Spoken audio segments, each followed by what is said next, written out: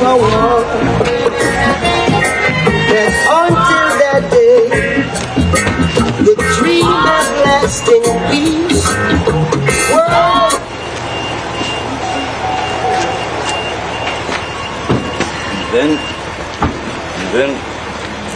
And then he had ashes on his shoulders.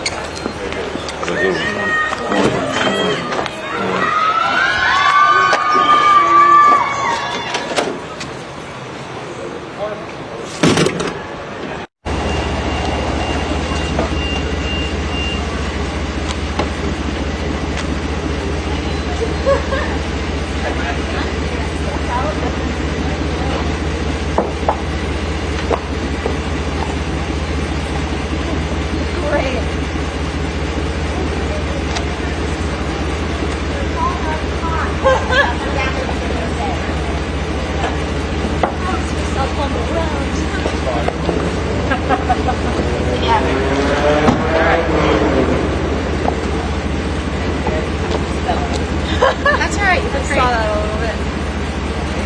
Yep. Ready? Yes. Thank you. You're welcome, Brenda. Thank you so much. You too. See you this afternoon. Hi, good morning. Good morning. Good morning. How are you? Good morning.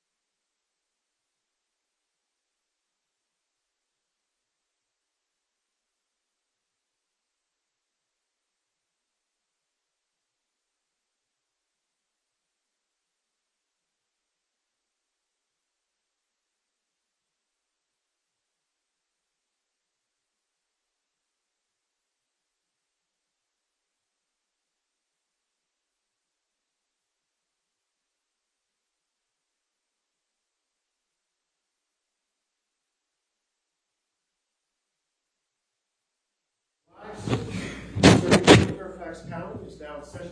The Honorable Penny Escarati presiding. Please be seated. Good morning, Judy. Good morning. All right, before the jury comes out, I just want to let you know for planning purposes, I plan to go to 5:30 today because we've lost a little time throughout the week. So we'll go to 5:30 today. And then starting when we come back on May 16th, I want to start at 9 o'clock, okay? So we'll be going 9 to 5 starting those last 2 weeks just to give us a little bit more of a factor there so we can get all our time in, okay? All right. Okay, yes, ma'am.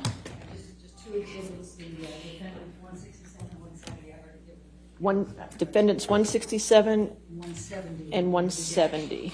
Okay, perfect. We're still working on pencil on the decks for Okay, all right, so we got those two. All right. Anything else before the jury comes out? All right, thank you. Give the jury.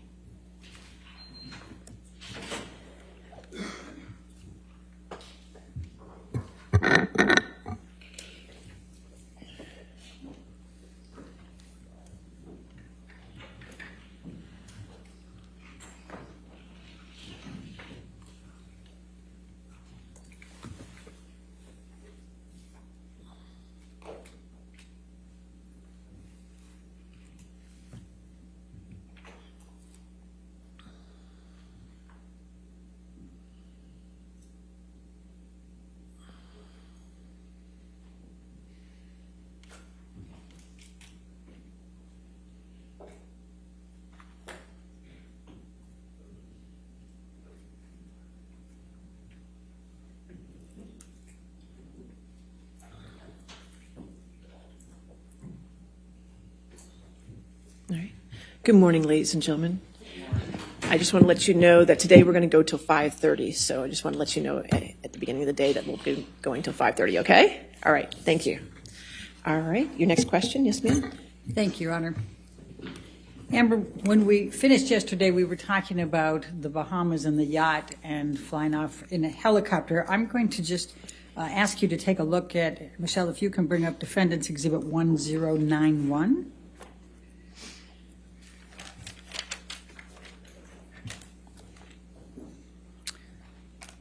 I think that's 1090.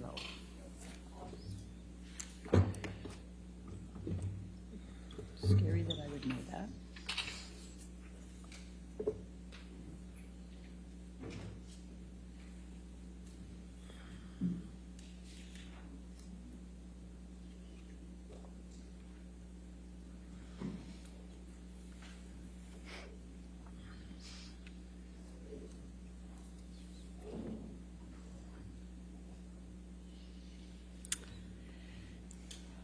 Do you recognize this picture?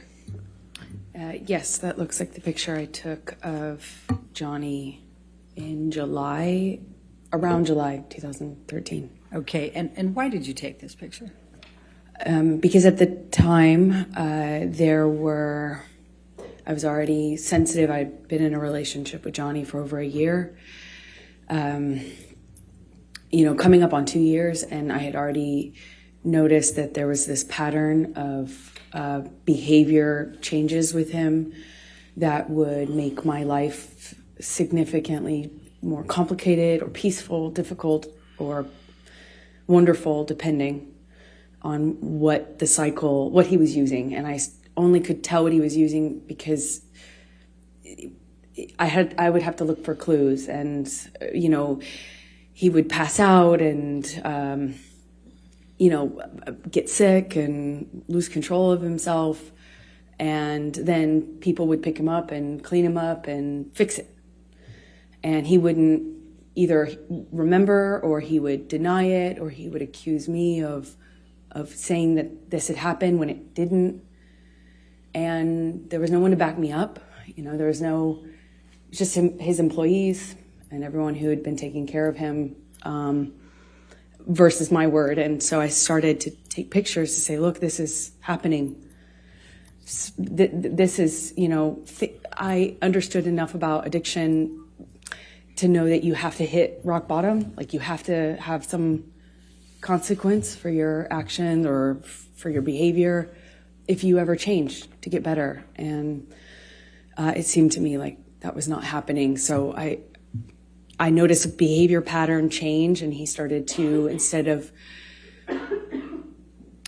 fits of rage, he started to pass out a lot and fall asleep and kind of fall asleep mid-conversation. And it was just a pattern change. So I started to pick up on the clues so I could figure out what I was dealing with. Your Honor, I'd like to move the admission of Exhibit 1091.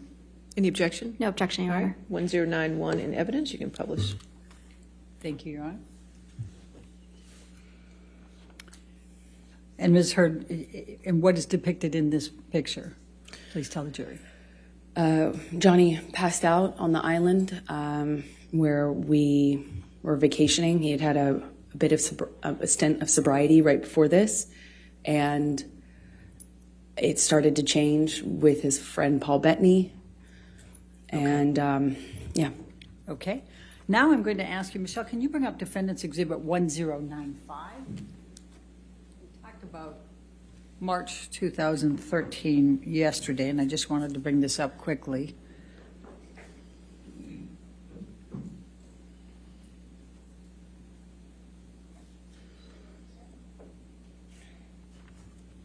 Do you recognize this picture? Yes, that was taken. Before you go further, did you take this picture? Yes, I did. Your Honor, I'd like to move the admission of Defendants 1095. No objection, Your All Honor. right, 1095 in evidence, you can publish. Okay, thank you. Okay, now, Amber, will you please tell the jury why you took this and when you took this? This was after a several-day bender, a binge of Johnny's. The 22nd of March, which we talked about yesterday, about he tried to burn a painting. It was accusing me of having affairs with a musician, my ex-partner, and he was on these, a drug binge where I saw him no eating, little to no sleep, and he would just use cocaine and drink all day long.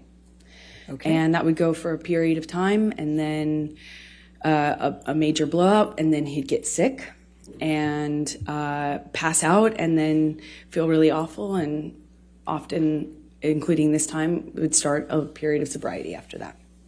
Okay. Now I'm going to take you to mid-July 2013, the Tokyo press tour for Lone Ranger. Can you please tell the jury about that particular trip and the events relating to Mr. Depp? Sure. He was promoting a Lone Ranger, and I had just met his kids at the premiere in Los Angeles shortly before this tour started. They found out about me. Amber, I'm going to just ask you not to go through that. Sure. Just take us to Tokyo, please. Okay. So I believe we went from that stop to Tokyo with the kids, and he had difficulty with drinking in front of them. He was trying to hide it, and yet he was dealing with some stress around his career. I didn't have a lot of details, but he was drinking at the restaurant, and the kids were kind of, noticing, but not really sure what to make of it. Objection calls for speculation and hearsay. She didn't say what they said. I'll sustain us to the last Okay. part of the answer. Okay, please continue, but don't say what they said. Okay, the kids said. Anyway, Johnny became upset with me for judging him. He was, it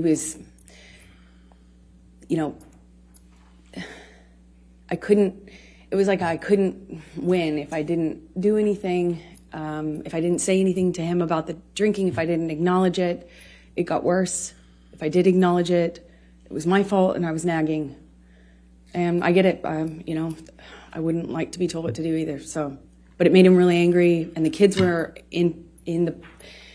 on this press tour, and I was just concerned about them. I was concerned about them hearing us. Johnny screamed at me in the hotel room, and all I could think were the kids were in an adjoining room. What if they could hear us? I had just met them, and I didn't want them to think poorly of me. And hate me, not knowing what was going on, in our behind closed doors. I remember it was name calling, and he eventually passed out. Do you recall what names he called you? Do you recall what he said? I heard at this time nagging bitch all the time. Called me a cunt. He even said that he made a mistake with me, and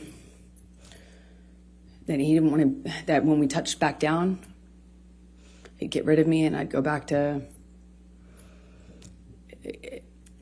he said some disgusting things to me. I don't know if I need to repeat it. Okay, let's go. Michelle, can you bring up Defendant's Exhibit 1090? You indicated, I think, that he passed out at the end of that. Did you take this picture? I did. Okay. Your Honor, I'd like to move the admission of Defendant's Exhibit 1090. No objection, Your Honor. Thank you. 1090 in evidence. You can publish. Thank you. And where was Mr. Depp when you took this picture? He was passed out with his head in a table in the hotel room, in our hotel room, not the kids' hotel room, in Tokyo, on that press tour. All right. Now I'm going to take you to August 2013. What, if any, discussions did you start having with Mr. Depp about moving in with him? Well, after this, I was getting close to his kids, and he had a stint of sobriety shortly after that, and it felt really good again. And shortly after that, he started suggesting that I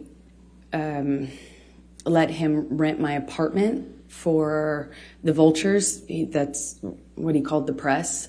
And he said now that we were like a known couple, now that it was out in the press, that my apartment wasn't like safe effectively for me. And I had a modest apartment in Los Angeles. And so he started saying I needed to have security on me, or we'd rent out the neighboring houses because of the vultures. And it was a conversation, and then that conversation evolved into I should move in with him. Always wanted me to go with his security guards, wanted me to have his credit card. Obviously, I wouldn't accept that, but the conversation about moving in became, hard to resist, because I was increasingly becoming a part of his life, and also loving his family, and feeling like, more stability would mean more stability with him and his struggles with drug and alcohol use. And I thought I would minimize some of the jealousy and insecurity that he had. It was hard for me to justify working. Every audition, every meeting, every script I got was a negotiation or a fight. I had to justify it like as if I was saying, hey, let's have an open relationship. It was, and I thought that would be minimized if I could make him feel more secure. By, if we live together, certainly there would be more security, right? And that was my reasoning. So you talked about still reading scripts and things. What, if anything, did you do differently in terms of pursuing your acting career? Well, I've always been really independent, and I've never imagined not working. I've worked from the earliest time I can imagine. I come from, parents who worked until they literally couldn't anymore. I never imagined myself having to explain my job or justify my job, but I did, and I am independent, and I see myself as independent and strong-willed, and I had to bargain. Every time I'd get a script, it would be, I thought you weren't taking another job. I'd always say, are you kidding me? That's crazy. I have to work. I support my family. When I moved out to LA, I'd get a check for a gig, $600 or something. I'd save half for me, send half to my family. I kept having to justify taking work by saying, I'm supporting my parents, I'm supporting my sister, I'm supporting my family, I have to work. And he would say, you don't have to work, kid, let me take care of you, my woman doesn't have to work. And that sounds really sweet and really romantic in some way, but it became a real fight. Every time I got a script, it was what kind of, how I was dressing, what kind of behavior I'd have, how did I have a sex scene? And then I started saying, no, I won't take the sex scenes, or, I'll take the part where I don't play, that kind of character. Or then I started minimizing the kinds of kissing scenes that I had. And eventually I had to change the wardrobe that I could have in the movie. I couldn't have a sex scene, but that all, it didn't happen all at once, of course. It was little thing after little thing after little thing. And eventually I found myself pushing as many scripts off my desk as I could, picking the ones that had minimal makeup, dress as conservative as possible, finding ways to minimize the scenes I had where I had a romantic involvement of any kind. It was a constant battle and negotiation. So let me take you back. Did you, as a result of your discussions with Mr. Depp about moving in, did there come a time that you did move in with him? Objection leading. Overruled. Thank you. Yes. Please, and let me ask you this. You've talked about penthouse, we've heard a little bit about penthouse appointments and suites. Could you just explain to the jury the different places that Mr. Depp had in Los Angeles and what they were called, just so we have some context here when we're going through all this? It's a little confusing, I imagine. He had about, I think, 4 or 5 mansions in this beautiful, border of Beverly Hills and West Hollywood. And they were all in a cul-de-sac, and we called it Sweetser, because that was the name of the street. And there are 5 houses, I think 5 houses, it could be 4, all, effectively, he had the whole street. Then he had about 5 penthouses downtown on the same floor of the Eastern Columbia building, which you've heard about, the ECB. And Sweetser was, Johnny's kingdom. One of those houses was like a whole house was his man cave. It was a studio, and it was where he made music and hung out. And we spent some time in there, but that was effectively Johnny's, place. And then there was the downtown places, and they were effectively empty save for some furniture and one of Johnny's friends, Isaac, who you met. And he lived there some point before Johnny and I eventually decided to move in together. Let me just stop you there. I just want to make sure we're clear. Are we talking about the penthouses, or are we talking about Sweetser? Isaac lived in the penthouses. Okay. The rest of them were pretty much empty. And my best friend, who I was very, very, very, very close to, went through a breakup, and he very kindly insisted on moving her into this penthouse. And of course, she said no for the first few times, but he insisted and said they were empty, and he would love to have her move down there. And he very kindly moved my best friend downtown. Problem is, Rocky? Yeah, okay. Rocky Pennington. But the problem is it's like 30, 45 minutes from West Hollywood, where my place was, which we call Orange at the time. Okay. So when did you move into the penthouses? Shortly after he moved Rocky, my best friend, into the penthouse. So she was in one of these empty-ish apartments, and somewhere around that time, I think it took me some time, actually, but after that, I eventually agreed to move in with him and give up my place, although that made me pretty nervous, to be honest. But we were in this relationship that was very serious, and we were Constantly traveling also is another part of it. Is we were in LA for a matter of days or weeks. I'd go do a job, he'd go do a job, I'd come back for a photo shoot or a red carpet, go on a location, go visit him on a location. And there was an incredible amount of travel and movement.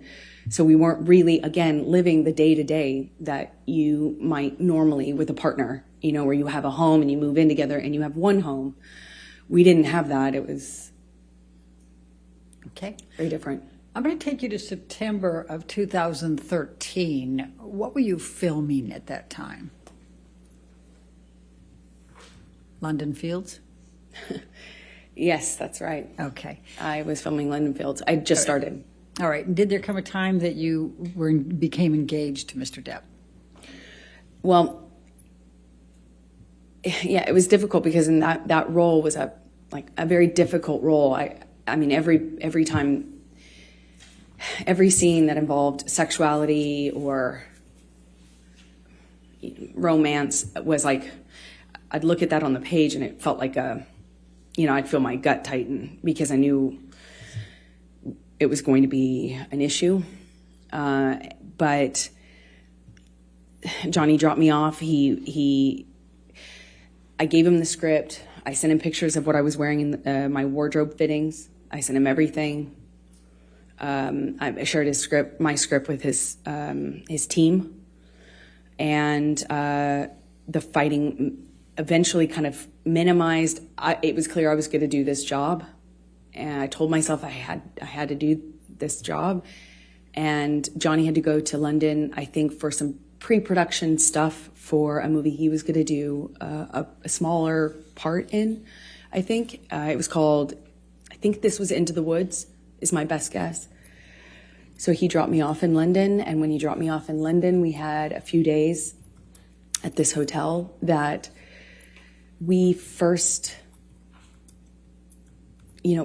consummated our relationship in. It was when we were on the London press tour, and our relationship developed. That was the same hotel, and we were in this same room, which is Johnny liked to be in the same room. And it was really sweet. He got down on one knee and said, "I want you to be my girl forever, my woman, my girl. I want you to be the rest of my life. Say yes to me." He said he wanted to spend every day. He promised me that every day when I woke up, that I would wake up and he would make me smile at least once, and that would be his goal. And I looked into his eyes and I saw my future. Hope, like blind hope, so in love. It was one of the most, I can't describe that kind of joy, I thought, if we were married, then this is real. This is real. This isn't a thing of, this isn't chaotic, and this will change. I had so much hope in that moment. And I just said to him over and over again, "Are you serious? Are you real? Are you serious? Are you sure?" Because he didn't have a ring. So I thought, is this an impulse thing? My experience, Johnny, could be very impulsive. And he said over and over again, be my woman forever. I want you to be my wife, my wife, my wife. I, of course, cried, and we had a wonderful evening, and he left shortly after, and I was, the next day I had to go to work, and I couldn't tell anyone, and I wasn't sure. Part of me was worried that he didn't mean it, or that he wasn't sure. I just didn't want it to be an impulse thing, so I didn't want to mention it. I want to bring it up. I didn't want to. And I kind of I walked around for a few days like I had butterflies under my skin. And then he brought my dad out to London with my best friends, and my dad told me, Johnny has asked me permission for your hand in marriage. And I felt like the luckiest woman in the world. So while you were filming London Fields and Johnny had gone back to L.A., what, if any, issues did you have with him on fraternizing with the cast? I'm going to ask, Michelle, can you pull up Defendant's Exhibit 188, please?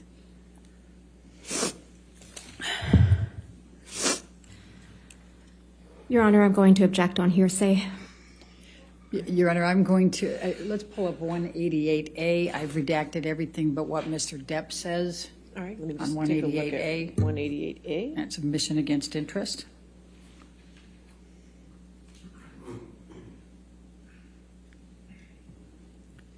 Do you have that? You don't have it?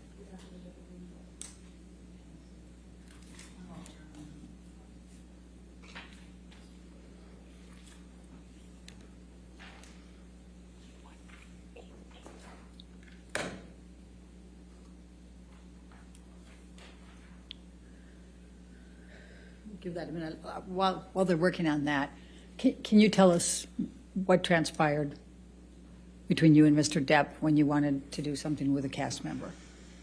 So, as I said, he came to London for his own work, and also dropped me off in London, where I had to be for a few months to film this movie. And he asked me to marry him. He brought my best friends and my dad out. They left. And shortly after they left, my co-star, one of my co-stars, invited me to go to a concert with him and some of the cast to kind of break the ice, and I'd be working with them for the next few months. And I had already, I already knew I couldn't be photographed, even if it was platonic. I couldn't be photographed with men or women that other people could possibly spin as romantic. I had learned that but in January, the hard way. So I asked him permission if I could go to this concert with the cast. And I said, Johnny, that he's my co-star. Objection, Your Honor, hearsay.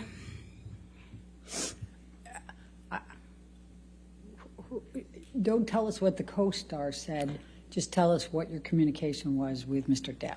Objection, hearsay. Her communications are hearsay. All right, I'll sustain the objection. I'm not sure I understand. If you want to approach this. Yes.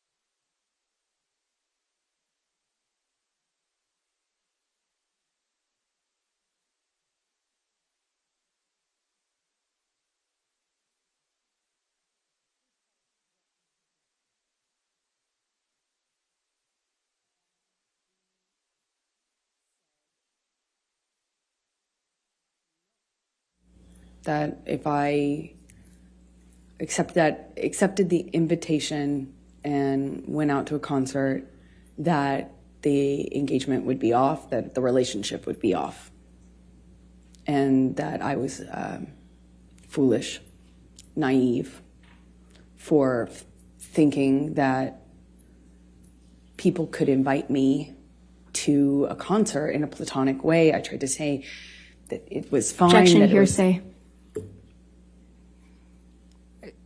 She's testifying about what Mr. Depp said. I don't understand.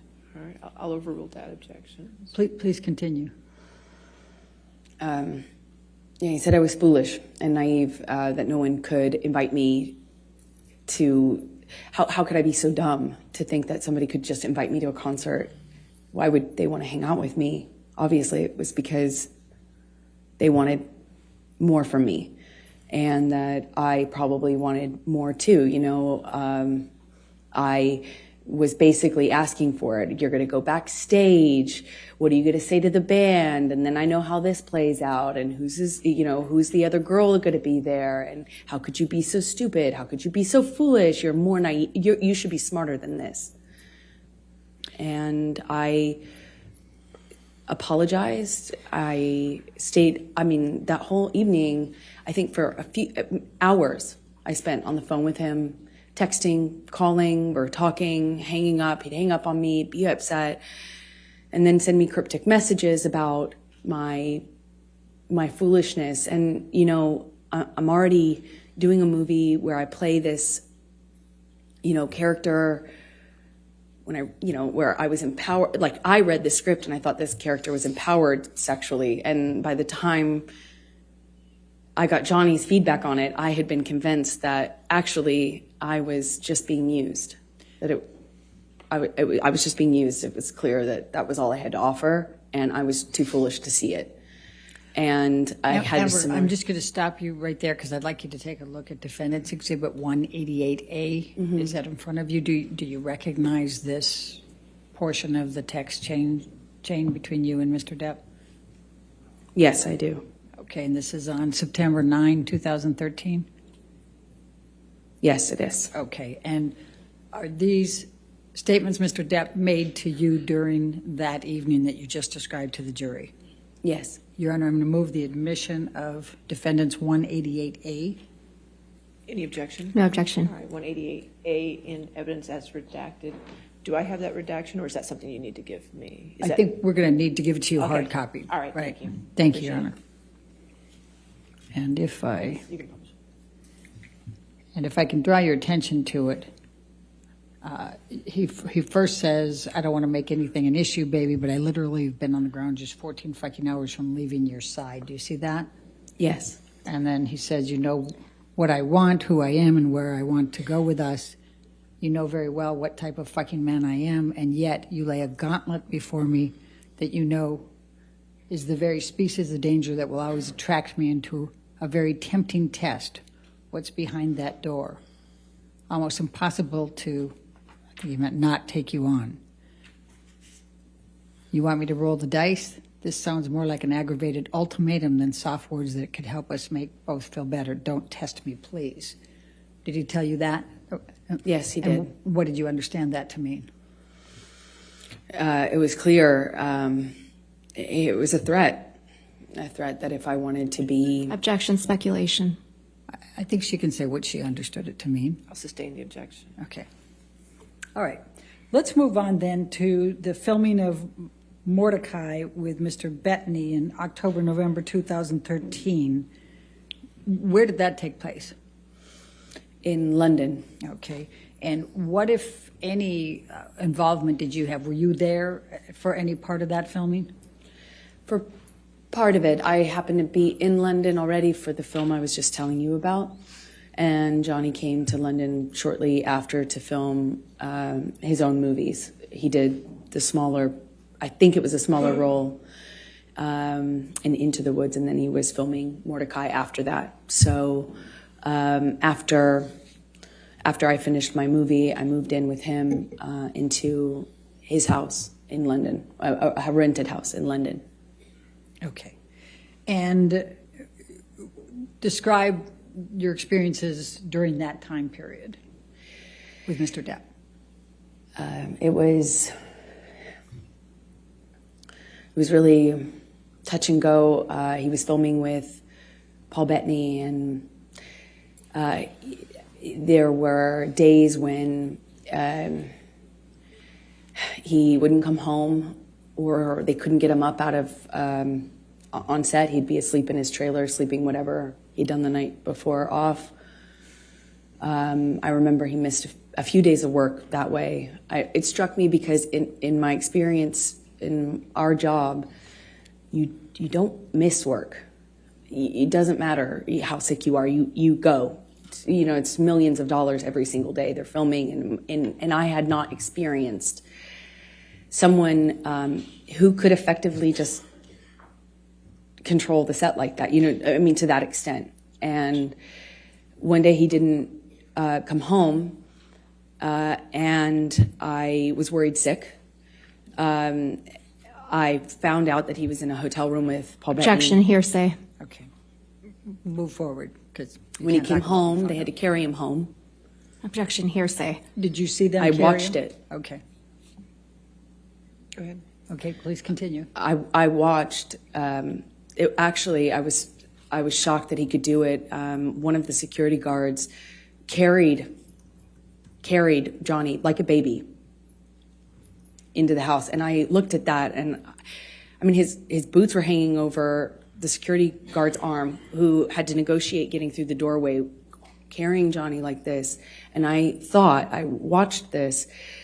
His assistants and the other security guards shaking their head, just shaking their head, acknowledging this is how bad it is. And I remember thinking, this has got to be it. Like, this has got to change. This is it. And he was understandably very, very sick for at least 2 days, is my recollection. And in that 2 days, I had a lot of conversations with this team. I won't say what they were. But I felt at that juncture very encouraged that everybody and myself were on the same page.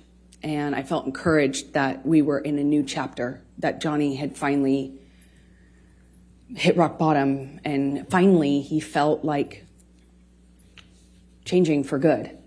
And I felt buoyed, supported by these conversations I was having with people that he was close to, that he trusted. November 2013, did you have any contact with Lily Rose that led to any discussions with Mr. Depp? Objection, leading. What, if any, communications did you have with Lily Rose in November 2013? Objection, calls hearsay, leading. I'm asking what her connection was. I didn't ask what she I'm said. going to sustain the objection. If you want. Okay. November 2013, what, if any, interaction did you have with Lily Rose without saying anything she said? Objection, hearsay. It's interaction, Your Honor. I'm not asking for what she said. If you can lay a foundation out. Okay.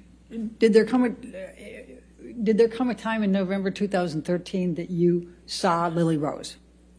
Yes, they came to stay with us for some time in the winter. Yeah, around November, I believe, 2013. When you said they, who were you referring to? Johnny's kids, Okay. Jack and Lily Rose. All right. And was there a particular incident that led to a disagreement with Mr. Depp? Objection, leading. Sustained. What, if any, interaction did you have with Lily Rose that led to an argument with Mr. Depp? Objection, leading. That, what, if any? If we approach from this.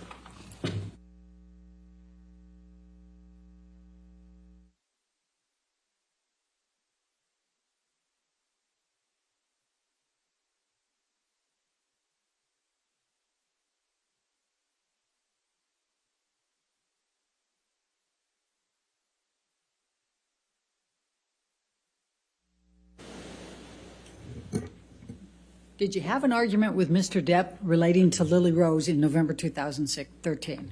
Yes. Can you please describe that? Well, I was, these kids were, I found them to be these beautiful, wildly intelligent little weirdos in the best way. They were, I was falling in love with them. And, they were in my life at that time, a short amount of time, but I loved it, and I started to feel very protective, and Johnny's sobriety meant that he was there and then he wasn't, and the nature of our lives with the travel and work meant he was there and then he wasn't. And Lily Rose at some point had a crush on a Objection, hearsay, and lack of foundation. I'll overrule for them. Thank you. Please continue. This argument happened because Johnny was, I didn't agree that this gentleman, it was a famous musician, over the age of 18, spent the night at the house, and I felt protective over Lily Rose and concerned. And naturally, they were not my children. It's not my place, and I understand that. I know it's a sensitive subject, so I understand why Johnny got so upset with me. But that and the introduction of the weed with his daughter, she was so young, I just felt protective. Again, it's not my place. I understand that, and I made him really angry by weighing in on that. Did there come a time that there was a family engagement gathering? Well, we celebrated Thanksgiving out in London. The kids were there. There was a stint of sobriety following how sick he got on set with Paul Bettany. After one of his drug binges, and he kind of just came alive again. He even played a prank on me about having relapsed when he hadn't relapsed. I started to kind of feel that with the kids being around. I did think that maybe this was it. We were on a good path. Meaning to sobriety, that this was it. And our life was peaceful for a minute. It went back to being wonderful. There were these moments that just felt so wonderful. Objection, Your Honor, non-responsive. All right. I'll just sustain the objection. Okay. Take us to the engagement. There was an engagement party, correct? Then, yes, come Christmas of 2013, Johnny had rented this beautiful mansion in Malibu on the beach. It was gorgeous. And he brought my family out, and his family was out, obviously, in LA. And we stayed in this rented mansion, and we're all together for the holidays. And one evening, we were going to his mother's house. His mother, who you've heard about, was older and sick, but at home being cared for. And one evening, we're going to have dinner, Christmas dinner there with her around the time of her birthday as well. And my best friend said, "You should." Objection, hearsay. Sorry. Wasn't offered to prove the truth of the matter, but go ahead. Go past that. What did you do? We went to Betty Sue's house, his mother's house, and Johnny proposed in front of our families in this big, surprise. He surprised me, got down on one knee, and I cried and hugged my mother and hugged his mother, and he gave me this enormous diamond ring, and it was a nice time. I'm going to take you into January, February 2014. You employed a woman named Kate James, is that correct? Objection leading. What, if any, relationship did you have with Kate James? She was my assistant at the time. I hired her sometime in 2012 and had as minimal contact with her as I possibly could. So. And why is that? She was difficult, troubled, and inconsistent. She drank on the job and stuff like that, and her behavior was Objection relevance. horrible. She's already testified. Kate James has testified, and I think the bias, we can... All right, I'll allow that. Go ahead. Thank you. Okay. Please describe for the jury what job responsibilities Kate had and how you communicated with her and kind of how that worked. Objection compound. Overruled. Thank you. We had minimal person-to-person interaction because I was hardly ever in LA. If I was there for a few days at a time. And Johnny and I kind of lived in this insular bubble anyway when we were together. But we would send emails, texts, and a lot of voice memos, voice notes. And, you know, if I found that if I said, Kate, you know, you left the car running with your doors open and your kids in the car on the street. You Objection need to move hearsay. it. She's not testifying. She's testifying about context. Sustained objection. Next question. All right. I'm going to ask you to take a look at Defendant's Exhibit 209.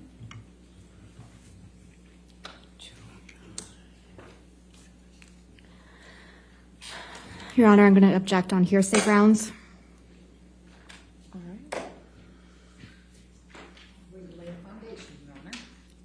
It's still hearsay. May we Ms. Hurd, approach? did you, may I lay the foundation first?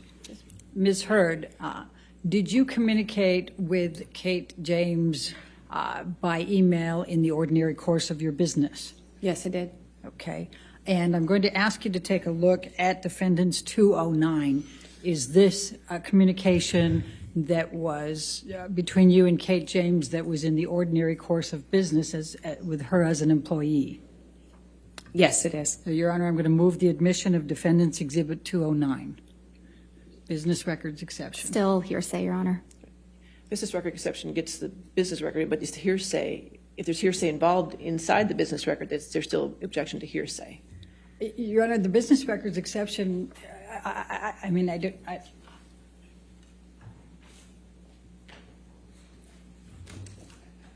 agree. I think that's the point that hearsay can... Approach.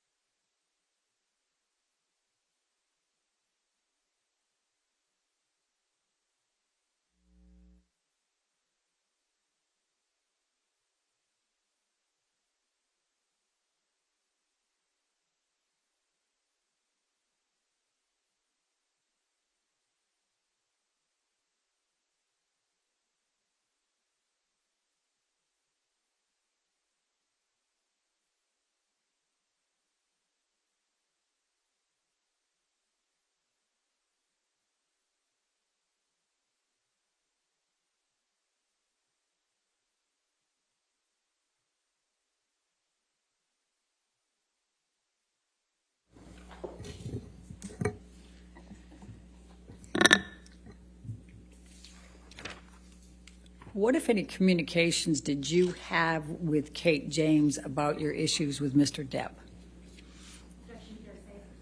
Objection hearsay. Your Honor, Ms. James has testified. I'll sustain the objection. All right, well, we can take that down, Michelle. In the February, I'm going to jump to February, March 2016. What, if any, communications did you have with Mr. Depp about a prenup? Well, after the engagement, but before the engagement party, I started to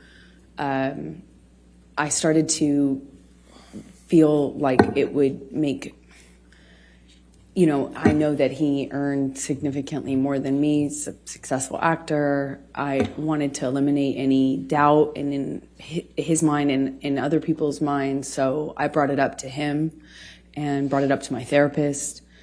Objection hearsay. She's just saying that she brought it up to her therapist. She's not saying what she said. But please focus on Mr. Depp, okay? Of course. Johnny said he would tear it up. He said, if you ever brought one up to me, or if I ever saw one, got my hands on it, I'd tear it up. Only way out of this is death. Only way out of this is death. And I thought it would, like, I didn't care either way, but I did feel that it would eliminate suspicion or doubt, and it would make things easier. And I told him over and over again, are you sure? Are you sure? Maybe we should do this. And one time he said to me, he's like, kid, are you already thinking of how you're getting out of this? Are you already planning to get out of this, kid? You already planning on leaving? It was around the same time as the moving in together conversation. He accused me of having 1 foot out. And they kind of were happening around the same time. I still had my apartment and we're engaged now. He was asking me to redecorate Sweetser, his main house, and kind of move into the ECB building downtown where my best friend was living at this time. While the decorations and the remodeling had been done on Sweetser. And so these conversations were kind of happening about how to build our future together and how we were going to move forward together. And I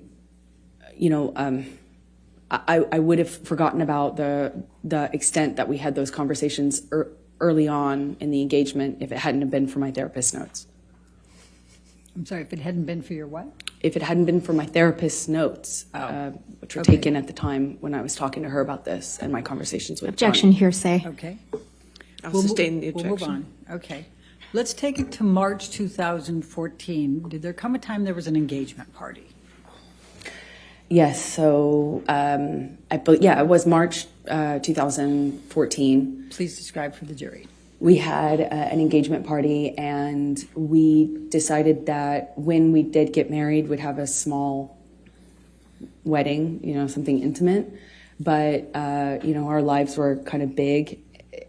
His life was extremely big. And we needed to we wanted to have a bigger engagement party than a wedding, and kind of get our guests in, our family, our friends, and have a big event of it, as opposed to making the wedding something that was big. And, so we kind of put it on the engagement party and had a bunch of people, a lot of friends, business acquaintances, a lot of family. I had all of my family friends and my childhood friends come out for it. And I even invited my therapist. It was, a big event. Okay. And describe what took place at the engagement party.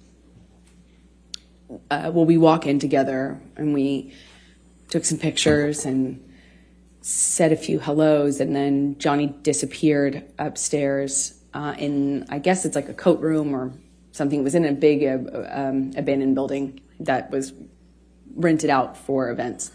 And he had disappeared upstairs almost the entire party, I would say. It was kind of came down at the end when we were leaving, and came down once because he was at the time sharing drugs with my dad. Objection.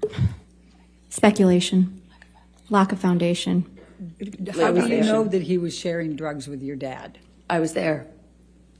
I watched it. Please continue.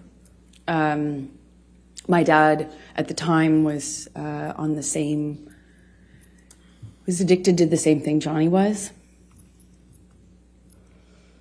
And so my dad had, either my dad ran out or Johnny ran out. I can't recall which of the two ran out, but there was they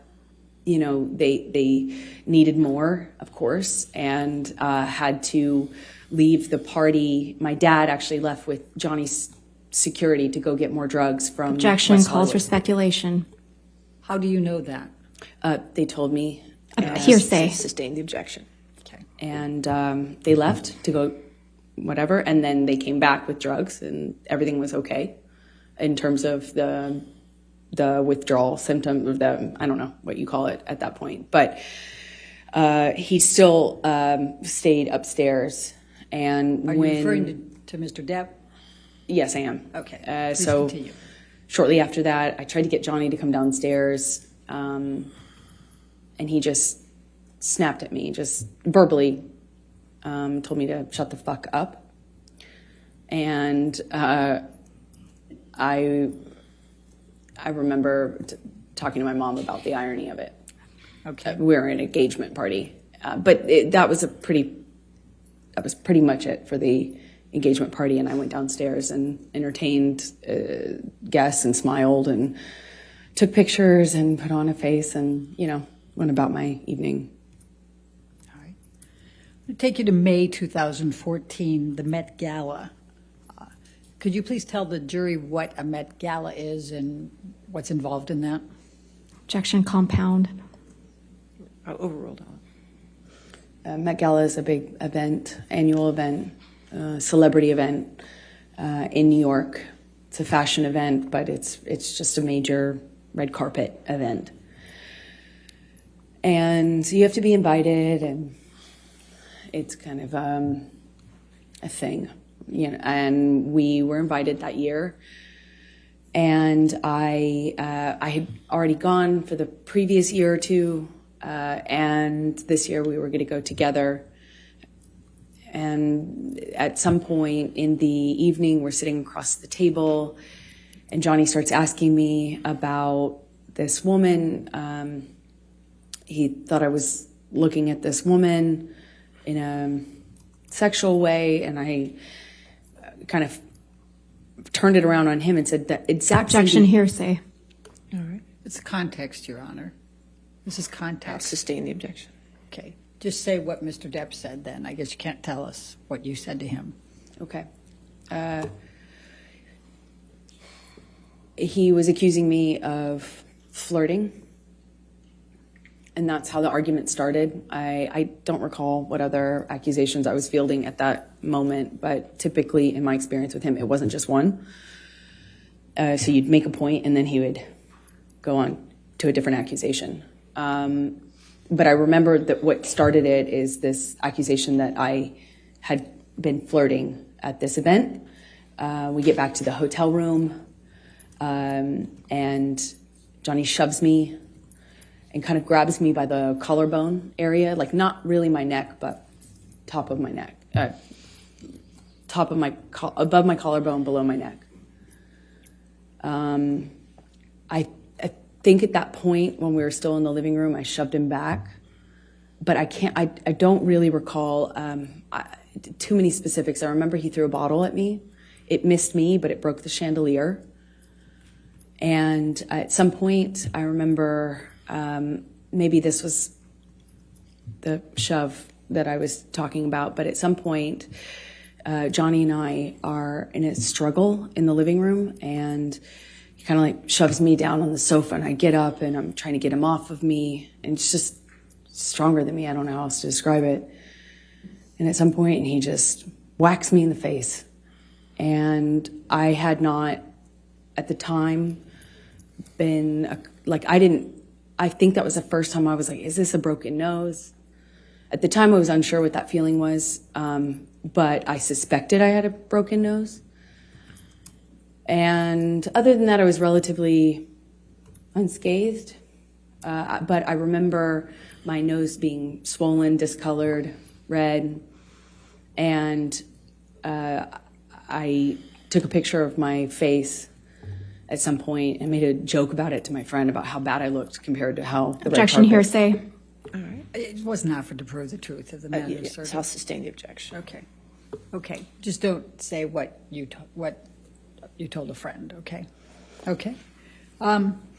Let's take you to the Adderall Diaries. When did you start filming the Adderall Diaries?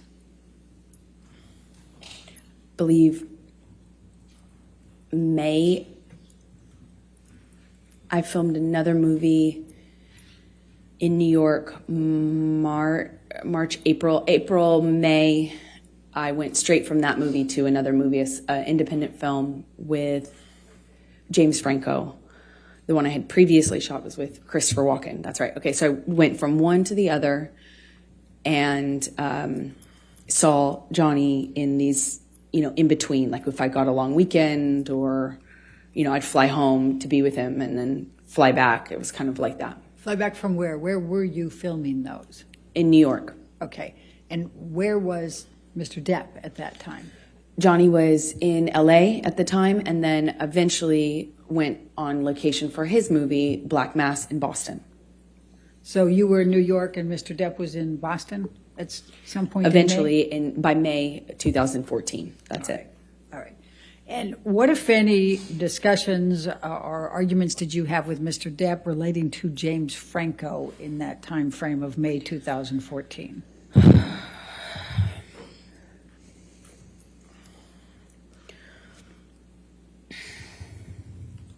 It's a nightmare.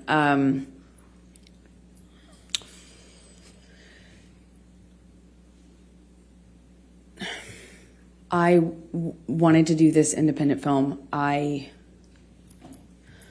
liked the story. I liked the character. I told him I'm not going to wear makeup in the thing. Objection, hearsay. Apparently, Ms. Bitter, if we could approach, please.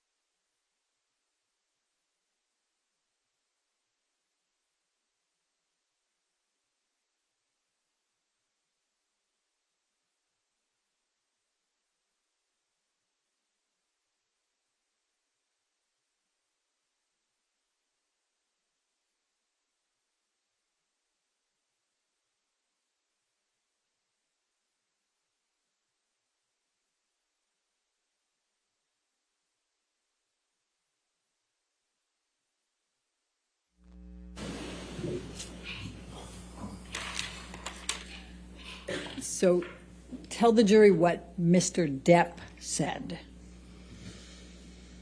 He was mad at me for taking the job with James Franco. He hated James Franco and was already accusing me of kind of secretly having a thing with him in my past since we had done Pineapple Express together. Okay. So I'm going to take you to the Boston plane incident. We've heard about that earlier, May 24. Can you please describe for the jury what took place on May 24 relating to the plane incident? Well, I had spoken to Johnny, he's in Boston, I'm in New York, and I spoke to him he had already been upset with me and accused me in like many arguments about not telling him about scenes that I had. If I had a kissing scene, any sort of romantic scene, and I wasn't explicit about what I was going to do, then I was accused of having withheld information and hiding it from him. So I didn't want the fight, of course. I didn't want the argument, but I had to kind of eggshell tiptoe around how to tell him when I had any sort of scene like that. And I did tell him in this occasion. Objection, hearsay. We need to stay with what Mr. Depp said, okay? Okay, so he was upset with me, but he didn't sound coherent so much on the phone. He was yelling at me about how could you tell me this? How could you tell me this when I'm filming, when I have this scene that I'm doing? How could you tell me this when I'm working? Obviously, I couldn't tell him any other time because we were both filming, and I told him as soon as it was relevant, but he kept saying, how could you tell me this? How could you just tell me this? And it was like I had told him I was having an affair or something, you know, it was that angry at me.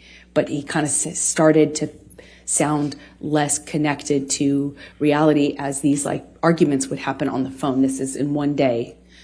Eventually, he hangs up on me in the conversation, screaming at me. I talked to his assistants. I won't say what they said, but I had conversations and felt encouraged that I could continue on with the plan, which was for me to get on the plane, go to Boston, pick him up, and we would go back to LA for his daughter's birthday. I was nervous because the conversation I had had with him, and he was so upset with me on that conversation, but I figured I assumed he had passed out and that he would have been kind of sobered up the next day, assuming that the work would mean that he felt pressure to kind of pull it together.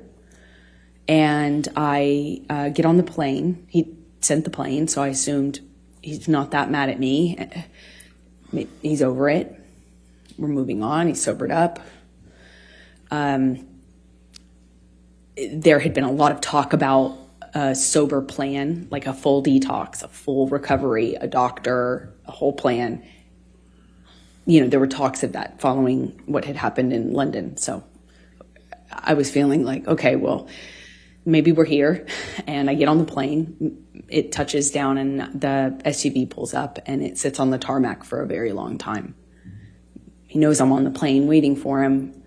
So I kind of started to anticipate that things weren't as I hoped, meaning that he was sober and had slept it off. And I'm sitting on the plane for a very long time waiting for him, and he finally opens the door, and I see him get out of the SUV, and I can guess by how he's moving, how he's walking. I didn't realize at the time I had already become really sensitive to these little changes because my life changed depending on what he was on. And he gets on the plane, and I just knew in every cell of my body something was wrong. And he comes straight up to me, doesn't say anything to me, but is looking at me. He's got these glasses on, and he takes them off in this kind of aggressive manner and sits down across from me, not in the usual spot. We'd kind of have our places on his plane, you know, where you get used to sitting. And I remember I got up and moved to accommodate him getting by so he could sit in the normal seat as per usual. He didn't. He sat across from me. At some point, and I don't really remember the exact sequence of it, we take off, and at some point he's asking me what's wrong with me. What do I have? Do I have something to tell him? Do I have something to tell him? You want to talk to me about your day yesterday? And then it gets, I already know that he's drunk. I already know he's using, he reeks of weed and alcohol. I mean, his breath smelled so bad, and I could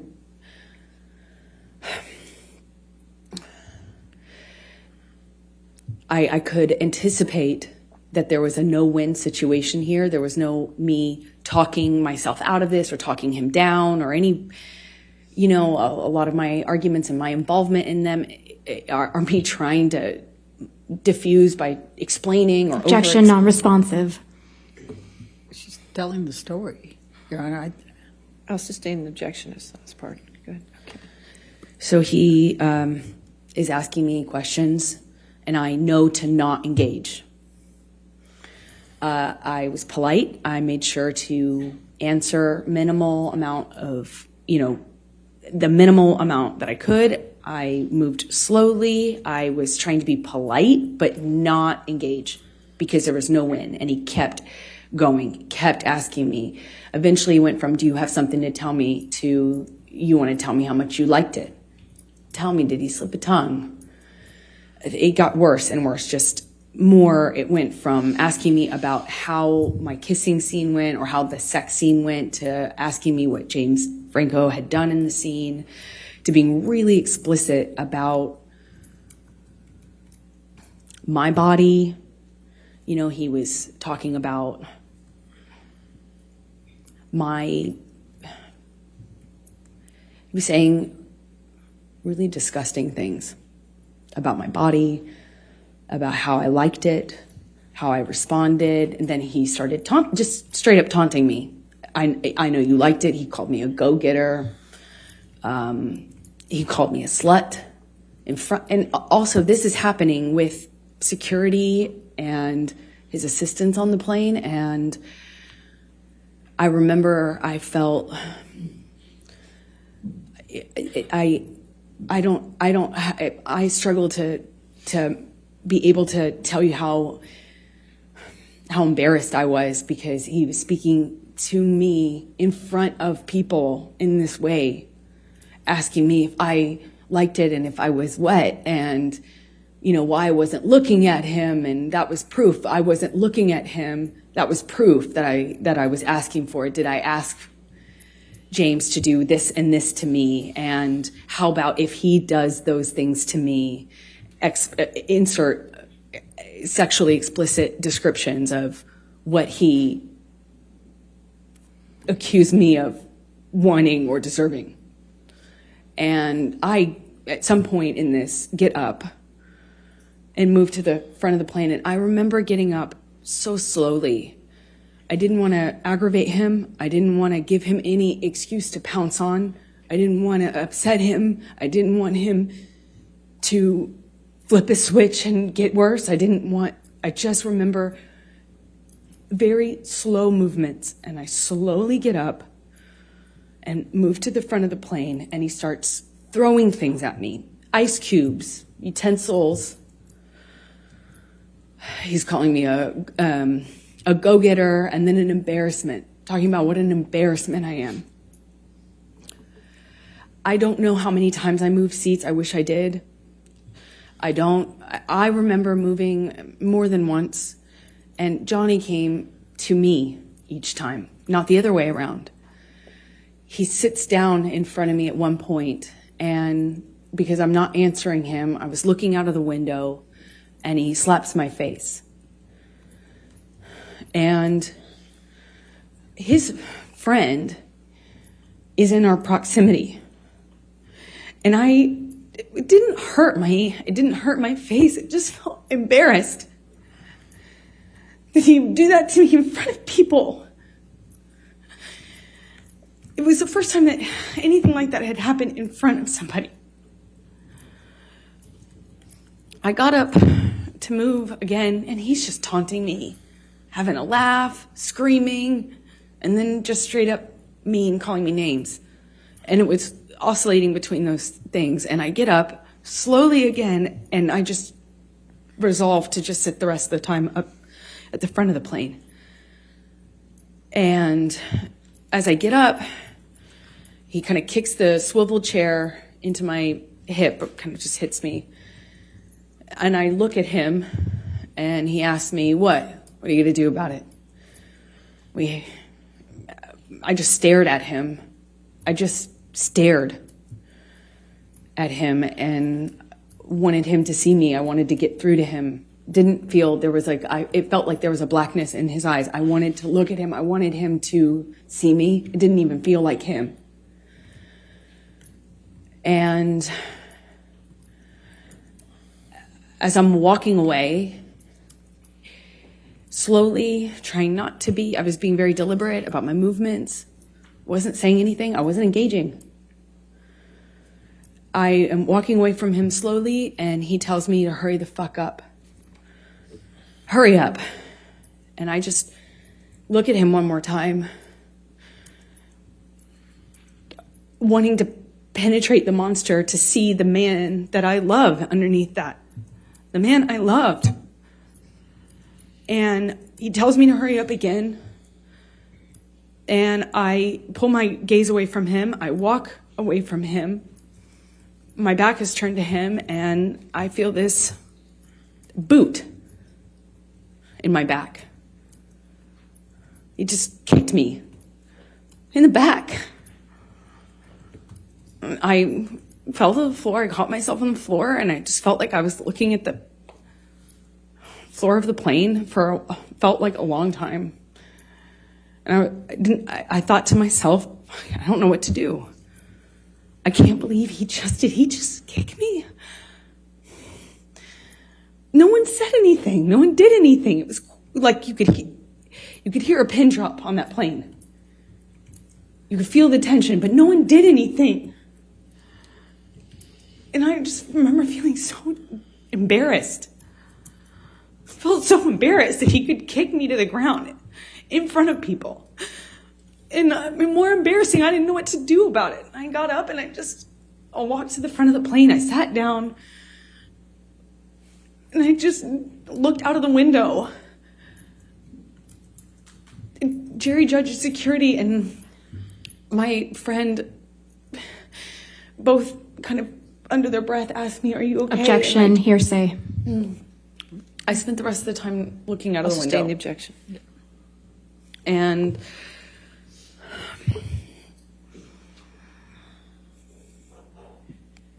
Did there come a time that you tape recorded Mr. Depp on this plane?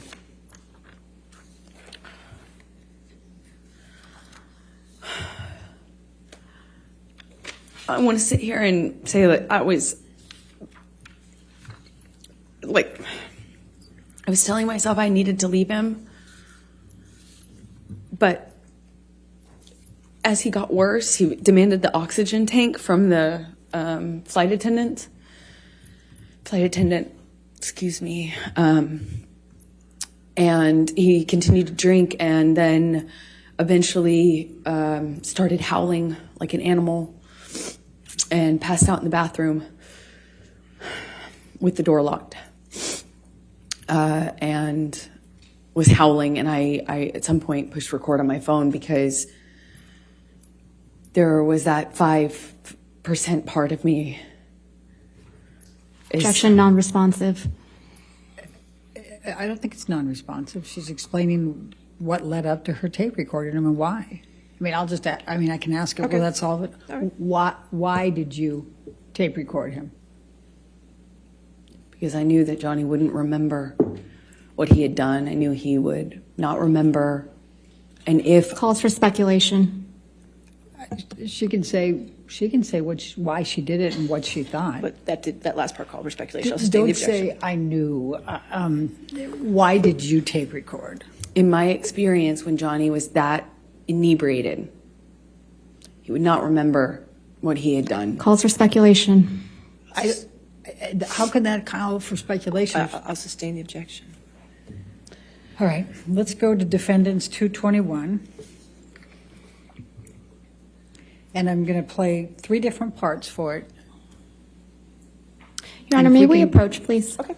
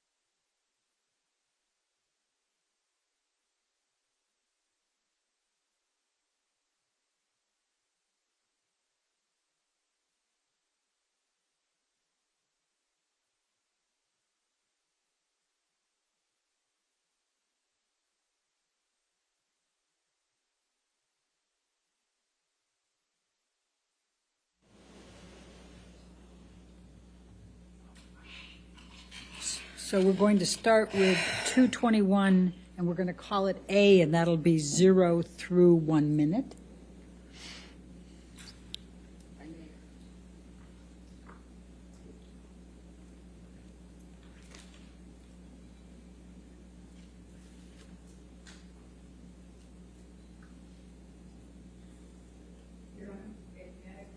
Okay, sure.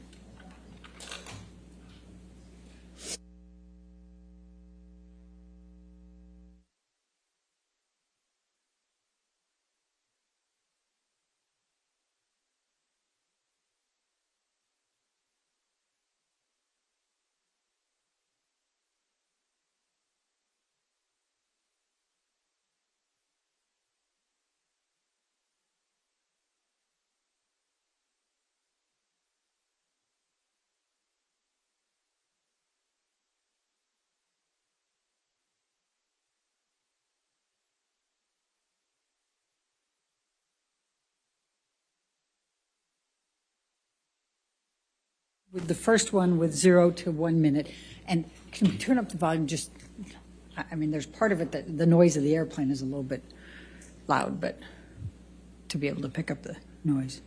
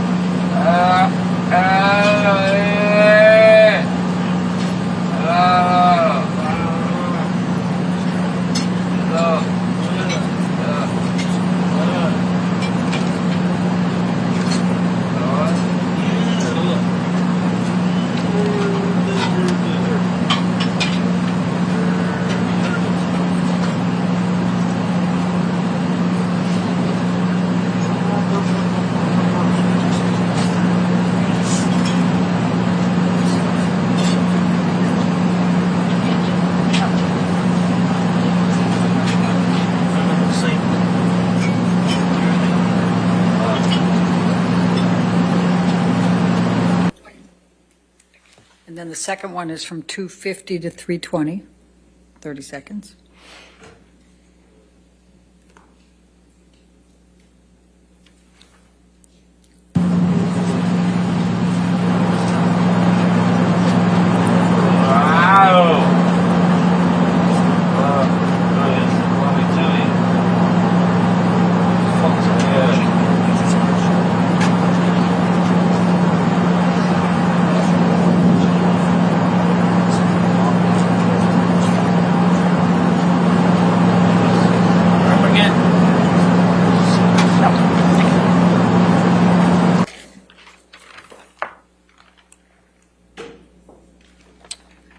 You, 221 is in evidence. All of 221 is already in evidence. So may I play the third one then, and then we Yes. can take the break? Yes. Thank can you. play- That would be at You can play 9. all of it if you'd like. That's fine, thank you. I think that'll torture the jury if Okay. I do that, Your Honor. 9:30 to 10, just 30 seconds more.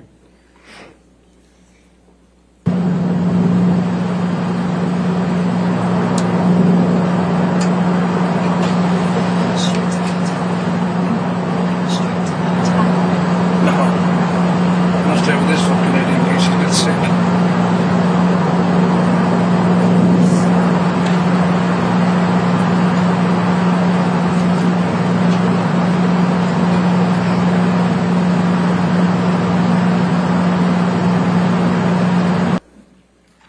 All right. And you can be changing gears after that, or do you have any more questions for this issue? No, I think this would be fine Okay, for a break. all right. I Ladies and think- gentlemen, let's go ahead and take our morning break then. Just do not do any outside research and don't discuss the case with anybody.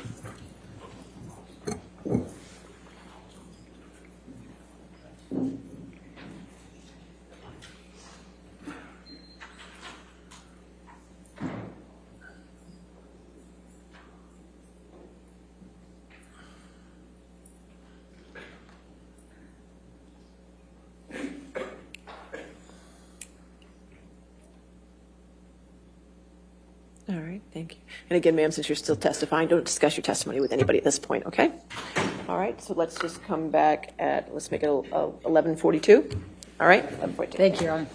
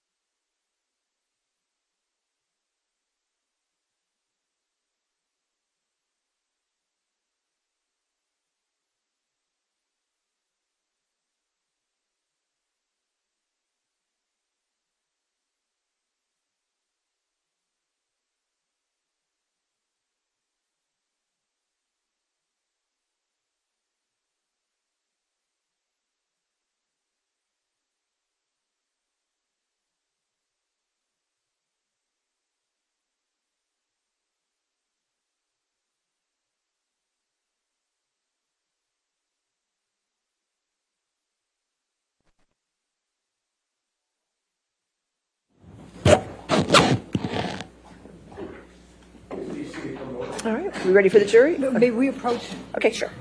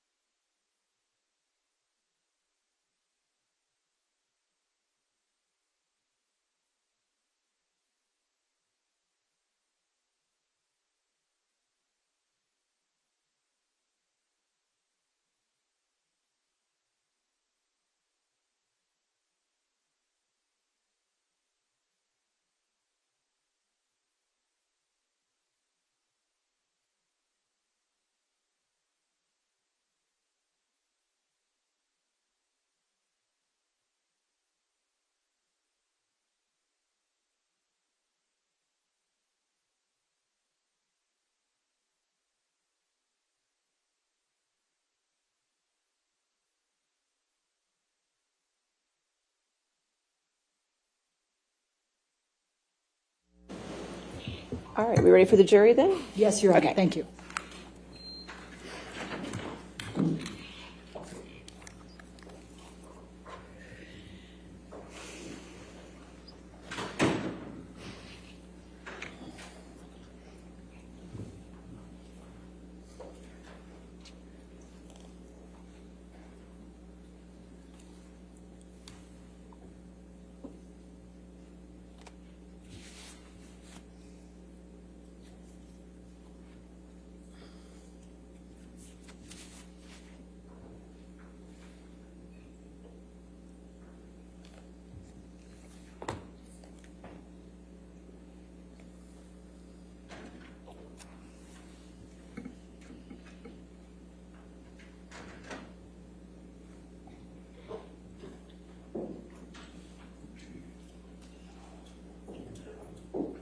All right, thank you. All right, see your next question. Thank you, Your Honor. Amber, following the plane ride, what did you do once you arrived, once you landed in L.A.? I called for a cab, a car to pick me up, met me at the private airport, and I left. I got straight off the plane as soon as we touched down. Johnny had been saying what he would do to me once we got on the ground, and I didn't know how long this cycle would last, so I wanted to just get out of there. I went to a hotel and called my friends to join me, which was my coping strategy at the time. Okay. I'm going to ask you to take a look at Defendants 204.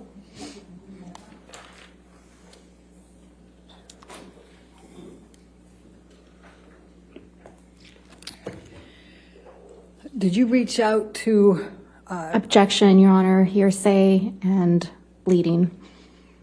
Your Honor, I would direct Your Honor's attention to the first one in blue and the third one in blue, and I would say present sense impression and the state of mind at that time. All right, if you want to approach. Yes.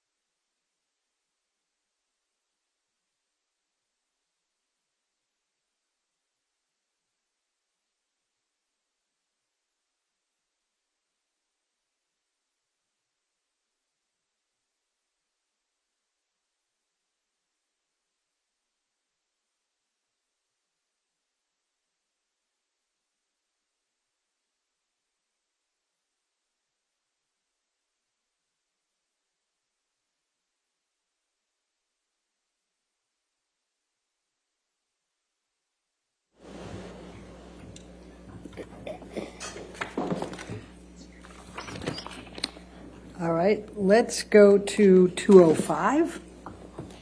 Defendants 205.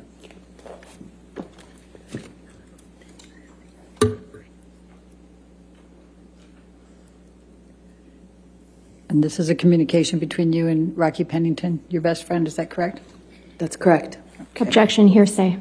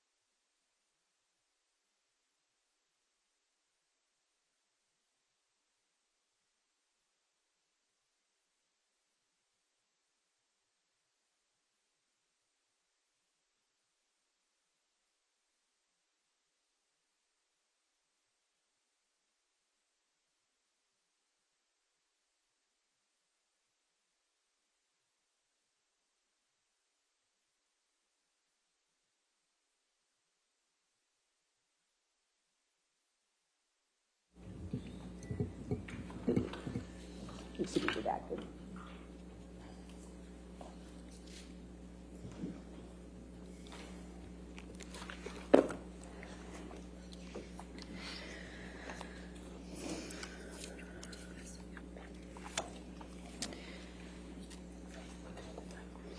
So 205 with redactions is in evidence. Thank you, Your Honor. May we publish to the jury? Thank you. It is. So, Rocky on this is Rocky Pennington, your best friend, is that correct? Yes, it is. Okay.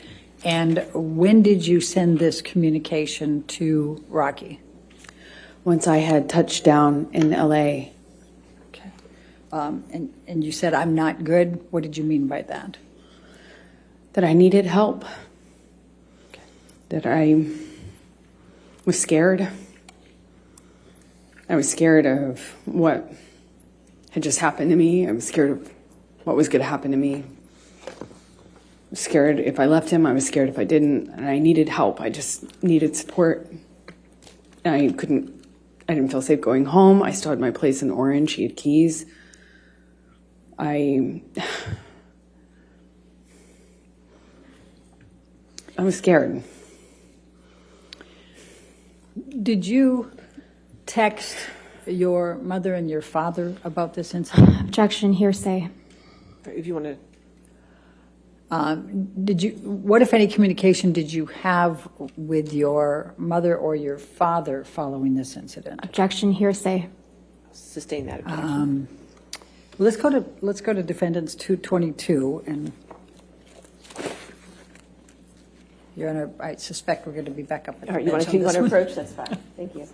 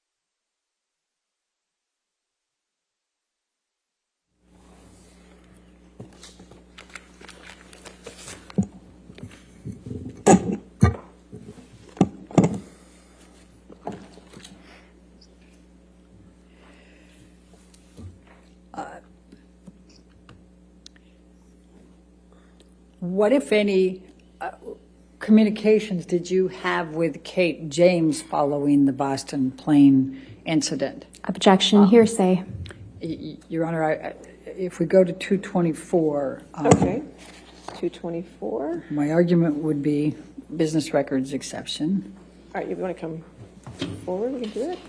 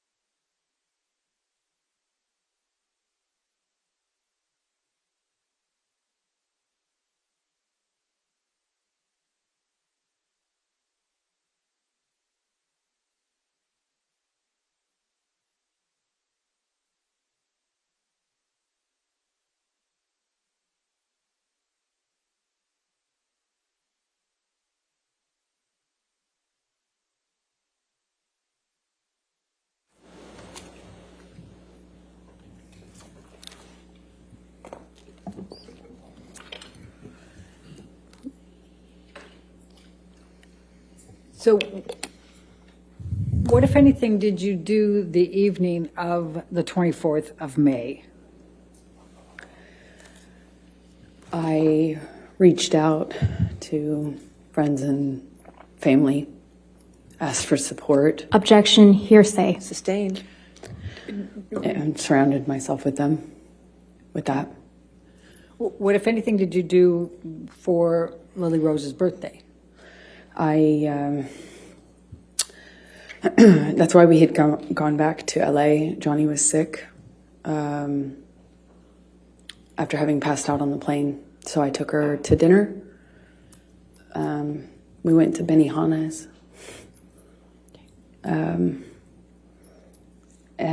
It was, again, put on my smile, took her out,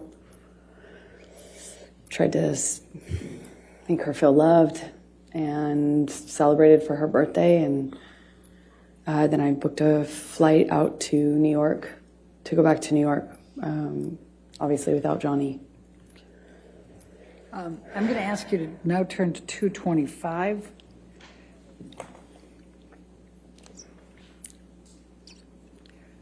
And Your Honor, I'm going to be referring to the last two blue spots on that page with the state of mind.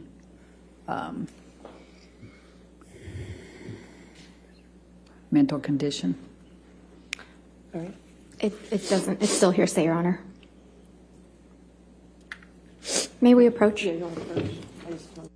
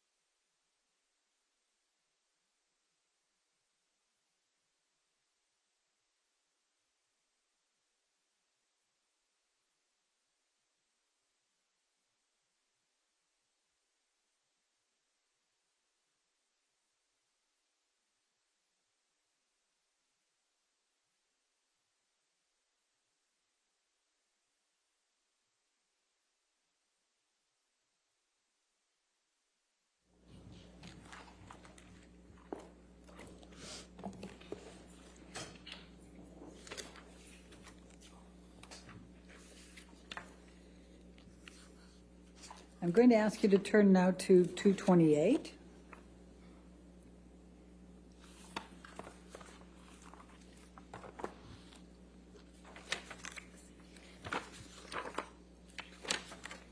Your Honor, we're going to object on hearsay.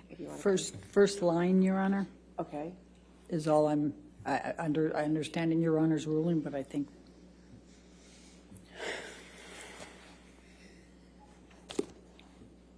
All right. If you want to come forward, that's fine.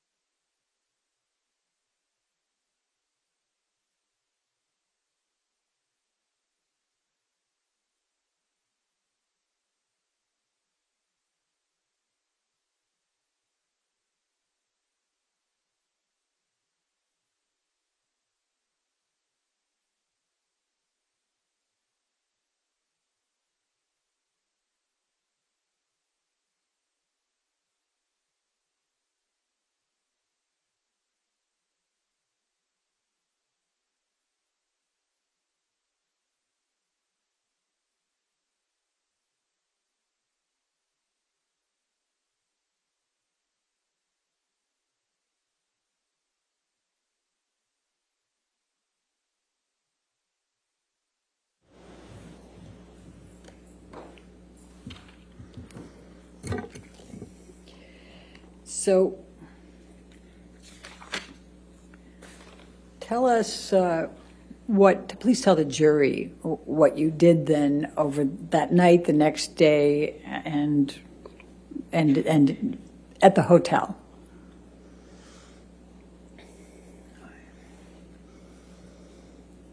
I cried a lot, tried to surround myself with my friends, and resolved to leave him.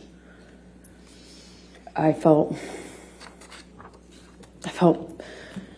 powerless. Nothing I did made a difference. You know, on the plane, I was so careful. Objection, non-responsive.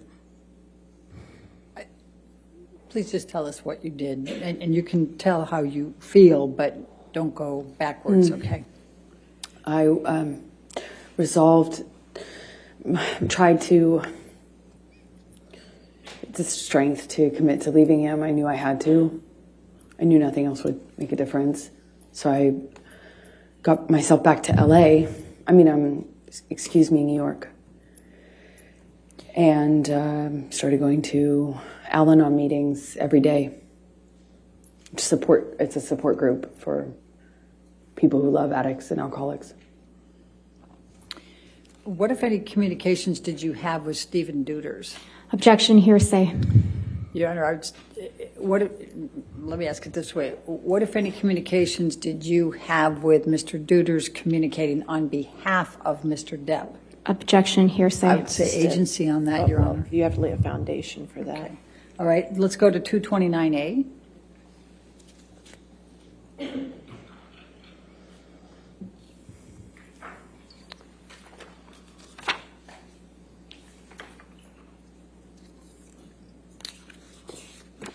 And could you, without saying what the content is, can you tell us who this text message is with?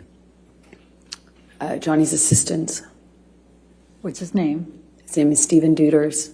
Okay. And what, if any, communication were you having with him following the Boston plane incident? Objection, hearsay. May we approach? All right, Ms. Mills.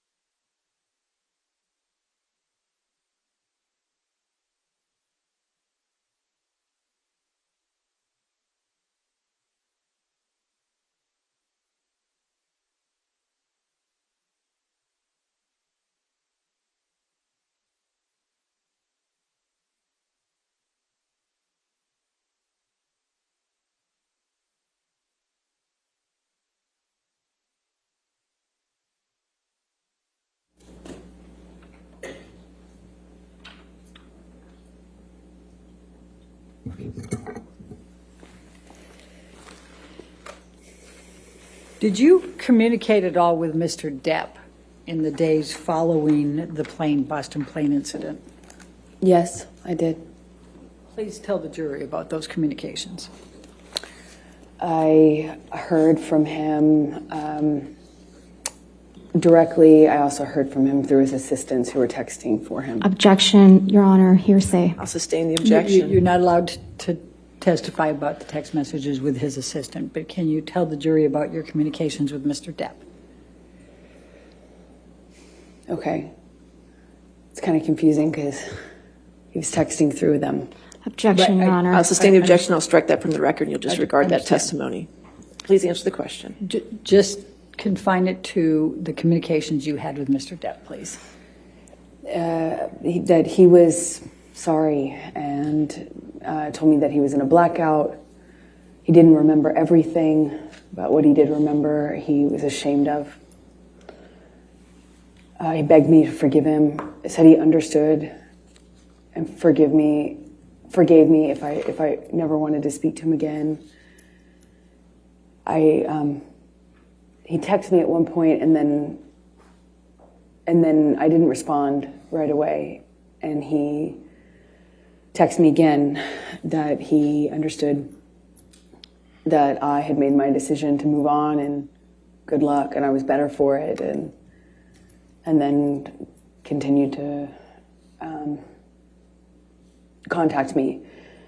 I spoke to him when I was in New York on the phone, and he said that he was he had a chip, or that he was going to meetings, that he I think at the time mentioned another celebrity that was kind of advising him on sobriety, or not advising him, but, encouraging him. And he was saying, well, look, me and this person, we even went to a meeting. I've got 3 days sober, 4 days sober. And that was the last time. The monster will never come back. Monster will never come back. And because it felt like it felt so much worse than it had ever been before. And because I had, I went to New York and I was trying to get my strength to leave him, I actually thought that it kind of would be the turning point. I thought I had effectively... Objection, Your Honor, non-responsive. Overruled. Thank you. Go ahead. Please continue.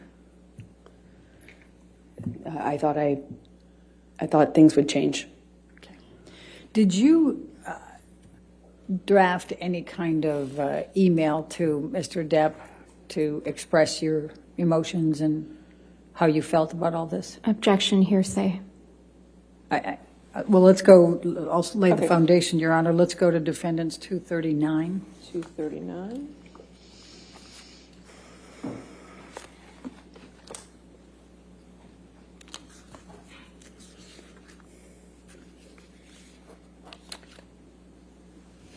Objection, hearsay, Your Honor. And I would say both present sense impression and definitely state of mind, Your Honor. I'll sustain the objection. All right. So did you ultimately communicate to Mr. Depp what you first drafted up in an email without saying anything about what's in the email? That calls for hearsay, Your Honor. I'm just asking if she did. No, what she said. Correct. Okay. Overruled. Did you communicate to Mr. Depp what you had drafted in the email? And you don't get to say what you said? Yes. Okay. And what, if any, response did Mr. Depp have to your sending that email to him?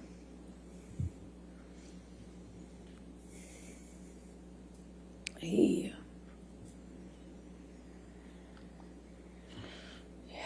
came to New York to fight for the relationship, for me, to prove that he was sober and he was committed to changing.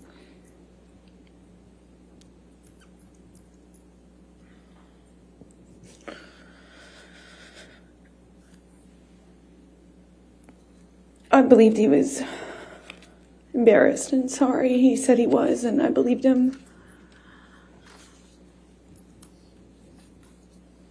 So I took him back, or I got back with him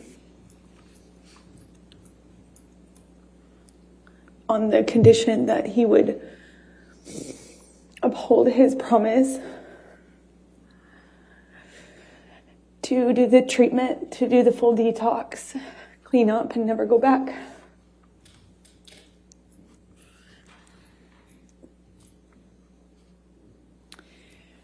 So I'm going to take you now up to the June through August 2014 time frame. And I think you testified earlier, and others have as well, that Mr. Depp brought in Dr. Kipper and his group, correct? Yes, I did. Could you please describe for the jury what those next few months were like?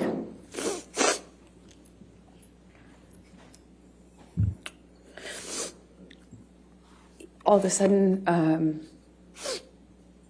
this doctor gets brought on that we had been talking about. I'd heard this name before.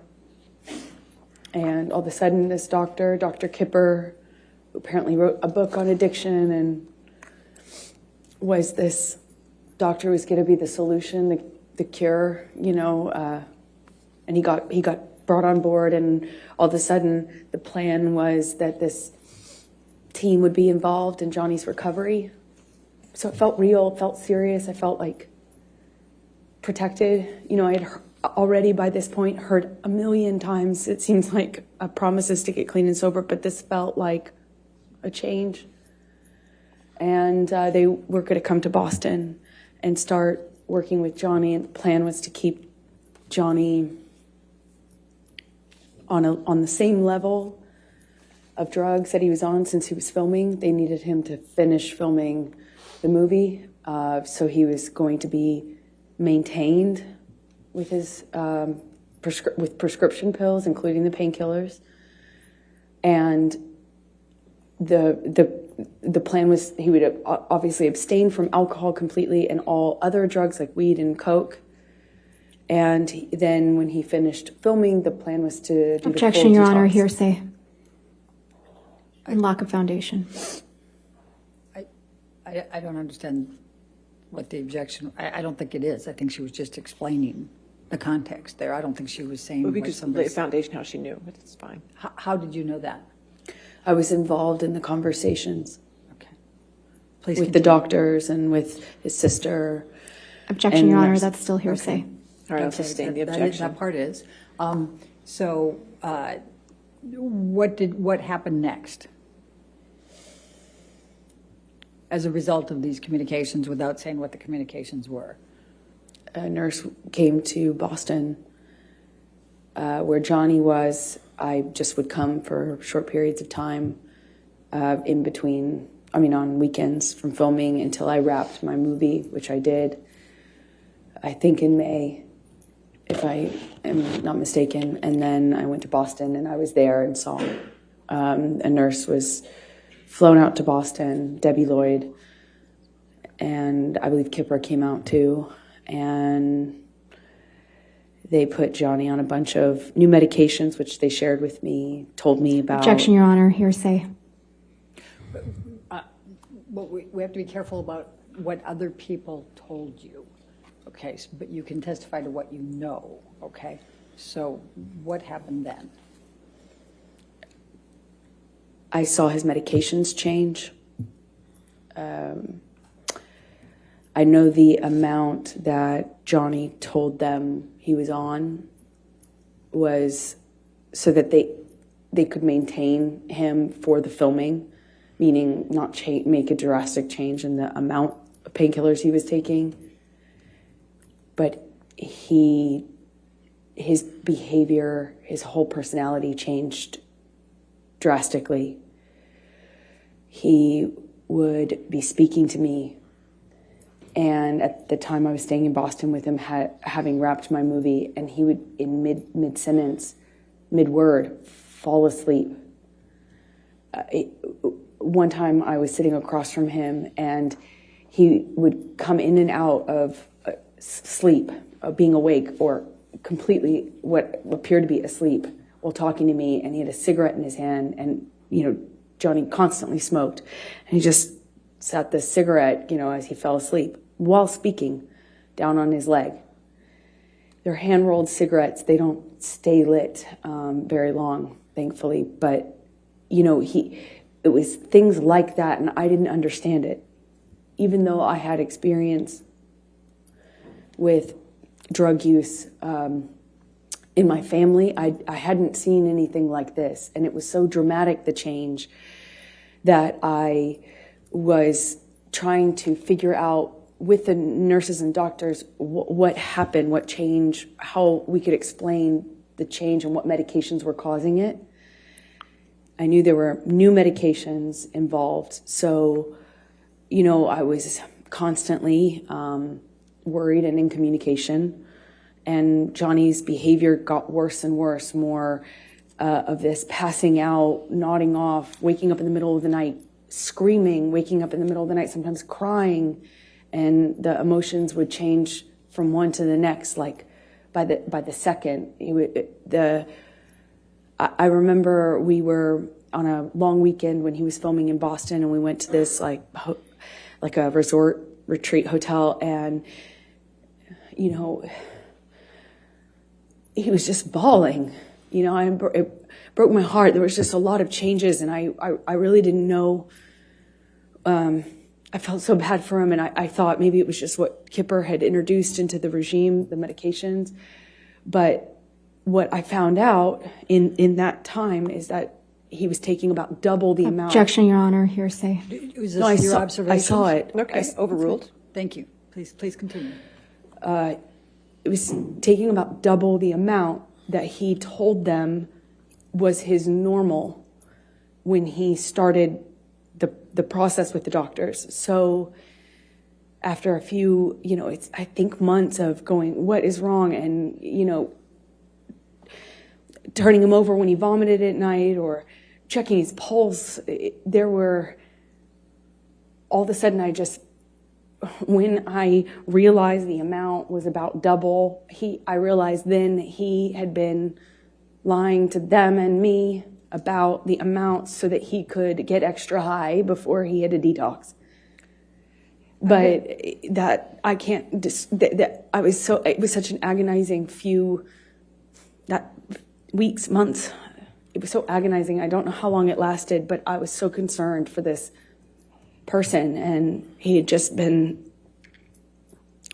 doubling up his meds because he didn't.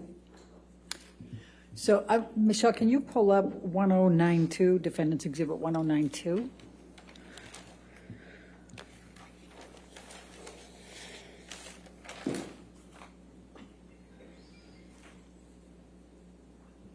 Amber, did you take this picture of Mr. Depp? I did. Your Honor, I'm going to move the admission of Defendant's Exhibit 1092. All right, any objection? No objection. All right, 1092 in evidence. You can publish. Thank you. And can you describe what's depicted here and why you took this picture? This was during that time when the prescriptions that he was on in the doubling up of the opiates got so bad that he was like this just throughout the day, off and on, and then he would take Adderall and he'd be really animated and ready to go, and then it would be this again, and it was so erratic and it changed so quickly, and I naively now really did not understand what was going on. I deeply cared about this human's well-being. All right. And it was very confusing and scary. So did there come a time then that Mr. Depp went into detox for oxycodines or whatever they're called? Yes, when he finished filming, the plan was to do the detox, and that's what we did. And when was that? That would have been early August of 2014. I believe we were there for, I think, a week to 10 days, 8th through the 18th, more or less. And we've heard some testimony about this, but can you please describe for the jury what took place during this detox on the Bahama Islands in August 2014? It was, for the first few days, okay, peaceful. The nurse, and then later nurse and doctor were staying on a different part of the island, a few minutes drive by ATV, like 10, 15 minute, by one of those ATV vehicles. But we communicated via walkie-talkie and occasionally through text. And it was okay at first, and then the behavior, then it just really wasn't okay. It was up, down, he'd be mad at me. Then he was wanting a hug. He cried a lot, and then he, wanted to have sex a lot, which is just not like Johnny at all. And it was just like that. It was just up, down, mood, and it was like I felt like I constantly was catering to the mood, that whatever he was going through at the time. I was just trying to adapt and kind of roll with it and provide support. I was taking his blood pressure. I was on a schedule and constant communication with the nurses about delivering the meds, giving him his meds at a certain time. I was just trying to take care of him. And a few days in, I guess the effects of the detox really started to change. And it went from this like erratic behavior up and down to just really down or mad. He would burst into anger at me, yelling at me. I crossed the table. I walked away from it at the table. I crossed the table in a certain way, and he screamed at me about that and tried to overturn this table. Luckily, it was bolted down to the deck, but I remember him shaking it and screaming. And at a different point, he was really calm and sweet and thanking me. And then another, he looked like he was balancing out, and we had a conversation, and he was saying he wanted to quit the detox, and he couldn't do it anymore. And I was trying to find the language to encourage him. I was trying to remind him how much he wanted that, how much he had told me he wanted that, how much I was reminding him, he told me all the time, I saved his life, and he wouldn't be doing this without me. And I was telling him these things, and at one point in our conversations, I told him about how... Objection, Your Honor, hearsay. Please try to continue without what you said, please. I said something to him, and he got so angry at me, he slapped me across the face. But he did it, while crying. It was the weirdest thing. He was crying, saying no woman had ever embarrassed him like that. No woman had ever made him feel like that. I heard that for the rest of the trip, too, just on repeat. And I felt bad. I feel bad. Still feel bad. But, I didn't want to make him feel embarrassed. That's not what I wanted to do. It just was in over my head. I don't know how to detox someone. I don't know how to help them through that. And I shouldn't have been there. I don't... Why were you there? Because he asked me to. And I didn't know that was a phenomenally dumb idea. I don't know why why the doctors and nurses didn't tell me not to. I had no idea what that was going to look like or be like. And it was hell. We're on an island. I'm trying to take care of him, and he was hallucinating. And Objection, Your Honor, non-responsive. Overruled. Screaming at me for things that I said when I didn't say any. I hadn't said anything. I would tell him, Johnny. Objection, Your Honor, hearsay. Well, I think in the context, Your Honor, it's not offered to prove the truth of the matter asserted. What's it for? It's just telling the context of... I'll sustain the objection. Thank you. Please continue and just say what he says and what he did and what your observations were. He was accusing me of having a man in the house with me. We were in a single, in a cabin. It's basically one room with a closet and a bathroom. I mean, there's nowhere to hide, really. I mean, there's a closet and a bathroom. And he, at one point, told me that I was hiding somebody in the house. Another point, he was communicating with someone not in the room. It would yell at me and then yell at someone else. It wasn't there. And I tried to ask for what I should do. I didn't know what to do. It was terrifying and strange. The whole week was... So after you left Bahamas and finished with the detox there, where did you go from there?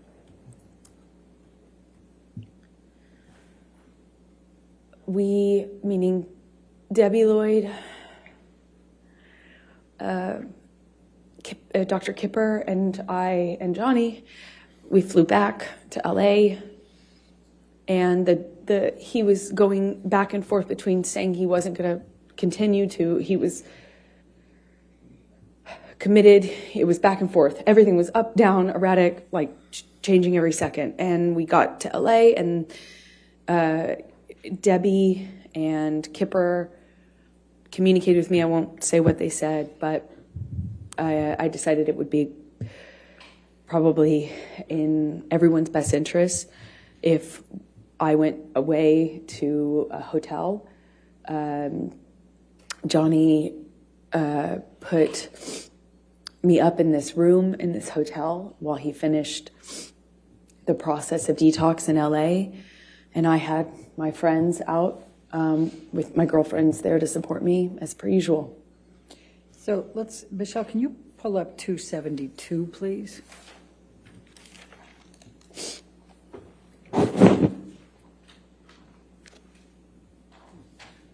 And after you both returned to LA, did Mr. Depp communicate with you by text while you were apart, while he was finishing the detox? Yes, he did. Your Honor, I'd like to move the admission of 272. Any Defendant's objection? Yes, Your Honor, to the first message. Excuse me, Your Honor, to the You second. mean the response? Right. Okay. It's just present sense of impression, but I'm understanding Your Honor's Yeah. rulings on that. If So you want to redact it, can we that's fine. redact that second message?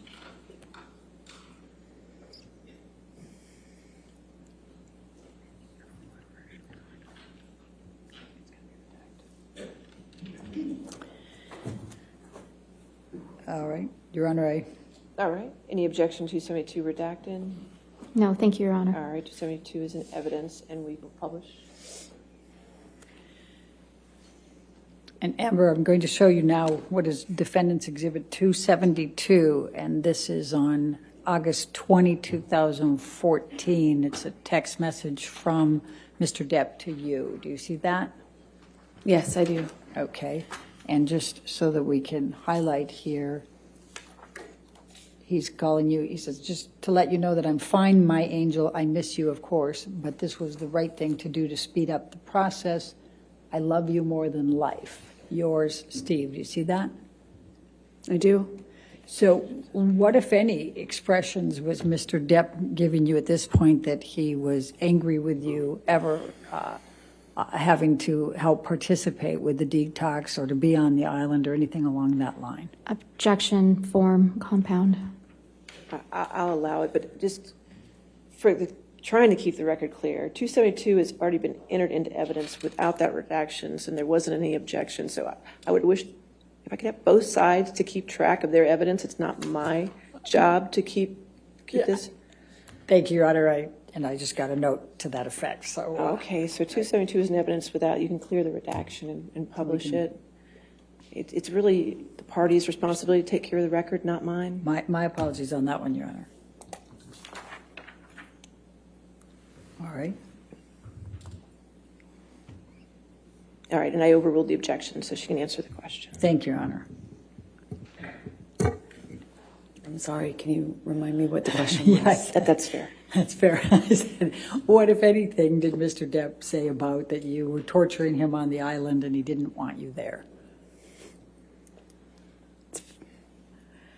Very confusing for me to hear that because even though he was hallucinating and angry at me at various moments when he would have these kind of episodes, I did nothing but try to take care of him. I'm not a nurse. I did my best to support him. And he thanked me. He thanked my mom. He thanked my dad. And told me, of course, I saved his life. That he wouldn't be able to make this change without me. And that this process was horrible and hard on him and us and me.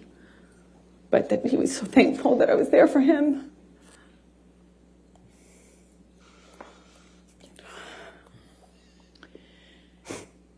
Okay, we can take this down now, Michelle, thank you. And I'm going to take you up to September, October of 2014. Do you remember filming Magic Mike 2 in that time frame? Yes, I do. And what, if any, connections did you have with Mr. Depp in that time frame? Well, I bargained with him about me doing the role. He told me he would call the actors. It was a mostly male cast. But I bargained with him. Objection, Your Honor, hearsay.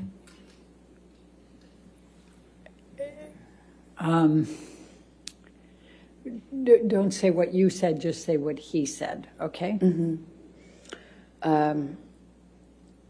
He reluctantly kind of agreed to me working on this movie or taking a job. He was filming a different movie in London at the time. I wasn't going to play a sexualized character. I wore no makeup or minimal makeup in the movie. No sexy clothing. No kissing scenes. No sex scenes.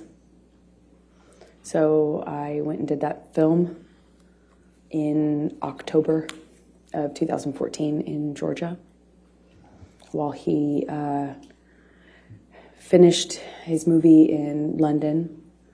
And then at some point he came out to pick me up in Georgia and was there for my last day or two of filming.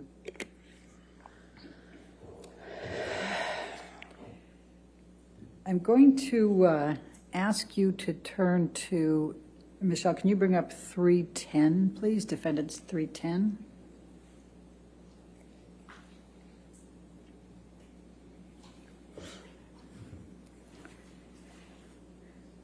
Did you have communications with Mr. Depp about auditioning for another role in this time frame? Objection, Your Honor. I'm going to object to the exhibit. That's hearsay.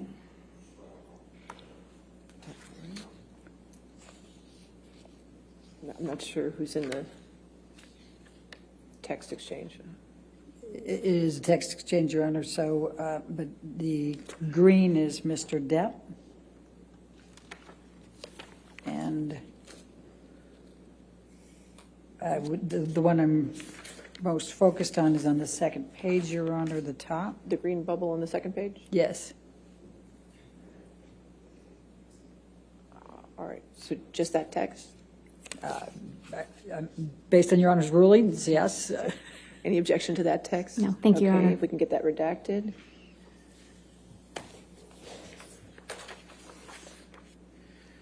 And while that's being redacted, Amber, let me ask you, what, if any, anything was Mr. Depp saying to you in this time frame, we're talking November 2014, about you not working anymore or not taking on any more work or auditioning?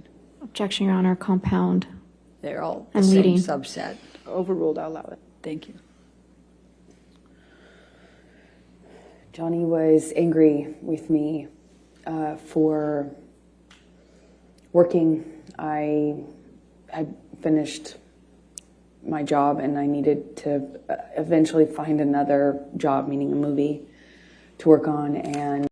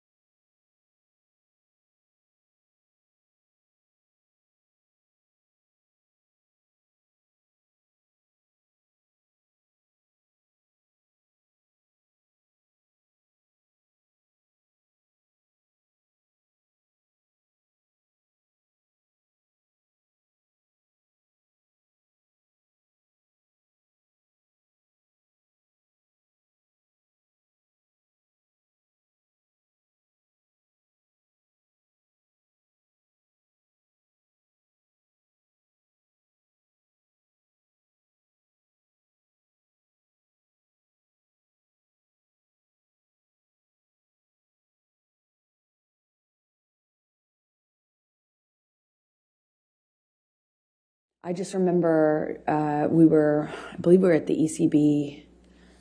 It was in December of 2014 when Johnny found out that I had this meeting scheduled, and was furious at me. Accused me of having this plan to sleep with this. He was mad that I was taking the meeting at this man's house, but the man was very ill, like terminally ill, and not able to leave his bed or his home. He was under home care and very ill. And the person who was introducing us explained to me how we had to meet, and I did. And that was a big problem for Johnny. At first, it was that he was concerned about my safety, and I thought that was sweet. And, you know, there is something that I thought was sweet and romantic about that. But combined with the drinking, it was not very long before I was being accused of full on having this other plan to sleep with the writer in order to get this part that I was already being, you know, basically offered to develop. And it was just this, you know, he switched from he was accusing me of having this ulterior motive with this director, the director having it with me, then with this writer. And the important thing I can try to get across in this moment is that nothing I said, no amount of explaining, apologizing, accepting, not accepting, agreeing to not go, nothing worked. Nothing changed. How mad he was at me and constantly telling me I had done something wrong to deserve what was happening. Until, of course, he takes it too far, hits me too hard, breaks too many things in the house, and then leaves, which was the pattern. And he would leave and not have to deal with the cleanup. He never had to deal with the cleanup. He never had to deal with the destruction or see me or the house that he had destroyed. He never had to deal with my face the next day. He would just go. I called it splitting. He just split. And eventually I'd get an apology of some kind, or I would get an offer to have him come over. He would offer to come over and talk or give me my peace or give me my goodbye. And in many ways, I found myself accepting that, knowing it was kind of false pretense, because I too wanted to resolve it. I didn't want him to think I was sleeping with this sci-fi writer. I didn't want him to think that I was this slut he said I was all the time. I mean, part of me really wanted to believe that he didn't mean those things, and I wanted to get to that part of him that would tell me he didn't mean what he said and that he was acting this way because he was messed up, you know. And the cycle would repeat, I suppose. Was there any physical violence on or around December 17, 2014? Yes is the answer to your question. I don't really remember what happened in that fight. I remember more afterwards. I remember how apologetic he was for it. I remember him telling me he took it too far. I remember him saying he'd never do it again. And I remember wanting to get to Christmas. You know, Christmases are hard, probably for everyone. And I remember it was close enough to Christmas that I was tired. And I wanted to be in a I wanted to be in a kind, gentle, peaceful state for Christmas. I didn't want to go through a breakup at this time. I didn't want to, you know, that's what I remember of that time. Let's bring up Defendant's Exhibit 321, Michelle.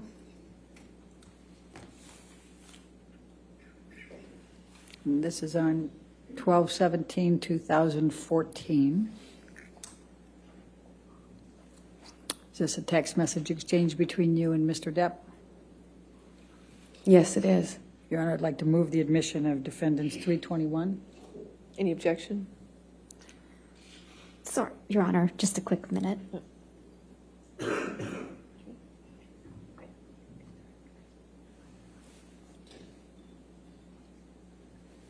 Your Honor, no objection. All right, 321 in evidence. You can publish it, please.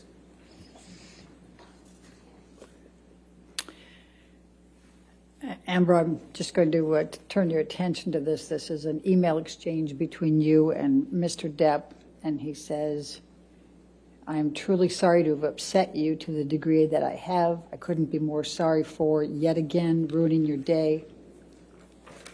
I do, of course, take your generosity, your selflessness, your affection, and your sweet doting deeply into my heart, and I think that I've been reciprocal. Agony is never the answer to any equation or occasion, nor is rage.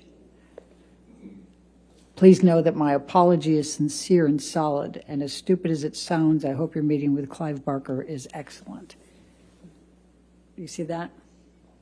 Yes. Okay, and then you respond, thank you for your words, and you indicate you just left Betty Sue's, that's his mother? Yes, and I then had a glass of wine with my former agent, Megan. Okay. That afterwards, she encouraged. Objection, hearsay. Yeah. Okay, thank you. Sure. All right, and we can take that down. Let's bring up 325, defendants 325, please.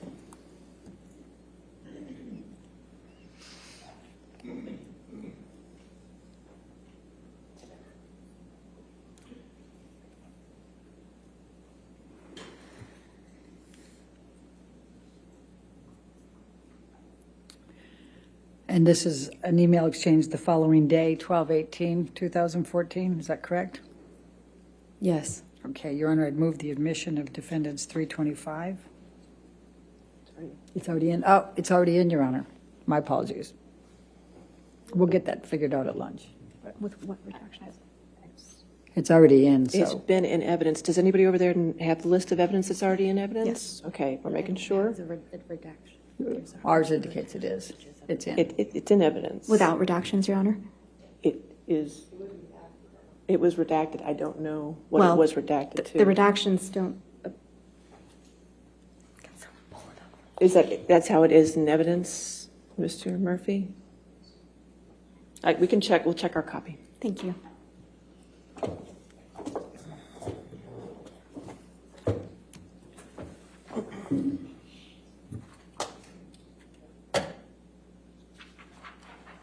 It's fine, Your Honor. We've confirmed. Yes. Thank you.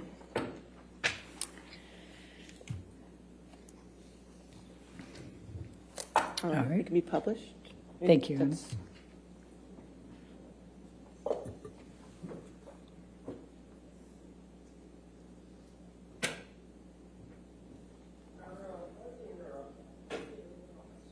You can't see it on your screen? All right, we'll take care of that during the break. If you could just share it there. Oh, get it? Okay, thank you. All right, go ahead. Okay, thank you. So this is from Mr. Depp, right? Says, it's a way, I've let it go too far, went too far. Do you see that? Yes, I do. I always regret it when I jump, or worse, when you jump. I don't want to be conditioned to continue that behavior. Therefore, I'll put in heavy work with shrink. What is your understanding of what he's referring to as shrink? Psychologist. Objection calls for speculation. Did you have an understanding of what he meant? Yes, I knew exactly what he meant. And what did he mean? Shrink is shrink. What did he call shrink? Johnny called shrinks, meaning of psychologist, therapist, shrink. Okay. I'm sorry for being less, for your disappointment in me, for my behavior. I'm a fucking savage. You see that? Yes. All right. Gonna lose that, gonna lose that. The devil is all around, right?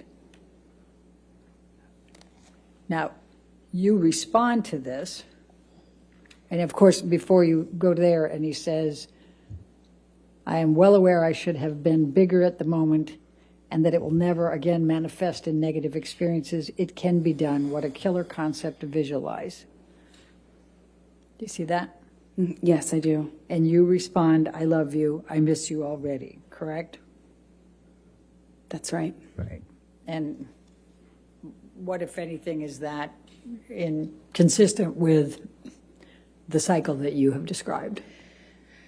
Well, the language he used after particularly violent episodes was savage, monster, devil.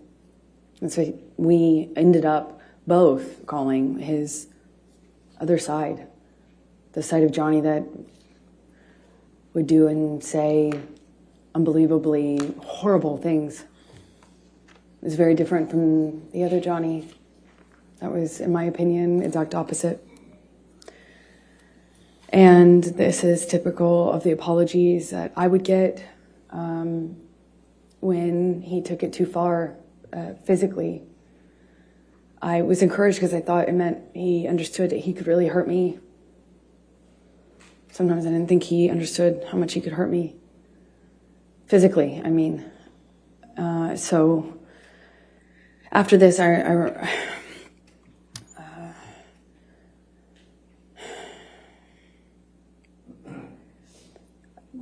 had a visible bruise. I don't remember where, but I remember what other people, well, I can't say that, what they said, so. Anyway, and I, in these fights, would try to stand up for myself. By December 2014. I was pushing back. I'd push him off of me. I'd try to hit his hands away. I tried to always get back up, which sometimes, not sometimes, almost always made it worse. Always seemed to provoke him. But I tried. And worse, I would yell at him. I'd scream at him. I'd call him ugly names. So ashamed of the names we'd call each other. It was awful. It was awful. We both got into that pattern. It was so, I felt so angry that this was happening to me, and it just felt so unfair, It felt like nothing I could do. Felt like nothing I could do would change the sobriety patterns. Felt like nothing I could do would stand up for him, and nothing I did made him stop hitting me. Nothing. So, I tried for over a year, maybe two, of just not responding physically, not responding verbally, just staring at him. I tried to freeze. I tried to go to a different place. I would try then lashing out verbally. I would try to threaten that if he hit me again, that I would call the police. The police were called several times, but I tried to do everything. I even threatened to leave him, and tried to leave him, and nothing was working. And I think by this point in our relationship, we're both saying awful things to each other, screaming at each other, and unfortunately, when Johnny would start hitting me, he'd just win. I'll also describe it. This might be a good time for the lunch break. All right. Ladies and gentlemen, we'll go ahead and take our lunch break at this time until 2 o'clock. Please do not discuss the case or do any outside research, okay? Thank you.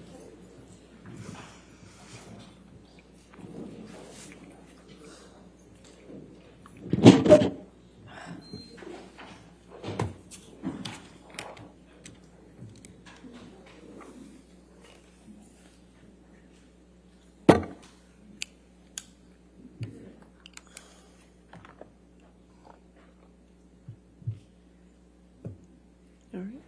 And again, ma'am, just don't discuss your testimony with anybody this time, okay? All right, thank you. So 2 o'clock? All right. Thank you, Your Honor. All rise.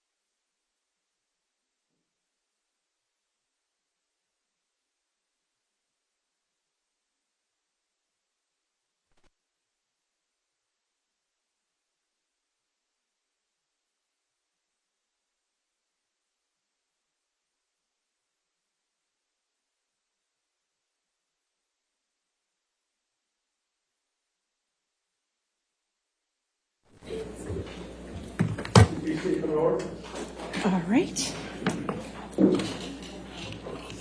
Okay, are we ready for the jury? Yes. Okay.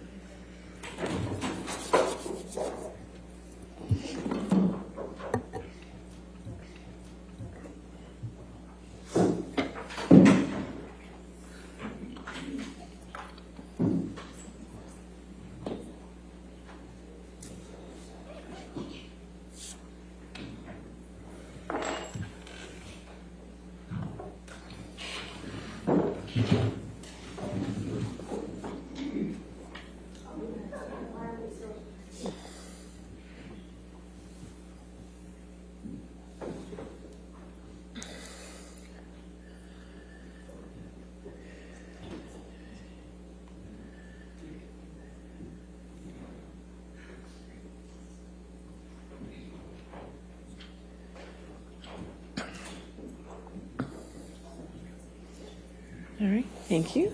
All right, maybe seated. Your next question. Thank you, Your Honor. Michelle, can you bring up Defendant's Exhibit 236, which has already been admitted? Thank you.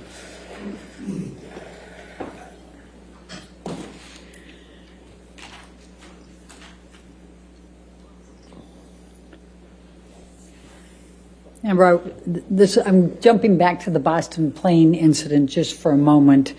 We had a lot of different text and a lot of exchange, but I just wanted to point out to you, this text message is from Mr. Depp to you, correct? Yes, it is. And this is on 5/25, the day after the Boston plane incident? That's correct. All right. And he is saying, once again, I find myself in a place of shame and regret. Of course, I am sorry. I really don't know why or what happened, but I will never do it again. I want to get better for you and for me. I must. My illness somehow crept up and grabbed me. I can't do it again. I can't live like that again. I know you can't either. And I will for both of us, starting today. I love you. Again, I'm so sorry. So sorry. I love you and feel so bad for letting you down. Do you see that? I do. And was that the message that you testified to, that he gave you? Yes. Okay. All right, now I'm going to jump back to where we left off. We're up in January of 2015. Danish girl, you're filming in London, is that correct? Yes, that would have been January 2015. Okay. Now, we heard some testimony from Isaac Baruch earlier about a telephone call that you had with Mr. Depp. Do you recall that call? I do. Can you please tell the jury, and remember to tell them what Mr. Depp was saying on that call? And you can give the back. I didn't mean to cut you off on the context. Go ahead. Is it okay to... The nature of the conversation was pleasant?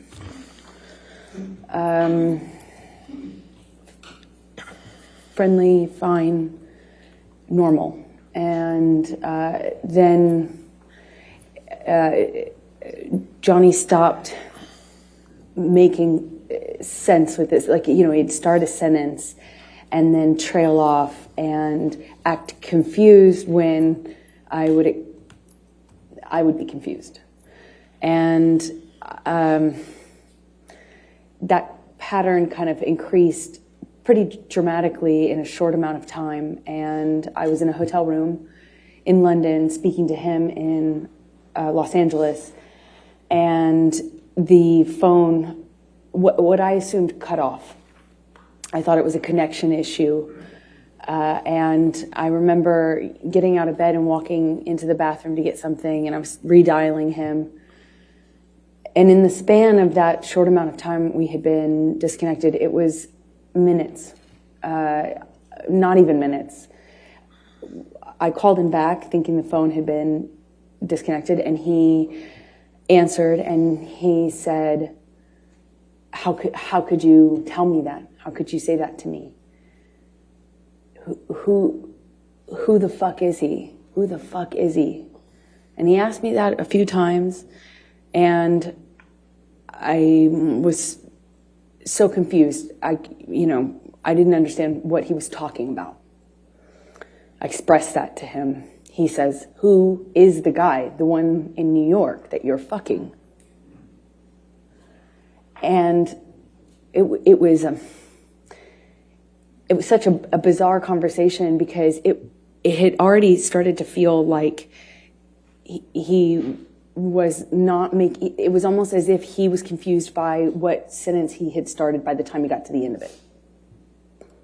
And then all of a sudden he tells me that I have just told him that I had a boyfriend or a lover in New York, and he's accusing me of having just told him about it,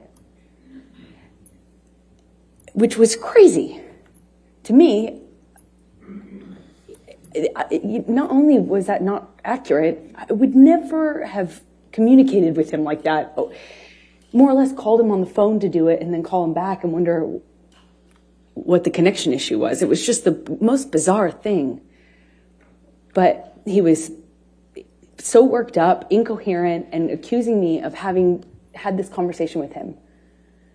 Eventually the line drops out, and I spoke to the person who picked up the phone. Okay. And how did that end? I no longer spoke to Johnny. I probably can't say what the person told me. Are we talking about Isaac Baruch? Yes. Okay. So without saying what he said, you had a brief conversation with Mr. Baruch, and that was the end of the call? I did. It was my understanding Johnny was passed Objection, out. hearsay. Okay. Sustain. All right. January 25, 2015, Tokyo. Please tell, it's the premiere of Mordecai, correct? Did you accompany Mr. Depp to Tokyo for the premiere of Mordecai? I did. When I was... Please tell the jury about that trip. Well, I had just started to pick out the wedding dress right before that trip. And plans were moving for us to get married shortly after this trip. So we took this trip to promote his movie. I went with him. We got in an argument in the hotel room. And I said, I don't remember what I said to him, but I said something snotty to him that provoked him. It provoked him. And when I walked into the hallway, he grabbed me by the arm and slammed me up against the hallway wall, and I kind of struggled with him, tried to push him off of me, and I managed to get out of his grasp enough to take a few steps, and I kind of curved around and went into the closet. And by the time I made it into the closet, he had me by the hair, and what felt like he was just wailing on me, but in a really sloppy way, like hitting the back of my head, and kind of wrestled me down to the floor. I mean, it felt to me like I didn't even have a fair shot because I wasn't facing him or looking at him. I was walking away from him. Or else, I would have at this point even I would have tried to defend myself more, but I didn't. I kind of felt like it didn't see it coming, and he just wrestled me down to the ground. And I remember he was screaming at me. I mean, like really screaming loud. And what I remember of that is trying to get up and him kind of wrestling me back down, and at one point put his knee on my back.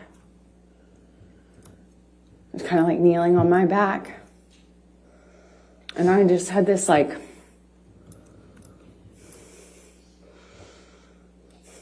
struggle with him. And I look at him and he's still got his glasses on. I just remember looking at him and thinking that was so... he just looked like he hadn't been through anything. He still had his glasses on, sunglasses. And he was screaming at me that he hated me, that it was over, that he didn't want to marry me. he was disgusted. He was disgusted. He made this mistake. It was a big mistake. And everyone hated me. And I remember crying on the floor. Just, more than anything, I was heartbroken. I thought maybe he was serious. I thought maybe, God, he doesn't love me. Maybe he really feels this way. It broke my heart. Broke my heart. I wanted to marry him so bad. This is the man I loved, you know. Yes, it was awful at times, but I loved him and what he was saying. Objection, Your Honor, non-responsive. Overruled. What he was saying to me hurt just as bad as anything else. I just remember that he left me on the closet floor, and as embarrassing as it is to say, I went up to him at some point. I don't know how much time had passed. He was sitting at the piano in the living room of the hotel room that we had.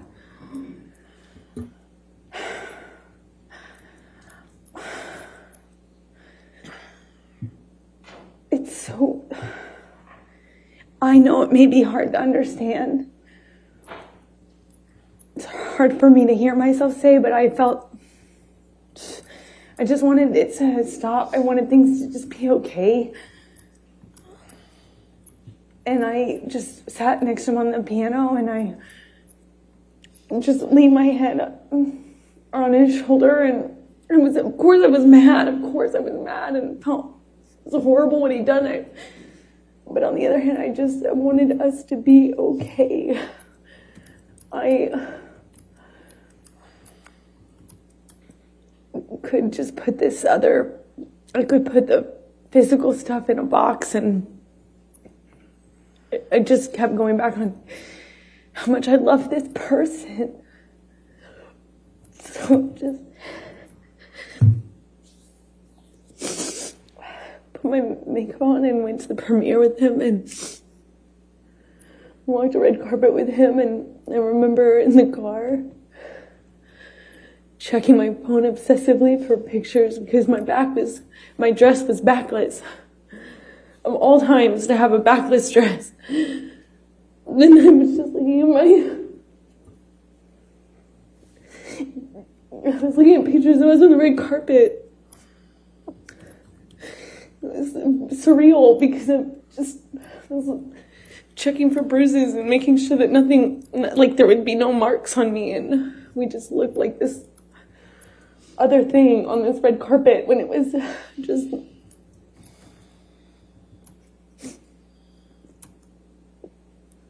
It was not like that. It's embarrassing. You know, it's hard to... I'm sure it's hard to... Objection, Your Honor, non-responsive. All right, I'll sustain the objection. Next question. I'm going to take you to February, the next month, 2015, to your wedding. Can you please tell the jury about your wedding? So we get married in Los Angeles. I get a sense that it was wedding, running around Los Angeles. I was getting married that day, and I remember running around I went to therapy and, got ready, and Johnny and I met at the penthouses downtown, and I wore a white dress and a veil. I had bobby pinned in my hair. And I walked out of that penthouse. I met with Johnny in the hallway, and I thought he looked so handsome, and he seemed happy, and I felt we were making the right decision. I was so looking forward to having this. I thought we'd get married and we'd have stability, safety. So we get in the car, we get into actually Johnny's car, and for the second time since I've known Johnny, he drove drove us in his truck. It was weird being in the car with him alone. You know, we didn't have that. And we drove to his mom's house, and a justice of the peace arrived, looking kind of surprised. And she married us in the living room of his mother's house, Betty Sue, with our families together. My best friend, my mom, his mom. We ate food with the kids. They were there. And we had a wonderful evening, and then got up and got on the plane either the next morning or the day after, and flew to Johnny's Island. And we had what we had planned for the better, we had planned for the better part of a year or so, maybe 8 months, for this 3-day wedding on his island with our close friends, about 12 people, maybe 15 people. We had these little houses built, like not tents, but not houses, these little, for the guests. We had them built and designed on the island, and we had people come out, and it was magic. I was marrying the love of my life. It was complicated, but I thought it was the love of my life. And we had our friends and family out, and we had this 3-day event. The first night of which was supposed to be he and I separate, with our relative party. So me with the bridal party and him with his fellas. The bridal party, we had planned to do a cuddle puddle, have mushrooms and drink wine, and have our own girl party separate. And then the next day have the wedding festivities. We were going to be married around sunset, and on this beach, not the beach that Johnny had named for me, although I think we originally planned on having the ceremony on that beach, but it was changed at some point to the other beach. And we walked down the beach aisle, and said our vows, and the sunset behind us, and we took pictures with our family, and we shot the bird, meaning the middle finger, up at the paparazzi helicopter plane circling around us while we were on the altar. And we danced and celebrated. And then I left the island because I had to go work. When you say you left the island and you had to go to work, what were you working on that required that? I was filming The Danish Girl in London, which is the film that I had been in London for in January when Johnny was hallucinating on the phone with me. I was there doing kind of prep work for that film. And what, if any, film was Mr. Depp going to at that point? Well, the plan, why we did the wedding when we did it, is because he had always had this commitment to do Pirates 5.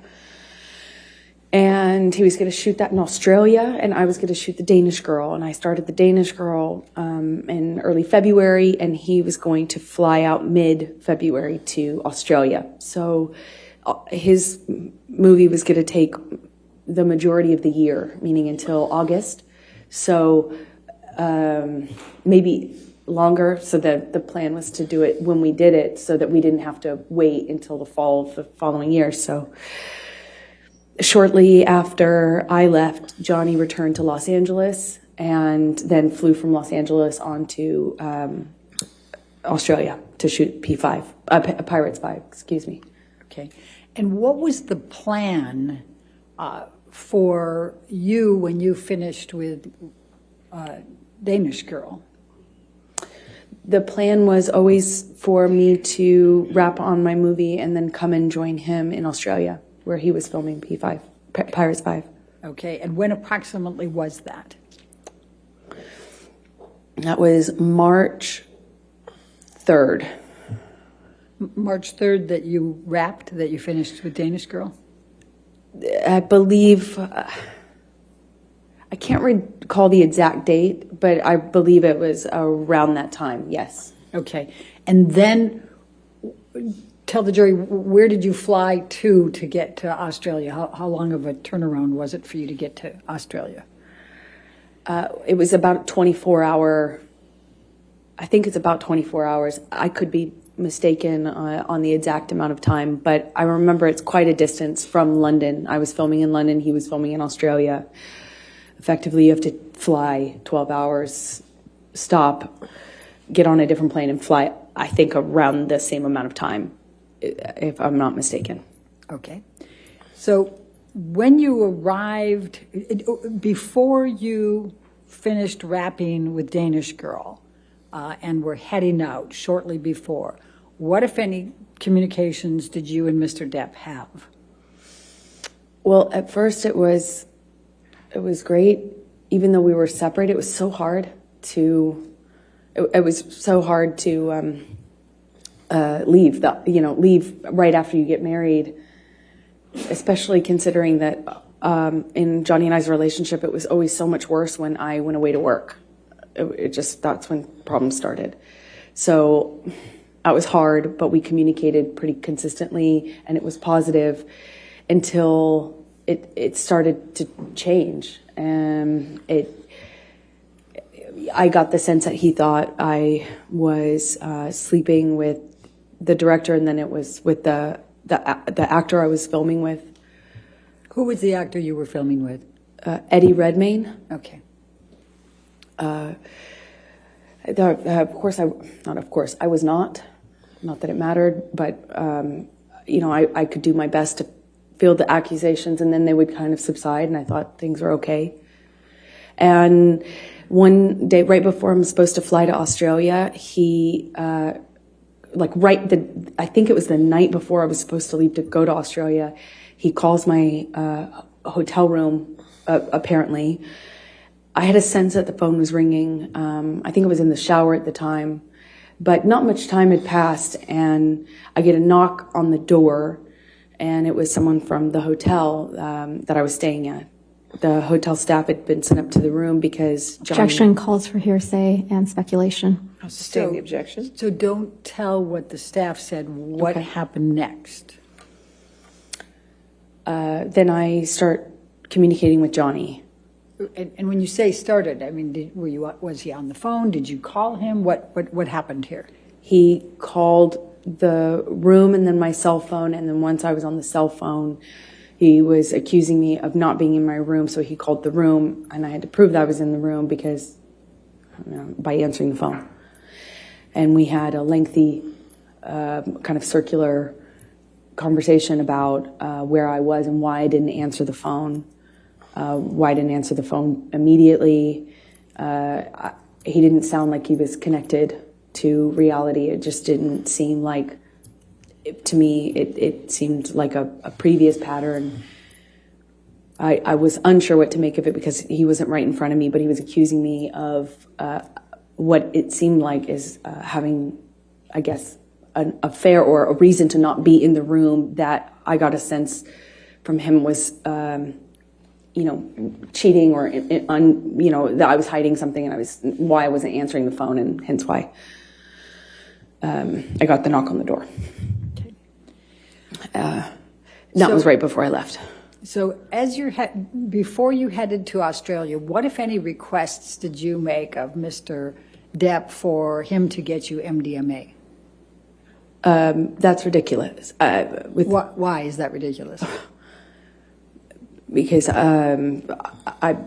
would never, since that time I learned my lesson the hard way on the plane to Russia, I would never do MDMA with him. I'm asking for a problem in that case. Like that, I would never do that. Okay. So you flew to Australia and met with Mr. Depp, right? And I'm going to, can we pull up defendants 1809? And Your Honor, these are some of the pictures that Mr. King, you may recall, was testifying earlier, said he had on his phone. Okay. And then those were given, so. So I don't have these, is what you're saying. Okay, that's fine. 1809. Correct. I'm just going to show you a few pictures, Amber. Do you recognize, and I realize you didn't take this photo. I'm going to move the admission of it, though, Your Honor. Any objection to 1809? No, thank you, Your Honor. All right, 1809 in evidence, you can publish. And let me pass one up and give one to the other side. We tried to, given the strangeness of this. May I approach Your Honor? Yes. Thank you. I appreciate it. Amber, do you recognize this photo? I do. And could you tell the jury what this is? That is the driveway leading up to the house that Johnny was renting while shooting Pirates 5. Okay. And then I'm going to try to make this a little faster, and I'm going to go 1810. Ms. Bretterhoff, if you have a series of photos, if you Yes. want to show counsel what they are, maybe we can get them entered all together, and then you could just Yes, go on with your questions. yes, in fact. And these are all, I will represent, ones that we got from Mr. King. All right, if you want to take a look at them. And Your Honor, if I may just approach, I'll give you the whole stack. Okay, that's That might fine. look like-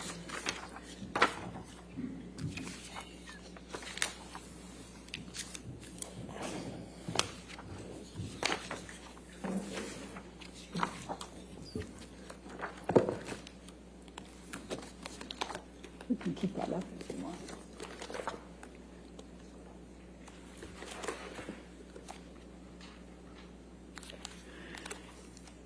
By the way, Amber, do you see those kangaroos in there?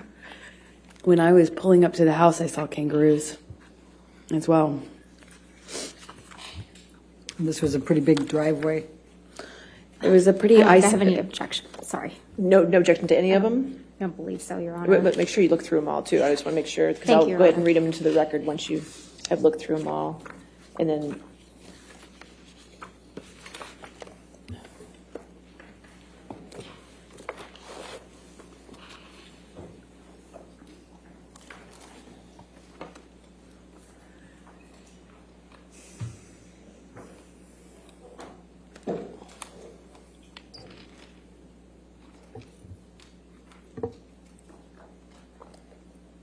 Thank you, Your Honor. I've reviewed them. I have no objection to All any right. of these photographs. So we'll enter into evidence defendants 1804, 1805, 1806, 1807, 1808, 1810, 1811, 1812, 1814, 1815, 1816, 1817, 1819, 1820, 1821, 1825, 1827, 1828, 1829, 1830, 1831, 1834, 1835, 1837, 1838, 1839, 1840, 1841, and 1842. Did I get them all? I believe so. I want to make sure more than believe, so we agree that's all in evidence? Okay. They're all in evidence. So as long as you're just going to be referencing those photos, we'll keep it on We're before going you to can keep it publish moving. them. Thank you, Your Honor. Appreciate it. Okay. Whose home was this in Australia? It was I think like a a well-known sportsman,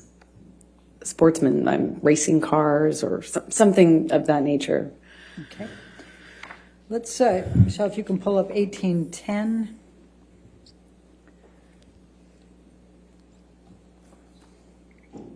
Is this another picture from that home? Yes, that looks like it's the view from the bathroom. Okay.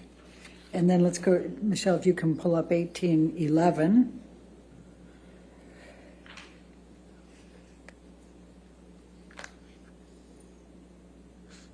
Is that a picture of the home? That's the house, yes. Okay. And let's go to 1812.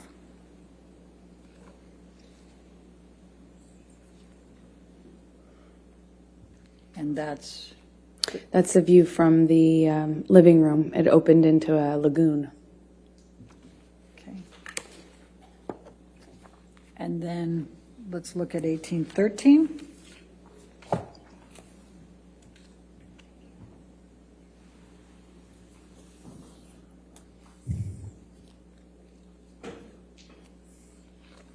I guess that's just another view, little over of the swimming pool, correct? Yes. Okay. And then let's do one more, 1814.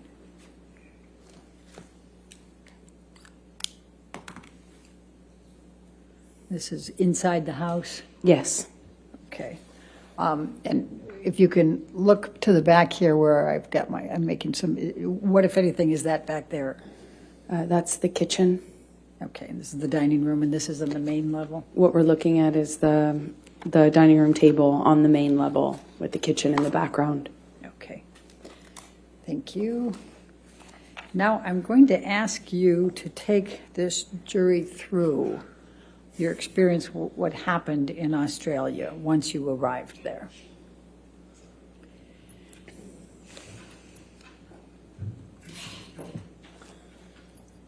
Well, I was nervous because of the conversations that I had with him before I left, and then in transit, I stopped in Dubai and spoke to him too. So I was a little nervous, but he indicated me that he wanted me to come. He said, I miss my wife at the end of the phone call that we had in the airport. I called him from Dubai. And he said, I miss my wife. I felt, okay, safe to, it's good. And I missed him so much, that's all I wanted to do is see my new husband. I flew in, I arrived early. I walked into the bedroom. I was so excited to see him. And he was so, like, he had lost a ton of weight. So I just knew something was up. And he kind of quickly, kissed me and kind of, we had some interaction. It was brief. He was leaving to go work. He had to work that day. But then after the plan was he would come back, which he did in the evening, and then he was supposed to have a 3-day weekend, a long weekend. So he comes back that evening, and the chef had kind of prepared some things for the fridge, mashed potatoes, I think spinach as well. There were some steaks in the fridge, but he had kind of prepped some of the sides. And I was looking forward to having this kind of, our style at-home date. We'd just been, we're a new married couple. We hadn't seen each other for basically a month after getting married. And I start dinner and am happy to see him. And at some point early in that evening, he pulls out a bag of MDMA. I asked him what it was, and he told me it was MDMA. And I was surprised because at the time, that was, there was no question mark as to how I would respond to that, or so I thought. It's like, why would you even think that that's okay? He had already gotten clean and sober. I was, touch and go, but for the wedding, he was drinking Beck's. I think at some point he did have wine on the island, but it wasn't an issue, right? Just moved ahead. So I was surprised that he would even pull out this bag and, well, frankly, not hide it from me. And he kind of seemed to suggest that we should do it together. And I was like, absolutely not. Like, I just got here. I want to see you. I want to spend time with you. It was the exact opposite of what I expected, what I wanted. And it just seemed delusional at the time to me that he would even suggest this to be something that I could participate in with him. If you had been through what I had been through at that point, it's crazy. And at some point, he drinks in front of me. At first, I think it was like a Malbec or a wine or something. And I remember we hadn't, it kind of started an argument. And that was upstairs in that room that we just looked at a picture of, by the sunflowers. That's more or less where we were standing, just closer to the kitchen. And we get in an argument, and I shove past him, just stomp off. And he grabs me, and we have an argument about me walking away, and am I walking out of this? And in my head, I was like, I actually wasn't thinking of leaving yet, but that would later be going through my mind. We had a brief interaction, and I don't remember the exact sequence of things. I wish I did. I have a lot of flashes. It gets a little bit more confusing from my ability to recall everything in a linear way a little later on as things got crazier. But for this part, the first night, what I distinctly remember is at one point, I don't think I had gotten very far, or maybe I came back into the room, but when he shoved me, I went flying across these parakeet floors. I mean, just skidding across these floors. And I remember thinking it just looked so easy for him to throw me around like that, I just slid, screeching my skin against this beautiful wooden floor. And we had another argument that was a spin-off from that. It was just kind of this on-off sort of thing that I remember eventually in this interaction, he shoves me up against the fridge. He has me by the throat, and he just was holding me there by my throat. And I wondered if it was the drugs. I wondered if it was him. It hadn't, in my recollection, hadn't been that long. He has me up against the throat. He's kind of bashing me against the wall next to the fridge. We're kind of moving in that area. And at some point, I'm in his face. And I don't know if he had let go of my neck or loosened my grip, but I remember slapping him across the face, screaming at him. He's screaming at me. I got my hand free when he tried to grab me when I walked off.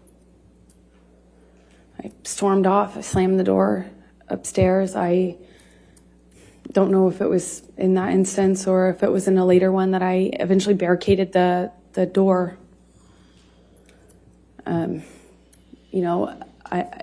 It wouldn't stop him from coming in. He could come in the other doors. There's a back door, there's a patio, but at least I'd hear it.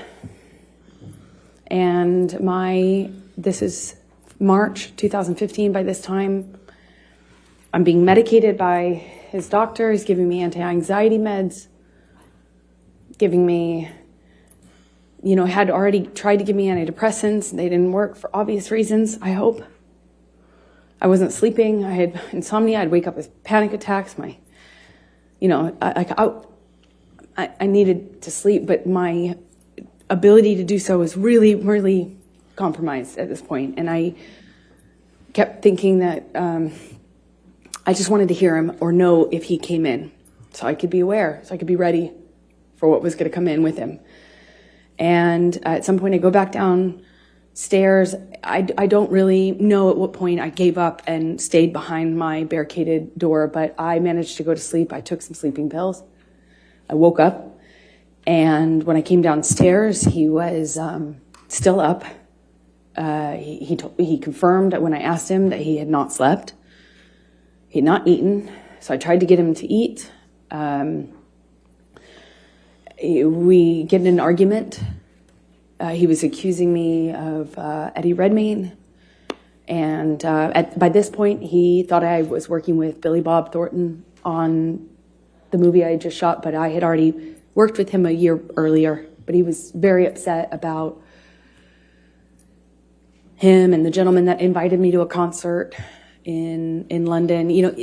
My co-star, he was upset about these people, even though I had done that movie a year prior. Who was that? It was Billy Bob Thornton, Jim Sturgis, and Eddie Redmayne that he was upset about. And let me just stop you for a moment. Have you seen Mr. Depp take any drugs by this point? Oh, yeah. Sorry if I left that out. That when we had the argument about the MDMA, he suggested to me that it wasn't on the no-fly list, like it wasn't on the no list. That was his that was his defense. Like, this isn't the. You didn't say I couldn't have this, and over and over again, Johnny told me I wasn't the reason he was getting sober, but I was the reason he was staying sober. I had saved his life and all this stuff. It wasn't like it wasn't my job to police him, but I kind of ended up being in that situation, it seemed like, in his mind, when he would express that to me. So he took a handful of pills, and I didn't count how many, but when I came back downstairs, I did the math on the amount that was left, and I think it was either 8 or 10, I can't recall as I sit here now, either 8 or 10 pills of MDMA. That he had taken or that were left? I remember we had a conversation about the amount that he took. So I remember saying, you Objection, took all hearsay. of them. Okay, I'll sustain the objection. Okay. There were only a few left in the bag, so I think it was what he took. And I said, Johnny, Objection, hearsay. He confirmed that he took that amount and that he could take that amount. And what amount? At this point, there were 10. He had taken 10, 8 or 10. I can't recall. And when you say at this point, is that the first night? Is that the second day? This is the second day. This is after I've already fallen asleep for the night in the room upstairs. Come back downstairs. He was still awake. Okay. Please continue with that second day. He was accusing me of being mean to his sister. He was accusing me of not liking his sister. Something about the wedding. I was trying to put out that fire, as you will. I was trying to say, no. First of all, I'm not filming with Billy Bob. No, I wasn't filming with Jim Sturgis. Yes, I filmed with Eddie Redmayne, but he was a lovely gentleman. Objection, Your Honor, hearsay. Let's not offer to prove the truth of the matter. Overruled. Thank you. And then when it came up with his sister, he was accusing me of kind of having this animosity with Christy. I tried to defend myself, explaining why her and I had kind of become cold to one another. I don't know how else to describe it, because we never had any sort of direct interaction that was negative. We never had any sort of confrontation or anything, but I did my best to explain to him what I could answer to that accusation. And at one point he, I mentioned that, well, I can't say what I mentioned. He, as a result of that phone call, picks up the phone and calls his agent. I don't know why, still to this day. He calls a few people. I don't know who was on the other line. I just heard his side of it, and he's screaming at them. I got a sense that it was money, that he felt people had been stealing money from him, and that the studio had been ripping him off, and that he was calling himself like a whore, or he had been whored out. He seemed like he was upset, but I did not, at this point, this is maybe early evening, it was before the sun went down on the second day. I remember he took the phone at one point and called my divorce attorney. I had at some point prior to this got a divorce attorney, or not a divorce attorney, a domestic relations attorney to do a post-nup, because we got married in February, and there was never any mention or talk from Johnny about a prenup, but I had had interactions with his sister, and so I thought, okay, I'll get a lawyer and let's do a post-nup. When Johnny found out about that, or when I reminded him of that in Australia, he went outside and called my divorce attorney and fired her and said the only way out of this was death. Again. And I heard that already at this point, March 2015, probably 25 times. So he's screaming at her. He calls his agents. I hear him talking incoherently, screaming incoherently at my lawyer and his agent. He comes back inside, and I genuinely didn't know if he was still mad at me or if it was about me at all. I didn't know. It didn't seem like it was connected to reality at all. At some point shortly after that, I have been saying to Johnny, you need to sleep. Let's eat some dinner, baby. Let's relax. Please, like, calm down. In my head, I was thinking that it would genuinely change if he just got some sleep. He needed to sleep it off. He needed to come down off the drugs. Clearly, the combination of what he had taken pill-wise with whatever else he was hiding from me was not good. I had recognized that sort of delusion. I had recognized that sort of unattached to reality rage. I had recognized the patterns of those kind of loops where he's yelling about things that aren't even being discussed or talked about. I knew already that he just needed to sleep it off, clean up, sober up. And I thought we could. I remember I went to the fridge. I got out the steaks so that they would be ready to cook. And I got out some of the food I was going to put together for dinner. I went upstairs. I don't know if I came back down in my nightgown at that point or if that was shortly after, but the next thing I remember is coming downstairs and looking for him. We had an interaction that I can't really describe. It didn't make a lot of sense to me. He was just belligerent, throwing things, screaming at me. And I realized I was back on the chopping block. I realized it was back, I realized that the arrows were pointed at me again. And I tried to defend myself. I was explaining, trying to say that... Objection, Your Honor, hearsay. It was not for to prove the truth of the matter. She hasn't even said it yet, but try not to say what you're saying unless it needs it for context or something. Try to say what he's saying. I'll sustain the objection. Okay. He was just belligerent. I don't know how to describe to you because it wasn't making sense. It wasn't making sense. I don't know how. I don't know how the immediate next string of the next part of the violence actually even initiated, but again, he has me up against the wall, and I remember this time he slams me up against the wall hard. I mean, I hit my head hard. And this is a wall next to the, I say kitchenette, but it's more of a bar. I remember there were these cooling fridges, and I remember kind of being slammed up against those. I remember pushing him off of me. I remember the name calling, the whore, the slut, the fat ass. I remember a lot of name calling.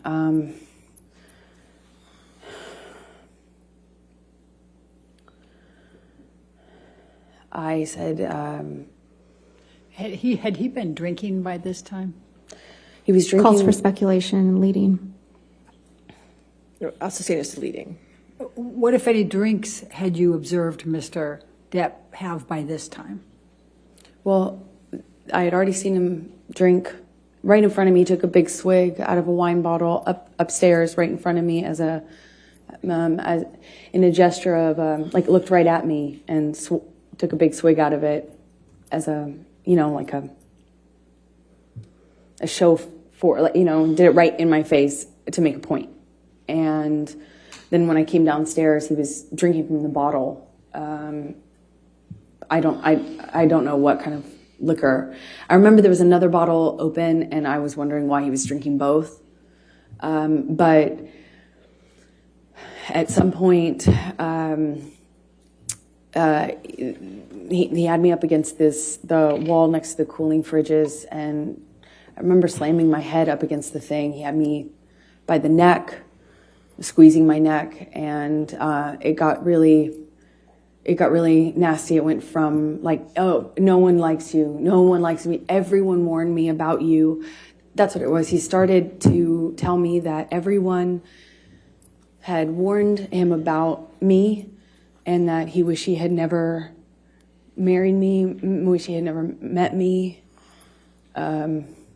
No one liked me. It sounds childish, but I remember feeling really hurt. And then at some point, I shoved him hard to get him off me. And he shoved me back, and he said, "You want to go, little girl?"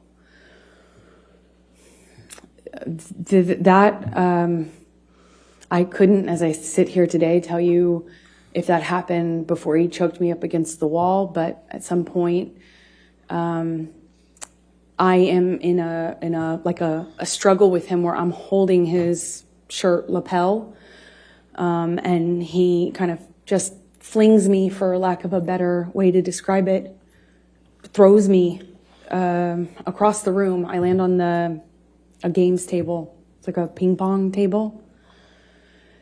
And I don't know if I was holding on to him or if he pursued me separate, but he gets on top of me on the games table and is just whacking me in the face, like repetitive. We struggle on the games table. I don't know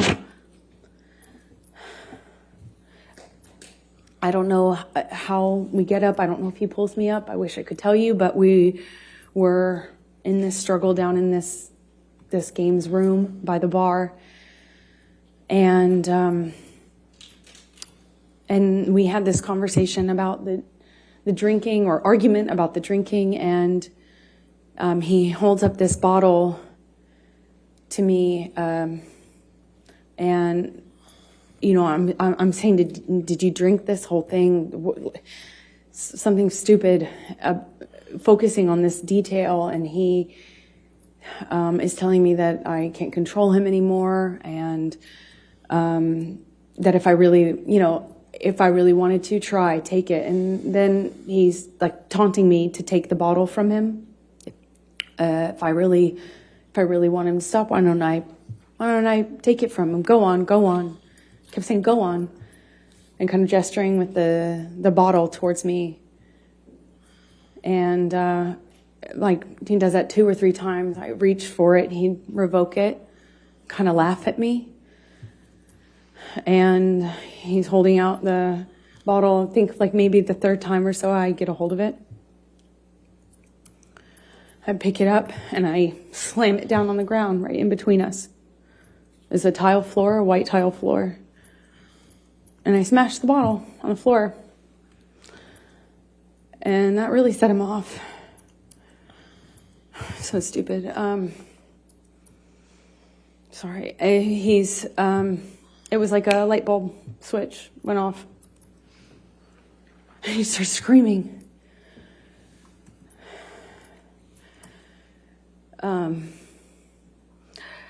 I don't know if he backhanded me or hit me normally. I don't really recall, but I remember it sent me down to the ground. I remember by the time I picked myself off the floor, I stand up. He's got a bottle in his hand, and he threw it at me. It missed, thankfully, but I kind of pulled myself back into the bar area. I don't know how much time passed, but at some point he had a broken bottle up against my face, neck area by my jawline, and he told me he'd carve up my face. I don't know at what point in the evening. I couldn't tell you what sequence-wise when that happened, but it was terrifying. It wasn't the first time he said that to me. He said that to me on the plane as well. But this time he was holding a broken bottle to me. I honestly don't remember if I threw anything in his direction. I don't think I did. I just remember him having me by the nightgown. I remember him flailing me, throwing me around. I'm flailing. This is after there were some bottles broken on the floor. I think this is actually after, again, forgive me, I wish I could remember the sequence, but it's flashes. He's throwing these bottles at me. I remember retreating. There were also cans, like soda cans, beer or soda cans, and they're coming at me one after the other, and I keep pulling myself into the bar area. There's a bar behind me in like I don't know, like an L shape. He's standing in the only way you can exit, so I'm kind of trapped in front of this sink, surrounded by bar on three sides with him in front of me-ish, kind of front off to the left, and he's throwing these bottles one after the other, and I can feel glass breaking behind me. I remember feeling one of them go by my head really fast. I mean, a real velocity. I remember being terrified. I remember I couldn't move. I couldn't go anywhere. I eventually, he ran out of things to throw. I think that's how I moved myself towards the exit. And I believe that's most likely when we got kind of in this struggle by the bar area, because I remember my feet slipping on the tile as he was slamming me from the wall to the countertops. At one point, he has me up against the wall, and he's punching the wall. He had my, nightgown, and it kind of ripped it off my chest. I remember at one point he's teasing me, taunting me that he has my breasts in his hand. My nightgown came completely off. It was ripped off of me. So I was naked, and I'm slipping around on this tile and trying to get my footing. And I remember slipping on this tile, glasses underneath me, and I remember just trying to get my footing. I felt really destabilized and felt really vulnerable. I'm naked, and he's flinging me around, and at some point, I'm up against the wall, and he's screaming at me that he fucking hates me, that I ruined his life. I remember I ruined his life over and over. And he starts punching the wall next to my head, holding me by the neck. I get free from him. I kind of step back from him, and it's like his energy shifted to the phone. There's a wall-mounted phone on the wall next to where my head was, and he went from punching the wall to realizing there was a phone there, and he picked up the phone and he's screaming. He's like at the top of his lungs, screaming, "I fucking hate you. I fucking hate you. You ruined my fucking life." And screaming at the top of his lungs, he picks up the phone and starts bashing the phone against the wall where I was just being held. And I remember kind of having some distance on what was happening and watching him do this. And it was like his energy had shifted, and I was that phone all of a sudden. And he was just over and over again smashing this phone into the wall, over and over again, screaming at me. And I was watching the phone every single time he pulled his hand back. It was just breaking into pieces. I remember thinking this phone is disappearing. He was smashing it to smithereens, just going into the wall. And at some point, he's on top of no phone, but screaming the same thing. I fucking hate you. You ruined my fucking life. I'm on the countertop. It had me by the neck. And he felt like he was on top of me. And I'm looking at it in his eyes. And I don't see him anymore. I don't see him anymore. It wasn't him. It was black. I've never been so scared in my life. It was black. I couldn't see him. And he was looking at me, and I was trying to get through to him. I was trying to say to him in some way that it was me. I was trying to get through to Johnny, and I couldn't see him. I couldn't see him at all. And my head was bashing against the back of the bar, and I couldn't breathe. And I remember trying to get up, and I was slipping on the glass. My feet were slipping. My arms were slipping on the countertops. And I remember just trying to get up so I could breathe, so I could tell him that he was really hurting me. I didn't think he knew what he was doing. I don't know how...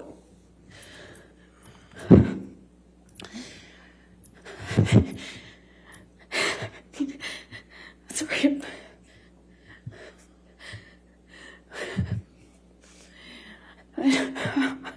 I'm sorry.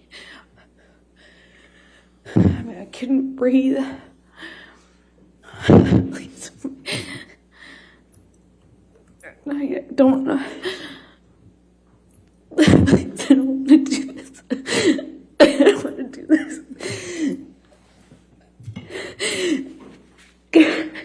I couldn't breathe. I couldn't get through to him. I couldn't get up. I couldn't get up. And I don't know how that ended. I don't know how. I don't know what happened next. I don't understand this.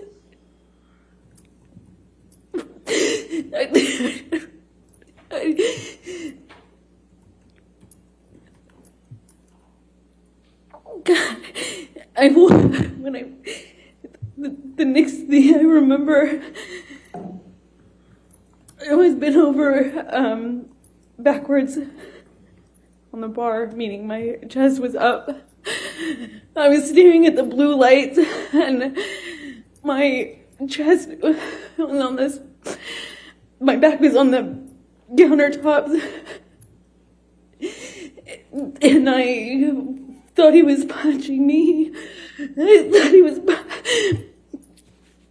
I'm sorry.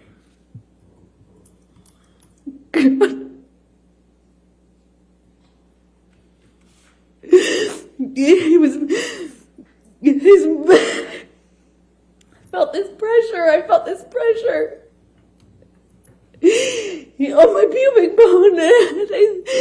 He thought he was punching me. I just saw his arm. I could feel his arm moving, and it looked like he was punching me. But I could just feel this pressure. It was like it kept hitting him. It didn't feel pain. It was just a pressure on my pubic bone, and I don't know.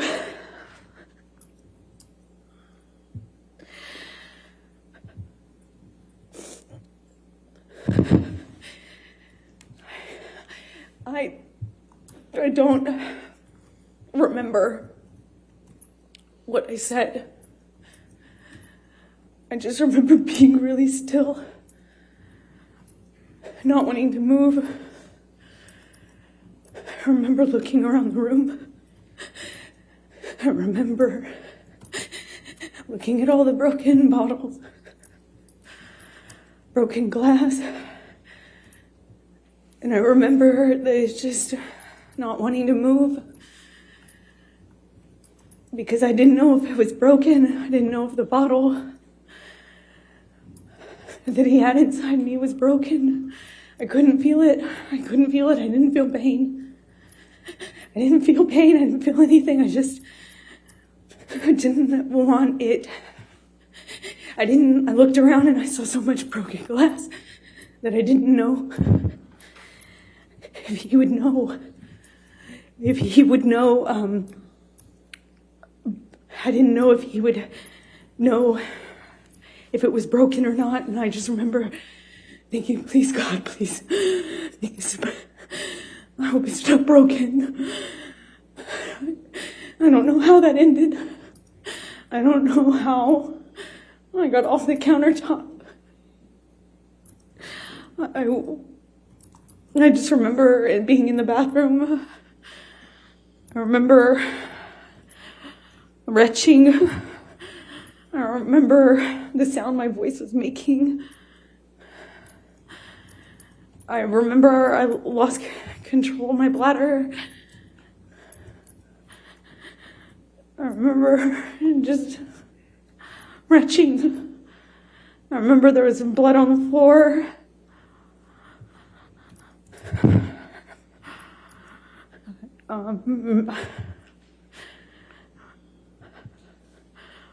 I got up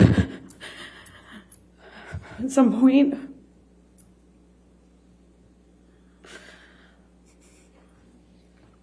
I don't know how that night ended. I don't remember what happened. I don't remember. I have a memory of him begging me not to leave. I remember going outside the front door. I remember him coming out to the front area, but I don't remember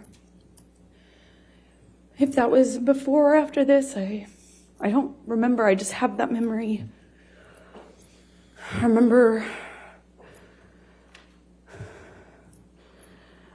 taking a bunch of sleeping pills. Not a bunch, like 2, which is a lot for me. I remember falling asleep, or I don't remember falling asleep, but I know I fell asleep because I woke up the next day.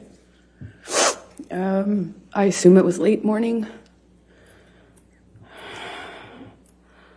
I could hear him downstairs. I could hear Marilyn Manson music, not in person. I could hear the music. Maybe he said it was Marilyn, or maybe I could recognize it. I don't remember, but I became aware of it. That's what I was hearing. It was blaring. It became clear, obvious to me when I walked downstairs. He was still up. He hadn't gone to sleep again. I walked downstairs and I saw this brown on the walls going down the stairs. And the brown on the walls became clear, like lettering. And then it was obvious it was dried blood. He had written down this that we had a spiral staircase, like white cream walls. There was blood on the carpet. I could see blood drips. I thought it was from my arms or feet, but it was drips. So that plus the wall writing, I saw this brown letters on the wall, and then realized that he was trying, that it was meant to be a message, but it was incoherent. I saw what looked like my name, but I really couldn't make out most of the rest of the message. Walking down the stairs, I saw a bird in the house. I thought that was surreal. I went down to the main level where my painting studio was, and I had some canvases out. It was in the living room area. And by the time I got down to the bottom of the stairs, the dried blood had been kind of taken over by paint. It was blue, navy blue paint, and then brown paint. And then it was, on the walls, on the lampshades, pillowcases of the sofa cushions. There was blood. In the painting studio, my canvases had been covered with what looked like just brown, blue, green, red mess. It was just a mess. There was a painting that had, a painting that the owners had that had, like giant penis on it, and some other things. There was a table overturned, a bunch of broken glass on that floor. I walked downstairs where I heard the music coming from, and that's where I found him, blaring this music. He was in the study, which is by the bar games table area off to the side, and it was just glass and blood and broken window, and just, it looked like a mess. The table was collapsed, and I walked into the study. There was a couple unbroken empty bottles. I remember wondering where they came from. And he just looked, he wasn't there anymore. He wasn't there. It wasn't Johnny. He was standing at the office desk. He had his hand wrapped in this, rags, or bandana rags, and I think he took them down or somehow showed me, and he said, "Look what you made me do. I did this for you," something to that effect. And I kind of put together, it was covered in paint, and I put together that's like he was using his finger. I quickly became aware that that's what he was using as a paintbrush, even though there was lots of paintbrushes around. And we didn't have any sort of coherent conversation, as you can imagine. I figured out he was missing a finger. He kind of held it up, and I said, "What did you do? When? What did you do? When?" And I realized in my head that there had been many hours since this probably happened, assuming that was happened with the phone. And in any case, I knew it had been way too long, that he had this blood, that he was bleeding. And I said, "I'm going to call 911 if you don't call Jerry now." I still don't recall which of us called Jerry Judge, his security. At some point we went upstairs. He came upstairs, but he went up to the third floor while I was in the main floor, the entry-level floor. I went to make him a cup of coffee because he was demanding more Red Bull. And I was thinking, that's probably not a good idea. I don't know why coffee would be so much better, but in my head it was. I thought maybe, I don't know, sober him up, or I don't know. Help was coming, though, and I remember I made him coffee. As soon as I handed it to him, he threw it at the TV and started screaming again. It was like back to square one. Shortly after that, security arrives. I don't know how long, maybe a few seconds or minutes went by, not long, but they kind of find Johnny, or Johnny finds them walking out of the front door. And they were trying to figure out what was going on. And as they were kind of looking at him and trying to figure out what the heck was going on, Johnny took his penis out of his pants and started trying to pee or peeing outside of the house, saying that he had more messages for me. And this is in front of security. And they kind of just looked at each other and looked at him and kind of not laughed, but kind of half, played it off and corralled him. It was how it looked. It looked like corralling a wild animal back into the house with, with his penis still out of his pants, peeing or trying to pee. That's what he was indicating. And he went to the wall of the house. And I remember him standing at the wall trying to leave me more, saying he had more information for me. He was going to leave me more messages, more information for me. It made no sense. And Jerry Judge, his security, and one of the nurses, shortly after, I think they put me in the theater room, but shortly after I remember talking to one of the nurses, and she was trying to give me drugs to sedate Objection, me. Your Honor. Hearsay. Trying to give her drugs. She didn't say anything. Thank you. Keep going. And I just remember crying and rejecting what they were trying to give me and fighting with them about how much they were trying to give me. I felt like I needed to figure out what was happening with my life, what was happening with Johnny. I didn't know if he was okay. I didn't know. I actually had no idea, like, could this be something he could die from? If anything, just the drugs and the alcohol. I mean, that alone, I didn't, I just remember being scared and being in this theater room, this dark theater room, and not knowing what the heck was going on. And I eventually was taken up to my room by one of the nurses, and I'm sorry, Debbie, and or suggesting I go up to my room. I went up to my room, and I took a quarter of what she was trying to get me to take, and I eventually fell asleep. I came back downstairs to look for my phone, which Johnny had picked up before security came in. He picked up my phone and said, "We're going to get to the bottom of this." He wasn't making any sense at the time. Understandably, just different. Nothing made sense. But he picked up my phone and was saying, I'm going to prove this. We're going to get to this. We're going to get to the proof of this. Something to that effect. I don't remember his exact words.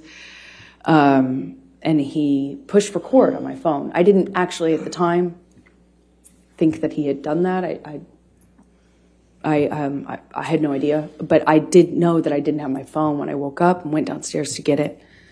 It was dead. It was sitting out on the dining room table by where Jerry Judge was sitting. Jerry Judge was on the phone and talked to me, and I went back up to bed, took more of this sedative, and fell asleep. And then I think the next day went to the closet and took out the clothes that he hadn't painted on. I guess when he went back upstairs, he had just like, it looked like what he had done is dip his hand in a bucket of paint and just wiped it on my clothes. Just went, and he had picked up another portion of my clothes and put them in the bathtub. And I don't know if he added paint or if he just had touched them with paint, but it was this ugly navy blue brown paint. I packed what was packable, what hadn't been destroyed, and eventually left Australia with Ben King, who you met on the way there. Let me stop you there because I want to ask you some more questions about those 3 days, and then we can talk about Ben King and going home. So, do you recall what bottle Mr. Depp was drinking from and then had that back and forth with you and you threw on the ground? Objection, Your Honor. Compound leading. Sustained. Do you recall what the bottle was? No, I don't. Okay. Do you recall whether it was wine or liquor? It was liquor. The wine was upstairs. Okay. Do you recall Excuse me. what color Excuse me. it was? Well, I believe it was white, clear, but I can't be certain. I think it was clear. Do you remember whether it had a handle on it or not? No, it was a normal bottle. Okay. I remember because he was holding it like this and gestured to me to take it. And I did try to reach for the bottle. It was a normal size, but for the life of me, I can't remember like what brand. Okay. When you woke up that third morning and came out of your room, what, if any, food did you see? Oh, yeah, I forgot about that. Objection, Your Honor, leading. Overruled.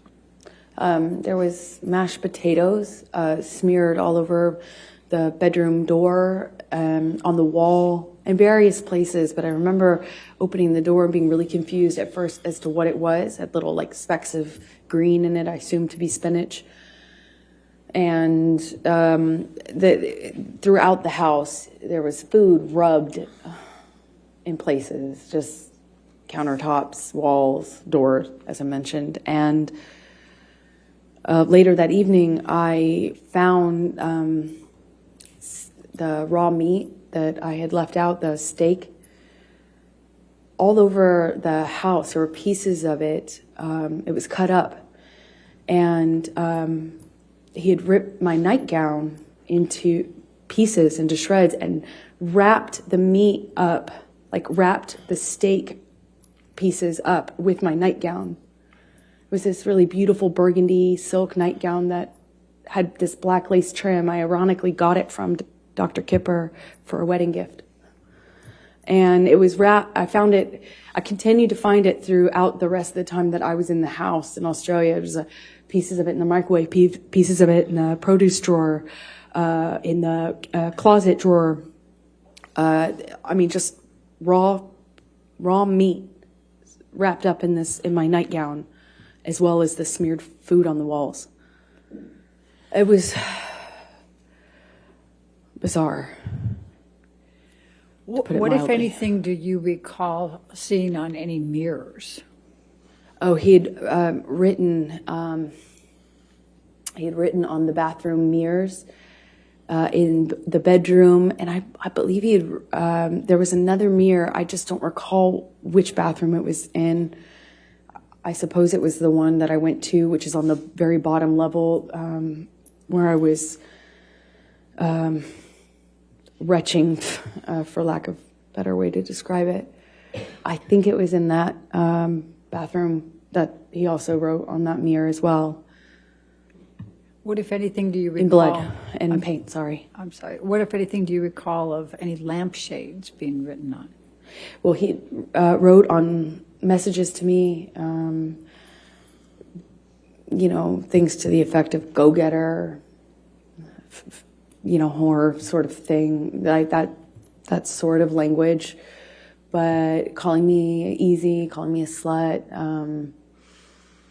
calling me, like just things about ego and what a whore I was. But it was hard to make sense of it because it was clear he was just out of his mind. It was, he wrote on a back of a pillow in blood, and you can tell because it dries like in this ugly brown color. He wrote on the walls going downstairs. Like it took in fact, you could see where it looked like he had run out of blood because the messages became, the markings became clearly letters, and the letters kind of became like I could see where he had clearly run out of blood or it wasn't bleeding enough and went and got paint. And then it became paint and blood. You could see both. You could see where he went back with it. Same with the mirrors. I could see where all the dried blood was. And then I could see a different set of markings with paint and some other material. So I'm going to go back to the time in the bar, and I know this is very painful. Do you recall what Mr. Depp was saying to you when he had the bottle and was pushing it against your pubic bone? He said that he would fucking kill me. He said, I'll fucking kill you. He said it to me over and over again.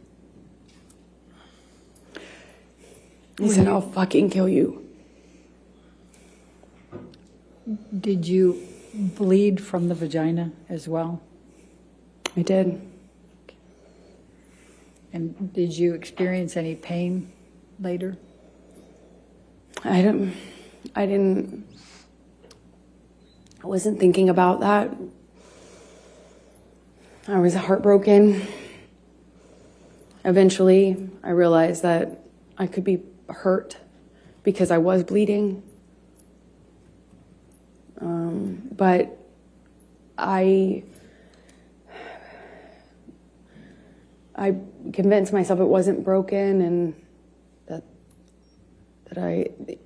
that the bottle wasn't broken, or else it would be a lot worse. And the discomfort I was feeling afterwards just paled in comparison to how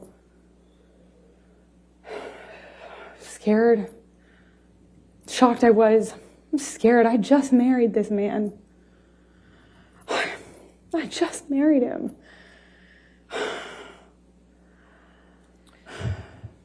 And forgive me for asking this, but I need to just make sure the record's clear.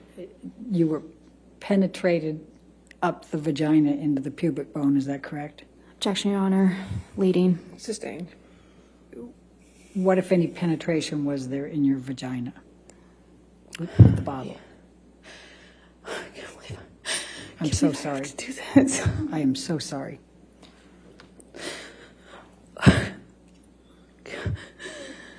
Johnny had the bottle inside of me and was shoving it inside of me over and over again.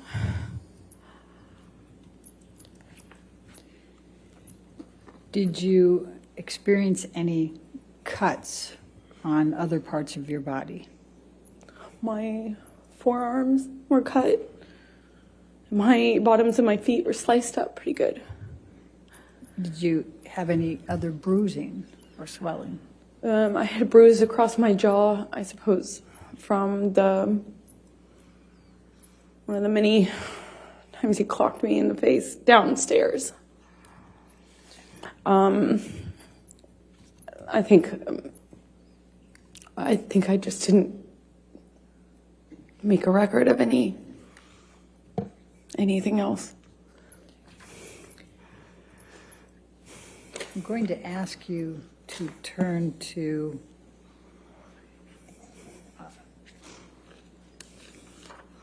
let's go to 1810. Well, actually, let's go to 1815. Michelle, if you can bring that up. Defendants 1815. And I think these are all in, Your Honor, so if we could publish. Yes, they can all be published.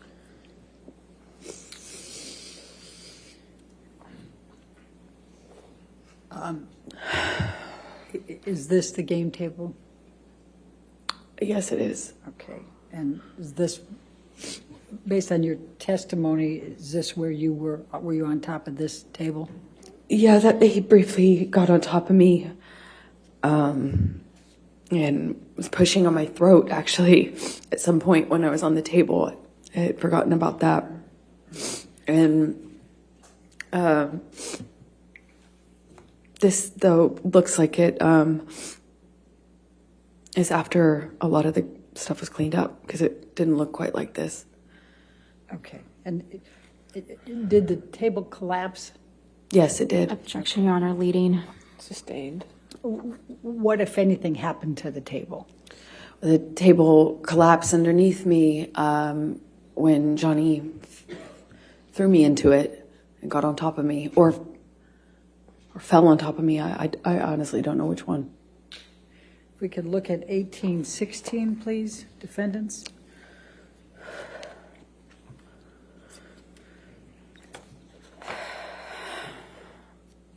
Do you recognize this, what's depicted in this picture?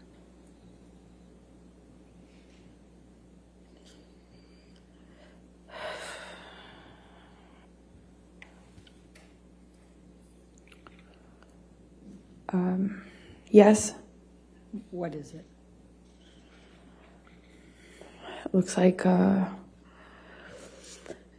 bottles that were by Johnny on the desk when I came down that last morning, and he was still up, still drinking. If we could go to defendants 1817.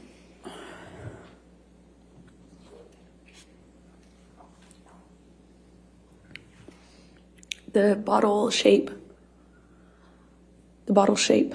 Oh, I'm sorry, go ahead. I don't, I have not. Go back to 1816, please. Your Honor, I had. confused. Is there a question? I was going to ask a question. What more do you recall? You had, sorry, it took me a minute to respond because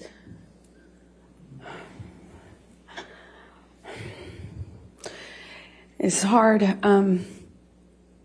It took me a minute to respond because I had not remembered seeing the bottle that Johnny was using on me. I didn't have a memory of seeing it. And this picture, I wasn't aware of until just the other day, yesterday, the day before. And I felt my stomach tighten up, like I was going to be sick when I saw it. Because even though I didn't remember seeing the bottle, what I had remembered is a pressure, like something square, which is why I thought he was punching me. I was feeling the square, something firm hitting me, like butting up against my pubic bone. Over and over again, I felt that pressure against my bone. It felt like a flat surface. But when I realized it was an object or bottle and not his fist, which is what I thought, because his arm, I could see his arm while he was holding me down, saying he was going to kill me, but I thought he was, his arm looked like he was punching me. And I hadn't seen this bottle. I didn't know. And then this came out in Ben's evidence because he didn't share it until this date. Objection, Your Honor. Sustained. And so I recognize it. Okay. All right, now let's go to defendants 1817.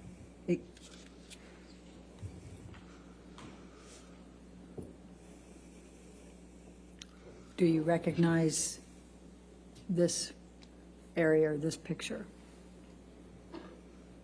Yes, it looks like one area of the bar. Obviously, this is sometime later because all the liquid is dried up. It was quite slippery. I was slipping all over that tile. That's how I know. Okay. Looks like a lot of the glass has been cleaned up almost. Okay. And then let's go to 1818. Actually, I think I'm that's... sorry, which? Yeah, I don't have that. That's not in evidence. Yeah, that's a duplicate. Let's go to 1819. My apologies. Okay.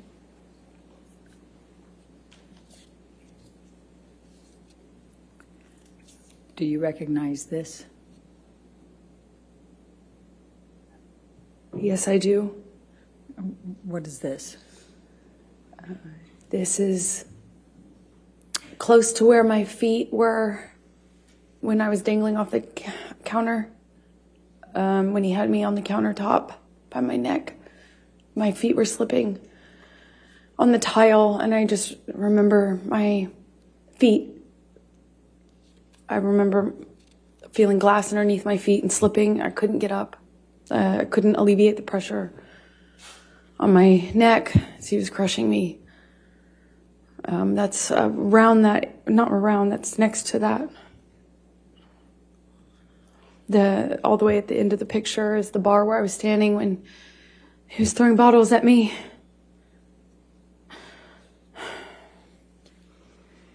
Can we go to 1820?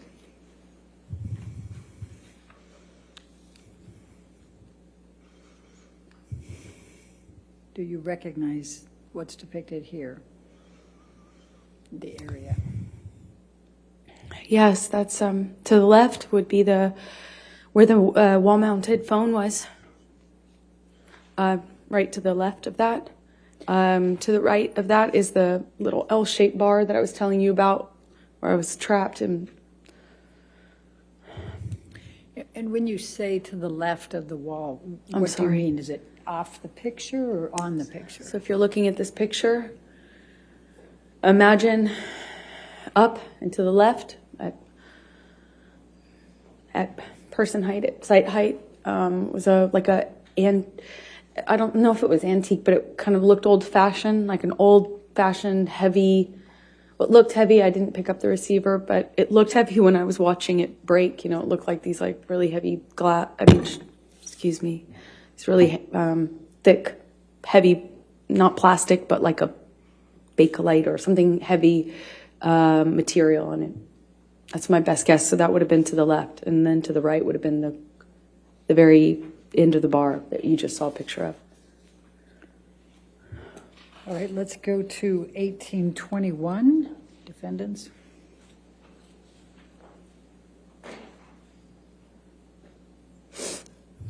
And do you recognize what's depicted in this photo?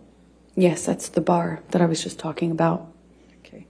Now, I see a phone on the right side. Is that the phone you were talking about? No, that's not. This is a wall-mounted phone. That's just a landline. And you see straight ahead at the very, if you look straight ahead at the picture, on the top part of that, it appears to be some broken glass. Do you recall, what do you recall of that?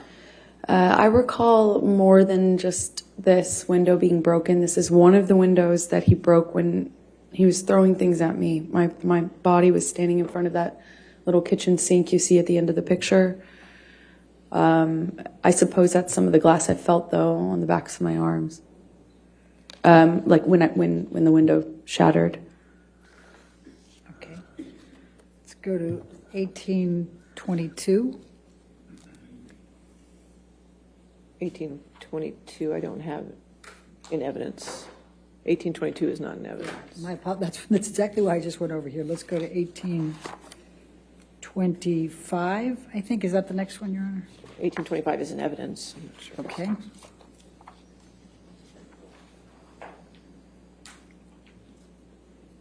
Do you recognize this picture? Yes, that's where Johnny was standing when I found him the last morning. That morning, it might have been like midday. When I say morning, it was after I woke up. It was certainly not early morning. And he was standing at that desk, behind the desk, with the Manson blaring. When I found him and told him that I was going to call 911 if he didn't call Jerry. If you look in this picture, there appears to be a lampshade down below. Do you recognize that lampshade down below the table? That's one of the lampshades Johnny wrote threats or messages to me on. Okay. Then let's go to 1827.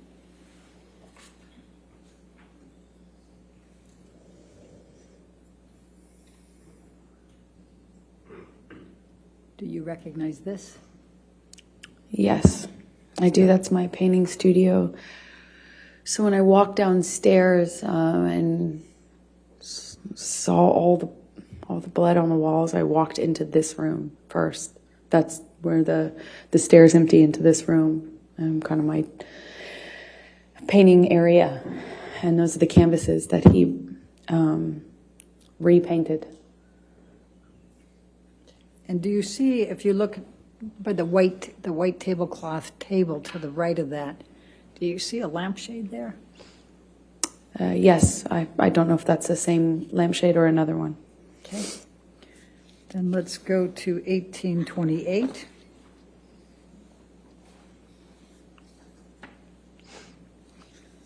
And do you recognize what's in that one? I do. Those are were my paintings that I don't know when he did that, if it was before or after the writing on the walls, but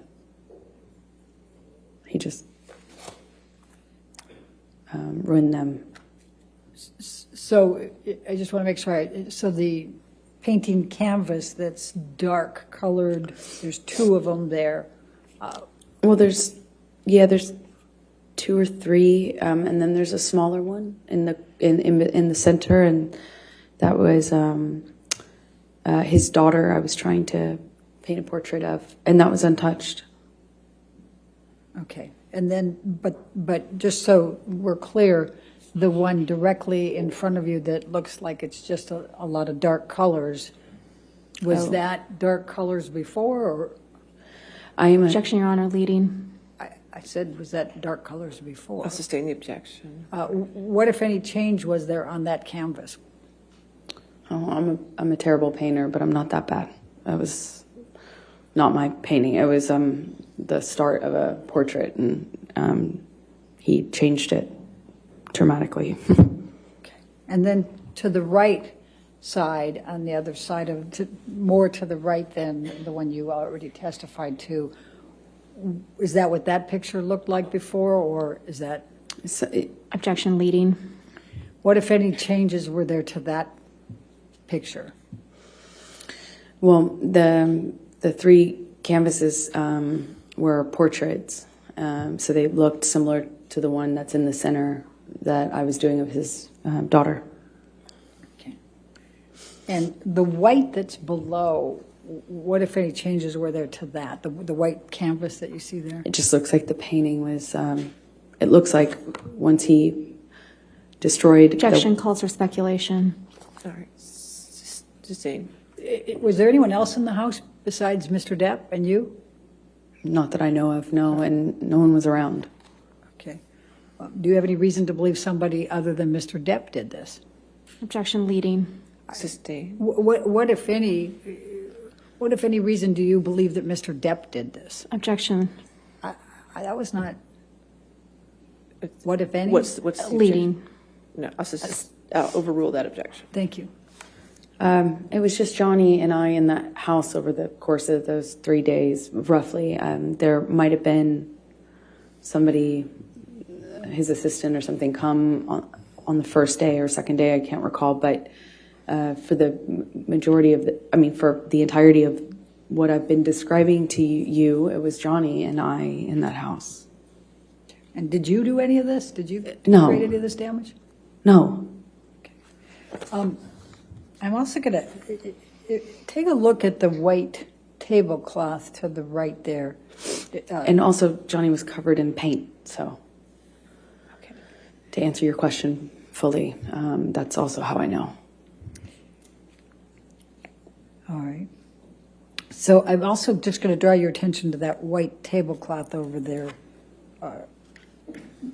Does it appear to have some paint on that as well? Yes, there was paint all over the place, to say it plainly. Now, the painting that you indicated, there was a large penis, I believe. Where was that? I believe it was just, like if you're looking at this, I believe it was on the wall, almost right next to the painting directly center that we're looking at. That's my best recollection, but I can't be entirely sure. Okay. Let's go to 1828. I think that was 1828. Oh, 1829, my apologies.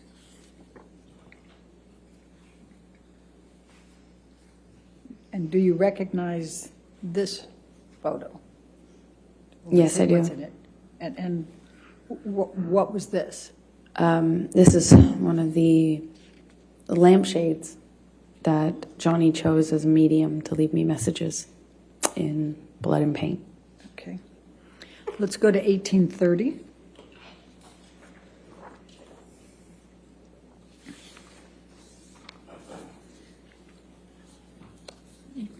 Do you recognize this? Yes, that's one of the bathroom mirrors. Okay. And if you could just look to the left, and I'm going to go ahead and circle it. over here. You see red and black there. Would you agree? Yes. Okay. And there were some questions that were asked earlier about that red. What, if anything, did you write on this mirror? I didn't write anything on the mirrors. I was as confused as anyone in hearing that testimony. And based on looking at this area that I have circled, is the black on top or underneath the red? Objection, Your Honor. Calls for speculation, leading. I'll sustain the objection.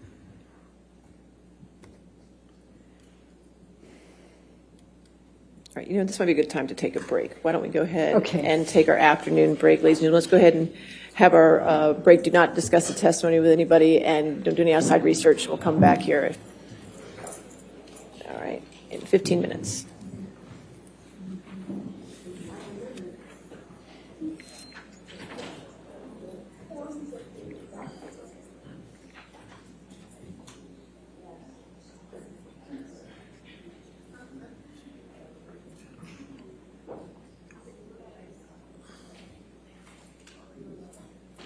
All right, so we'll come back at 4:02, okay? Thank you, Your Honor. All right, thank you. All right.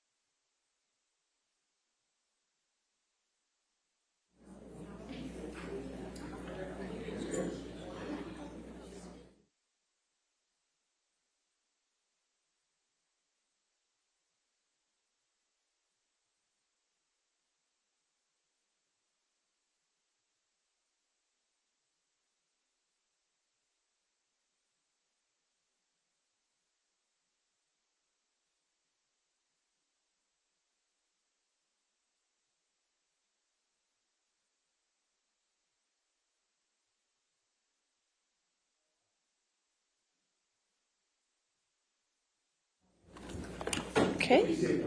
All back? Thank you, Your Honor. All right. Before we get to jury, I just want to see, talking with Sammy, is Friday, May 27th? It's not, we usually don't meet on Fridays, but is that an okay day to have trial on that Friday? It's the Friday before Memorial Day. I want to check with the jury, but I want to check with you first. Yes. That'll actually be closing argument day for anybody that wants to know. Okay. So, right. So I just want to make sure that keeps it on track. But if it's good with the jury, I just want to make sure that Friday is good with them. That works for me, Your Honor. Okay. Oh, yeah, sure.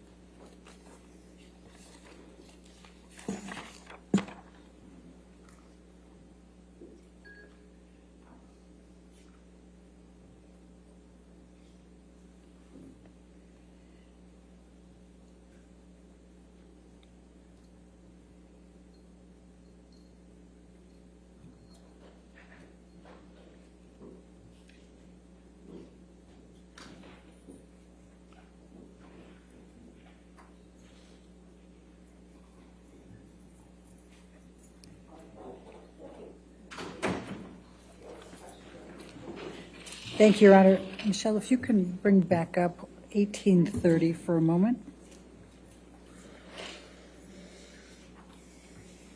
1830, I'm sorry.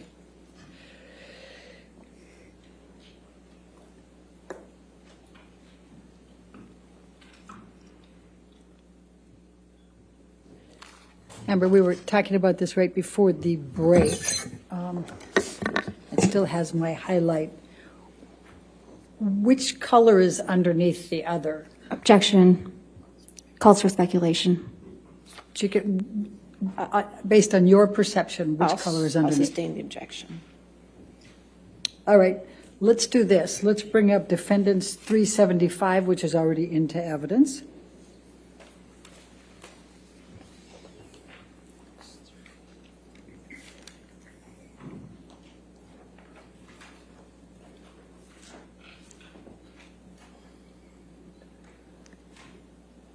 I think I need to clear that highlight, Your Honor, but I don't have the control on mine. There we go. Thank you. It's in the top right corner if you need it, but that's fine. Thank you. There it is. My menu was hidden. Amber, I'm going to ask you to take a look at this. Is the picture that we saw earlier, and do you see the area that's written in red here? Yes. Okay. What, if anything, did you have to do with the writing of that red? Nothing. Do you, before this trial, did you know who Carly Simon was? I might have heard her music, but no, I didn't. Okay. Did you know what songs Carly Simon wrote or sang?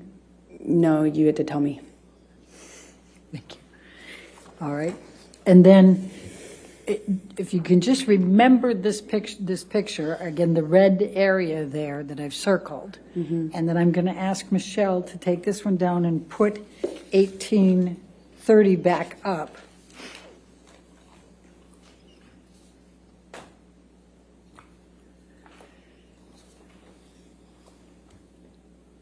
And I'm going to ask you to take a look at this.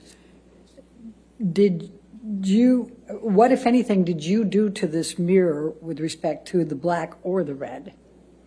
I didn't touch it. Okay. And what, if any, pictures did you take? I took a picture of it was the picture we had right before this, is the one I took because it was in the bathroom where I found my clothes in the tub and stuff like that. And let's go to 374, please.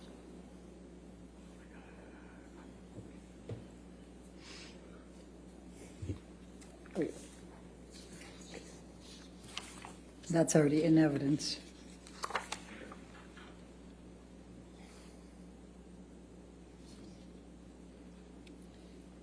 Is that the picture you're referring to?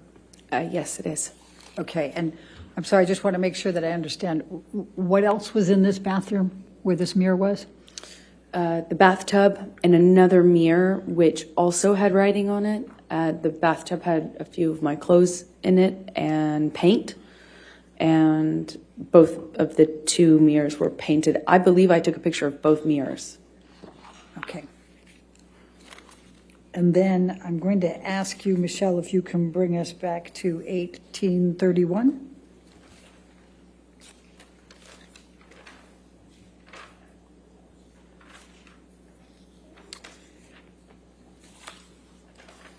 And did you take this picture?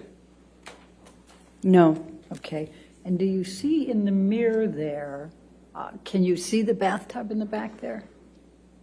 Yes, I can. All right. Was that the bathtub that you're referring to? Yes, it is. Okay. And that had your clothes in it? Objection leading. I'm sorry. What, if anything, did it have in the bathtub? A few of my clothes with paint on them. Okay. You can see I think that's what I see in the corner of the mirror. Okay. And then let's go to 377 for a moment. That was in evidence already.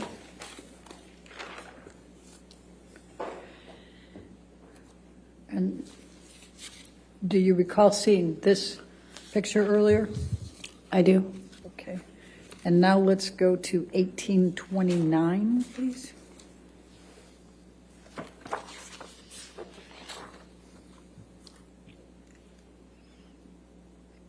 Does that appear to be the same lampshade but in color? It does appear that. Okay, It is. thank you. All right, now let's just go through. I'm going to ask you to take a look at 1834.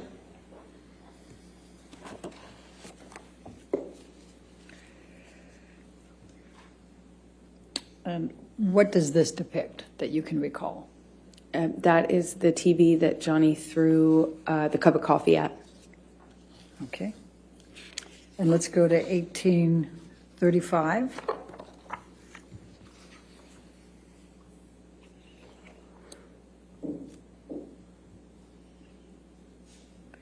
And what does this depict? One of the sofas in the living room next to the kitchen with blood on it.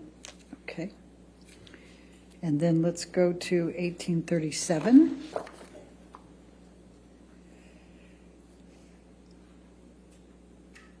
And what does this depict? It's one of the guest bedrooms with Johnny's iPad on the bed and blood and or paint on the duvet cover. All right, thank you. Now let's do 1838.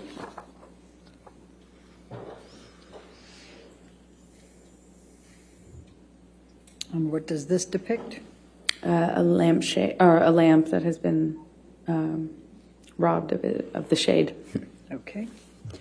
Let's go to 1839.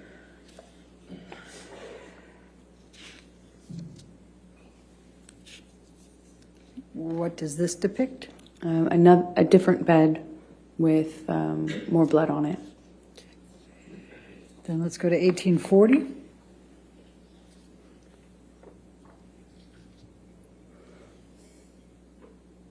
And what does this depict? Blood on one of the guitars that Johnny was apparently trying to play. Okay. Then you didn't try to play the guitar. Objection, Your Honor. What, Call if for any- speculation.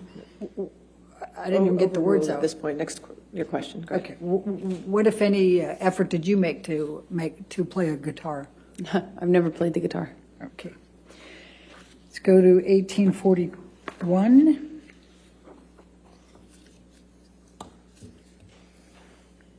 What does this depict?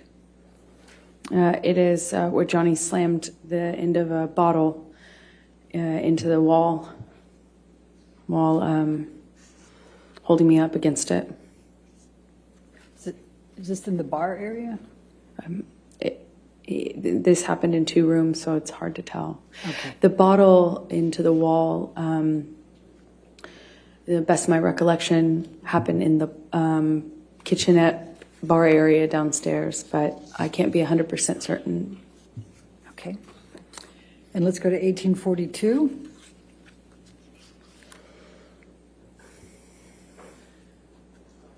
What does this depict? Another broken lamp. Okay.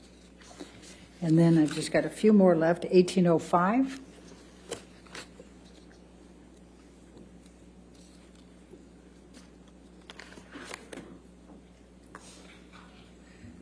And what does this depict?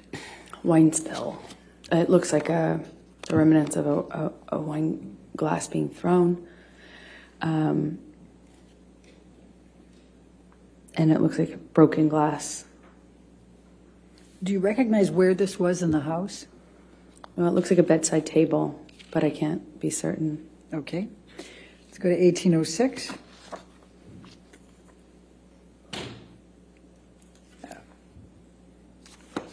All right. Let's let's skip that one and let's go to 1808.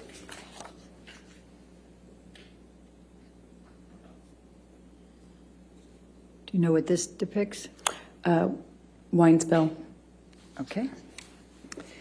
All right. Now, you started to testify about, well, before we go there, in these pictures, would you say they accurately depict the damage that you saw that third morning? No. What else, how are they not accurately depicting? Well, if you can believe it, this is it seems significantly cleaned up. There was much more damage, specifically broken glass. On the countertops, there was a lot of broken glass. I could feel it cutting my arms when I was trying to get up.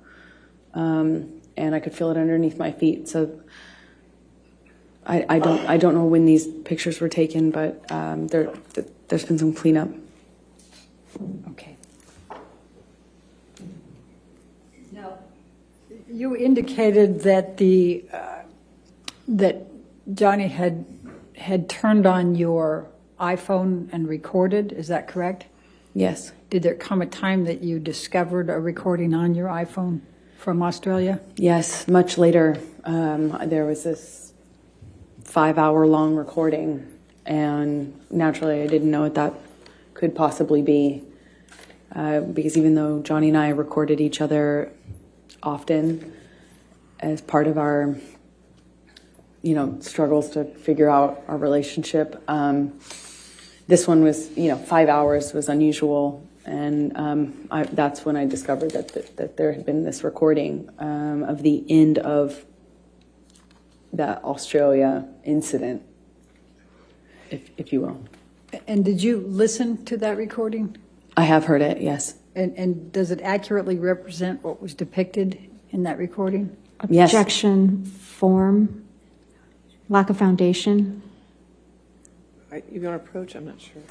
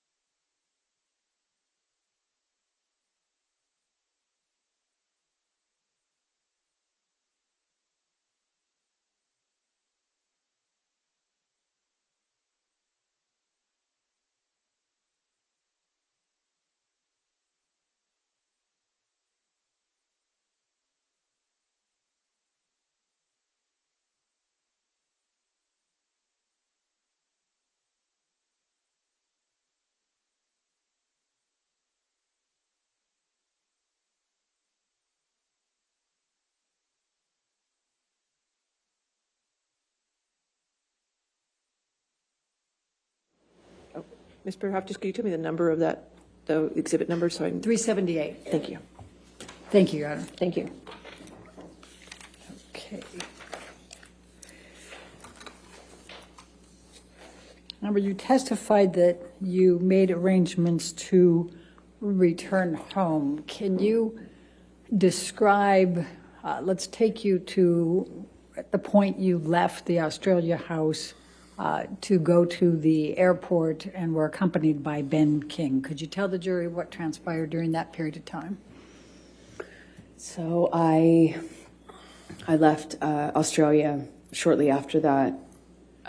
My understanding was Johnny was in the hospital for his finger, and Ben King was going to accompany me. And on the way to the airport, Johnny calls me, and we were just crying on the phone.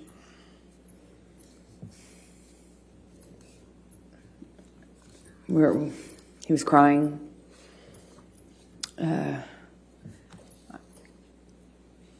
He asked if it was, if he had killed it, meaning the relationship, it was, I don't remember the exact words that he used, but it was kind of asking me in that way, is it done? Is this over? Did we kill it? Did I kill it? That sort of thing. I don't remember what I was saying to him, but we hung up as I went into the airport. I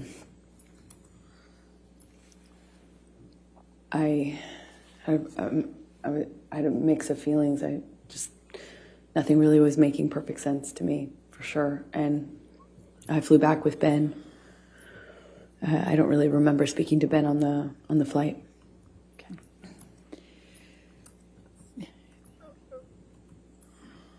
Do you, when Mr. Depp was, what you testified on what Mr. Depp said to you on the phone ride, were you on the phone with anyone else, or was it just Mr. Depp you were on the phone with?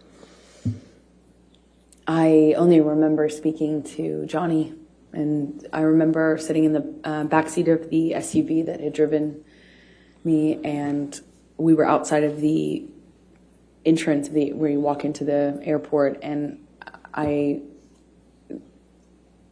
even then felt torn about leaving. I obviously didn't want to stay, but I was in such shock and Objection, Your Honor, non-responsive. I don't know how that's non-responsive. We're going to ask your question again. Okay. Please tell us how you felt at that point and what Mr. Depp was saying to you. I remember Objection, Your Honor, asked and answered. She was in the middle of responding to it, Your Honor, and Your Honor said it was a different question, but I'll sustain that objection if you want to ask a question. Okay. How did you feel at that time? I felt destroyed.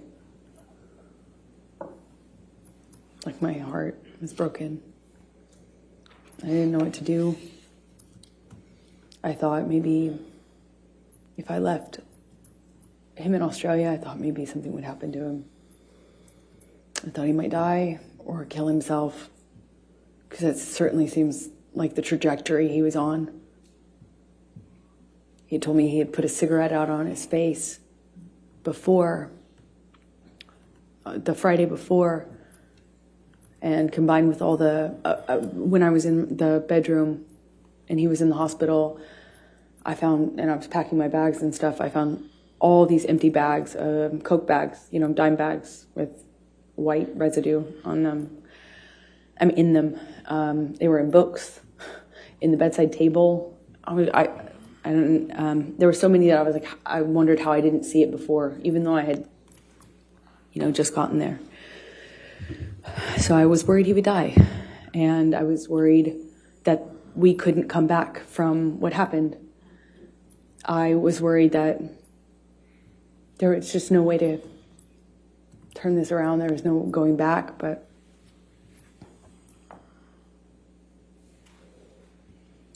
shock. Shock. So you flew out of that airport. Did you have a stop anywhere before you went back to LA? Objection and relevance. In a minute, I'll show Overruled. Yes, we did. We stopped in an airport. I think it was, we stopped at the Sydney airport from Brisbane, I believe. And did you have to change gates there? Yes, we had a short flight to get to Sydney, and then in Sydney, I walked with Ben through the airport to get the next plane, and we passed a newsstand, and I just remember I passed this newsstand, and there was a book on one of the book stands outside of the store, and it had this puzzle piece on it, and Johnny and I used to use that as a term of endearment, puzzle piece, and I saw this puzzle piece on the cover of the book. It got my attention. It said 4 ways to click, a relationship guide. So I bought it, and Who was the author? Dr. Amy Banks. Okay. Go ahead, please continue. So the book, at least from the subtitle, said it was a book on solving relationship problems. So I bought it, and I read it on the way home. And why did you buy it and read it on the way home? Because I loved this man. I loved this man so much. And it was so toxic. And for some reason, I couldn't get him to...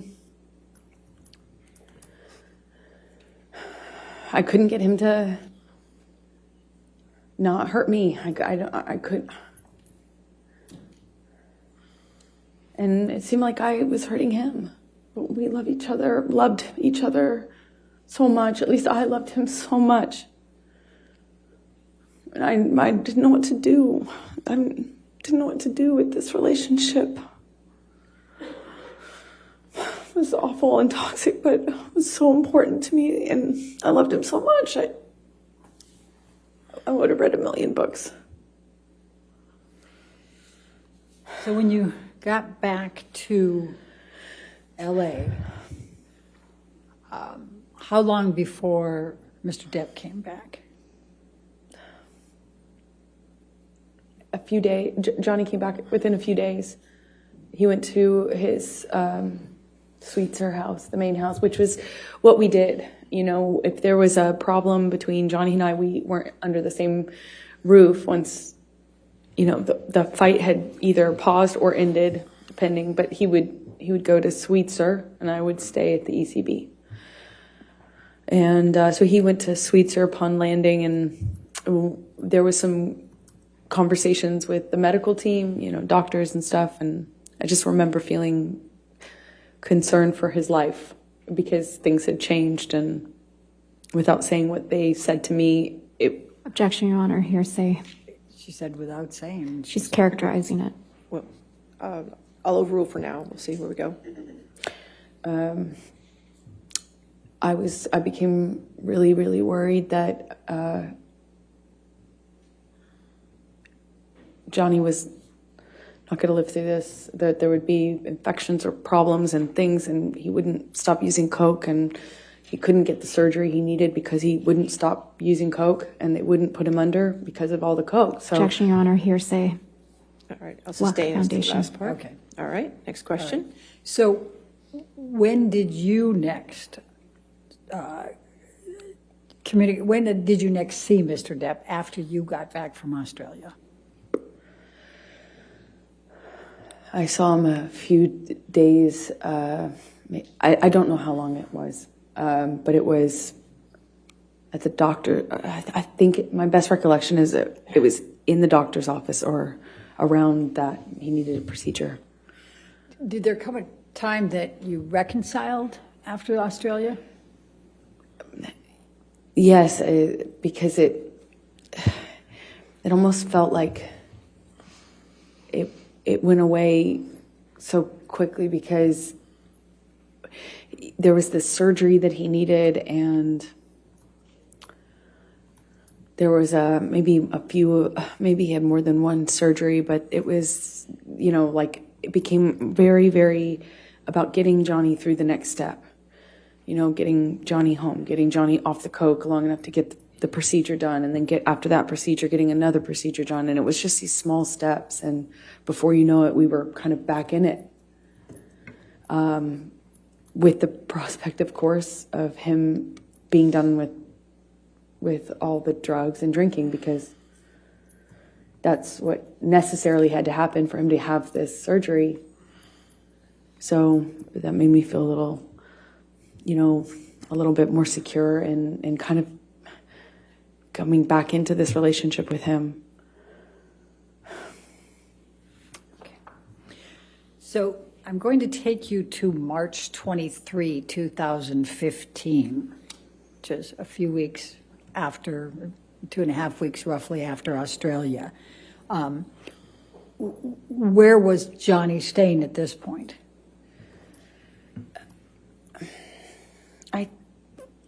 I think he was staying at the Eastern Columbia, at the ECB.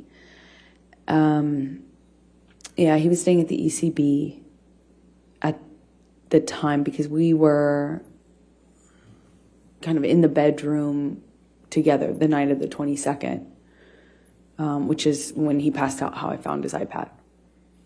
I'm sorry, when you...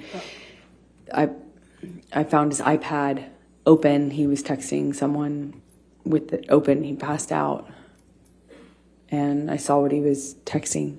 Please tell the jury about that.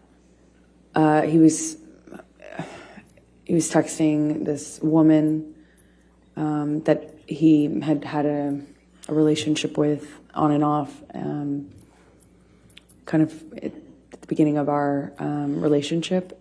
So I recognized the name, but the date was right after the wedding. I saw it. He had gone to her house after we got married. Like, upon touching down in Los Angeles, I think it was the next day, he went to this woman's house that he has this sexual relationship with. And what did you do as a result of seeing that on the iPad? I freaked out. I immediately, confronted him about it. I was, I didn't care in that moment if he did kill me, which was likely in confronting him at that stage of our lives. I didn't even care anymore. At this moment, he had already ripped my heart out. I've just been through after having been through what I went through in Australia. Just weeks prior, I see this. It was like,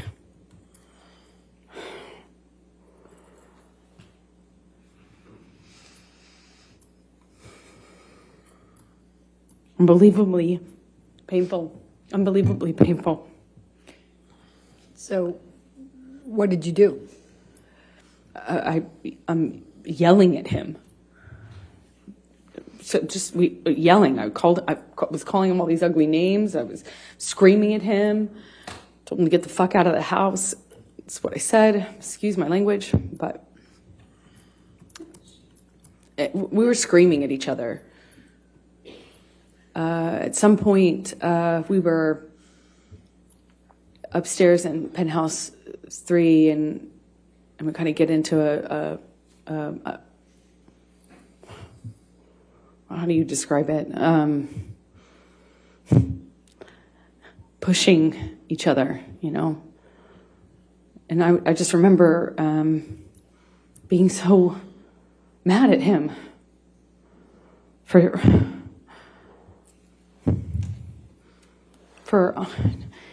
cheating on me and doing so in this way, like right after the wedding. And then right after my wedding, go to see him, and then Australia happens, and it just felt like everything came crashing down, and I was so hurt. Anyway, I break out of his grasp at some point, and I go into my sister's room. The apartments in the ECB are connecting. At least 3 of them are, and they connect from upstairs only. So you could get from Johnny and I's apartment into the neighboring apartment where Whitney, my sister, was staying at the time. And then you could go from that apartment into penthouse 5. Again, still on the top floor. So I went through Johnny's office, which is how you access the door that gets you into Whitney, the neighboring apartment where Whitney was, my sister. And I went in there and woke her up crying, screaming, saying, "What am I going to do? Can you Objection, Your believe Honor, this?" Hearsay. Sorry. All right, I'll sustain. I don't know, that was Dafford to prove the truth of the matter. I'll Certainly, sustain. in any event. All right. Sustain the objection. Okay, so you went to Whitney's. Don't tell the jury what you said to her, but what happened next?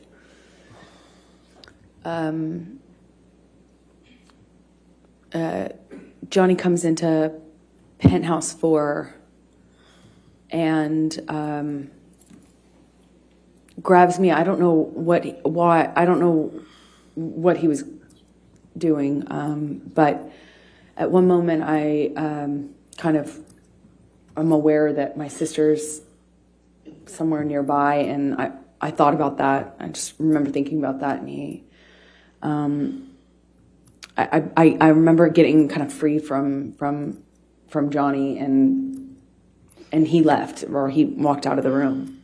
When you say free from Johnny, what, if any, connection did you have? The physical connection before that? Well, I mean, I'm, trying to stand up for myself, and Johnny would, at that stage in our relationship, he would just throw me, shove me, hit me in the face. I mean, it was just like, all I could do is just try to fight back, or try to not get more hurt than not doing anything would have certainly left me. I don't really recall specifics. I remember at one point he had his uncasted hand in my hair, and I was looking at the carpet. I don't know what happened immediately after that, but I remember he left. He was out of the room for a while. I don't know how we got into, I think I heard him in P5. Again, this is the neighboring apartment of that. So there's P4 in between, and P5 is the corner. And that apartment was empty, basically. And so I used it, the top bedrooms, the bedrooms on the top floor as my closet. And I had all these clothing racks and shoe racks and stuff like that in there.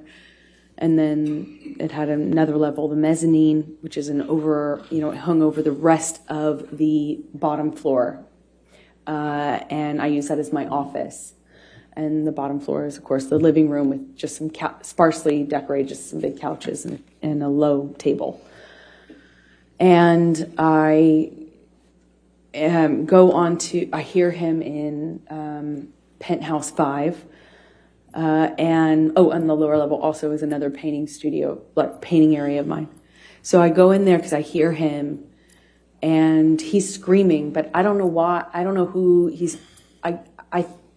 My understanding was he was screaming at me, but I wasn't in that apartment. I could hear him, and when I heard him, I came into penthouse 5, and I have to go down the stairs, and I went down the stairs to the mezzanine level where my office was, and I could see him and a security guard and Debbie, the nurse, and he was sitting on the sofa when I first walked into the room, and he kind of stood up, was drinking Red Bull and screaming at me, and Debbie came up the stairs because I'm screaming back at him. She came up the stairs, I think. And while she came up, I'm supposed to kind of comfort me. And while I was up on the mezzanine floor, Whitney came down, and he threw the Red Bull can up at me, certainly, but it kind of either hit or narrowly missed Debbie. And I said I called him a pussy and said something about, I'm screaming at him angrily. I at least called him a fucking pussy. I don't know what else I said, but I was screaming at him because he threw this can at me and everything else that had happened.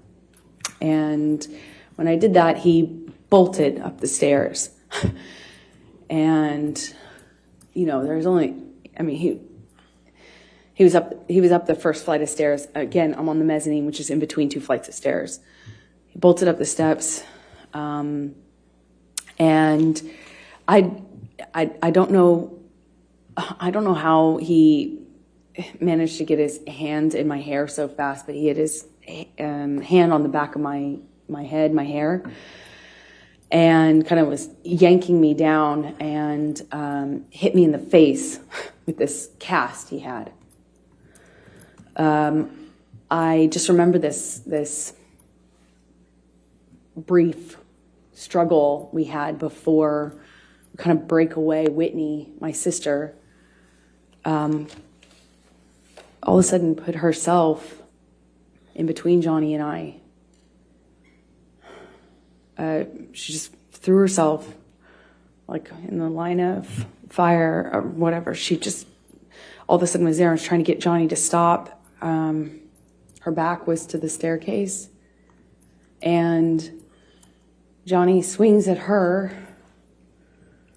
and I just see my little sister with her back to the staircase, and Johnny swings at her, and I don't even wait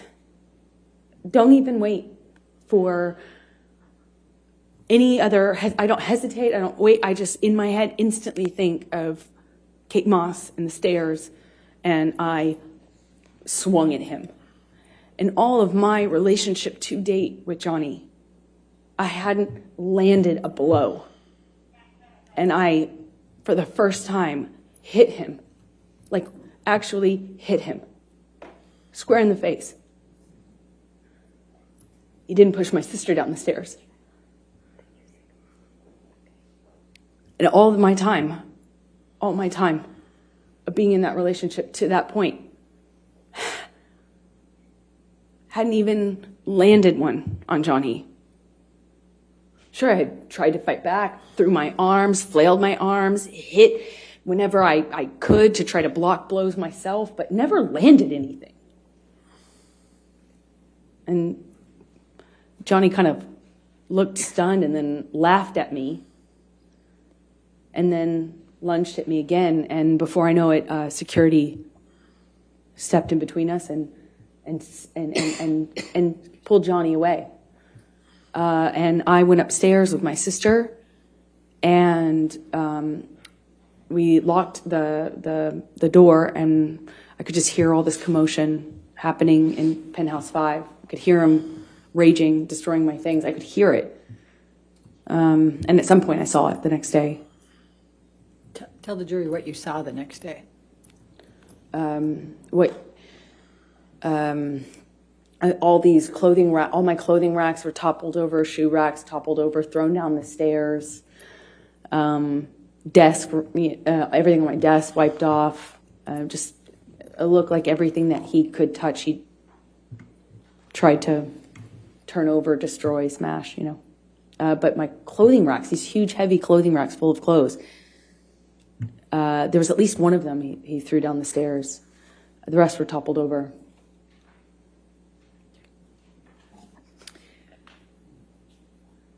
Amber, I'm going to fast forward to December 15, 2015. Were you and Mr. Depp together at that time? Yes, we were. Did you have a fight that night? December 15th, yes, we did, but I don't recall what started the argument. we had had periods leading up to that were really beautiful and really good, and then periods that weren't.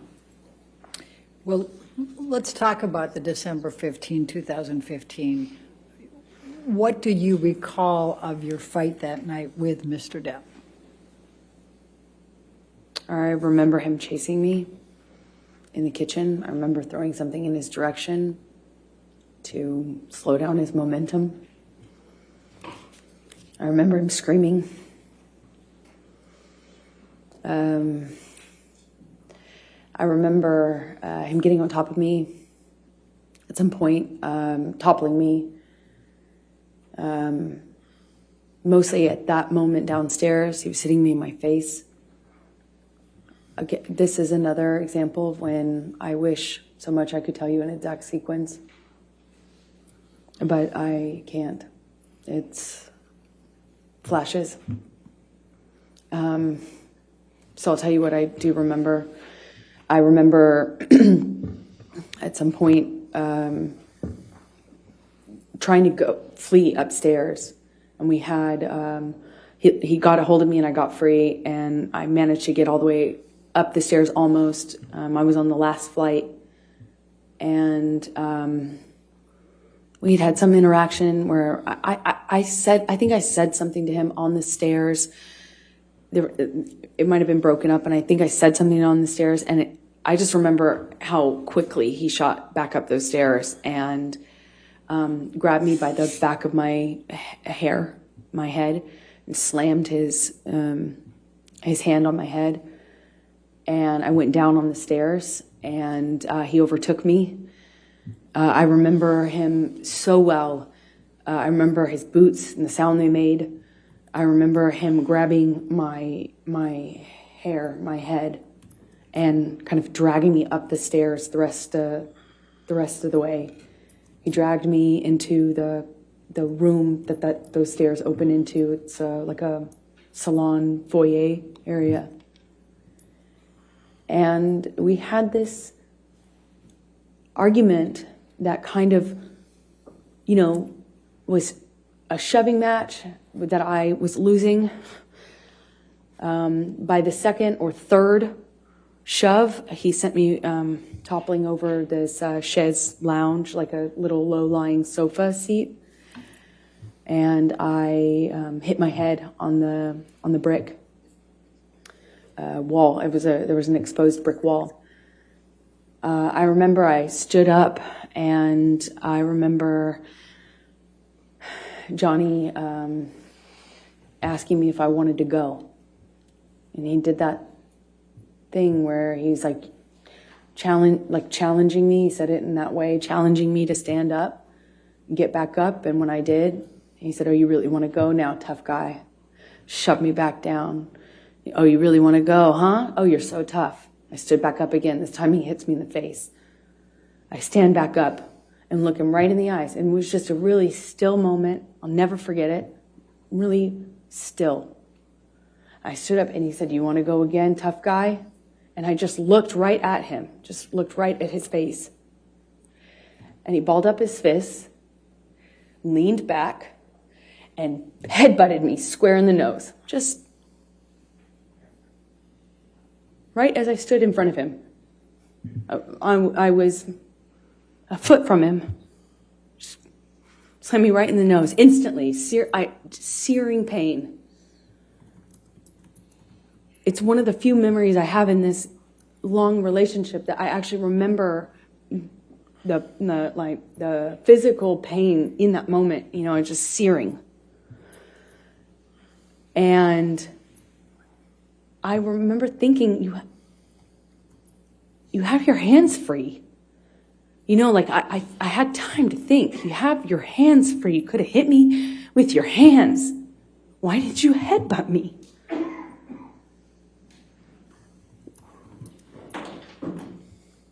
I told him that night I was going to leave him. I went through his office to go into the other room where I kept all my stuff. We had another struggle. He overtook me.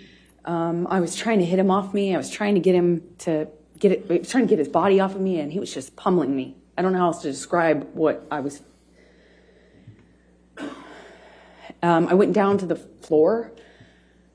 I remember being on top of me, and he's screaming and swinging at me while I was on the floor. He had me by the hair and dragged me the rest of the way from the office into the neighboring room, the neighboring apartment. I remember the door that connected these two rooms had a metal grate, not a grate, but a metal bottom, metal floor that separated it. It's a big, heavy bank door. And I remember he was dragging me, and I removed my hands from my head and kind of tried to grab onto the metal door to prevent him from dragging me into the room. But I couldn't stop him. He dragged me all the way from that carpet. I was trying to get free of his grasp. I was trying to stop him from pulling me. I remember feeling the carpet and the metal. And he drags me up to the bed, throws me down onto the bed. It kind of wrestles me down onto the bed. And he kneels on my back with one leg. And I was trying to fight him off me because I was face down on the bed top. And he wrestled me down, kind of trying to hold me down with his knee on my back. And he's punching me with a closed fist, punching me repeatedly. And I don't remember even feeling the pain. I just remember the sound of Johnny's voice. He got next to my ear and he was screaming over and over and over again. Each time it sounded louder and more desperate. I fucking hate you. I fucking hate you. I fucking hate you. Over and over. Fucking hate you. And then pounding the back of my head, pounding it with his fist. And I don't even remember feeling pain. I just could hear myself scream until I couldn't hear myself anymore. I could just hear him say that he was going to kill me. And that he sounded like an animal in pain when he was saying that he fucking hated me. He sounded like he was almost crying, or something in his voice was different. He sounded different, he sounded like he was in agony. It was high-pitched and loud. And I don't know how many times he just hit me over and over and over again. And I got really still. And it felt in my body quiet.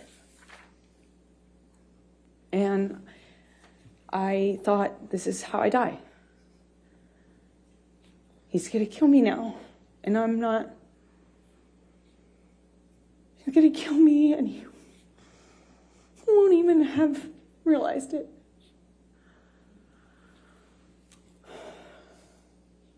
I couldn't breathe. I remember trying to scream, and I couldn't scream. I was suffocating in this pillow top with him holding me down, punching me over and over. And I don't have any memory after that until I woke up. When you woke up, was there anyone there?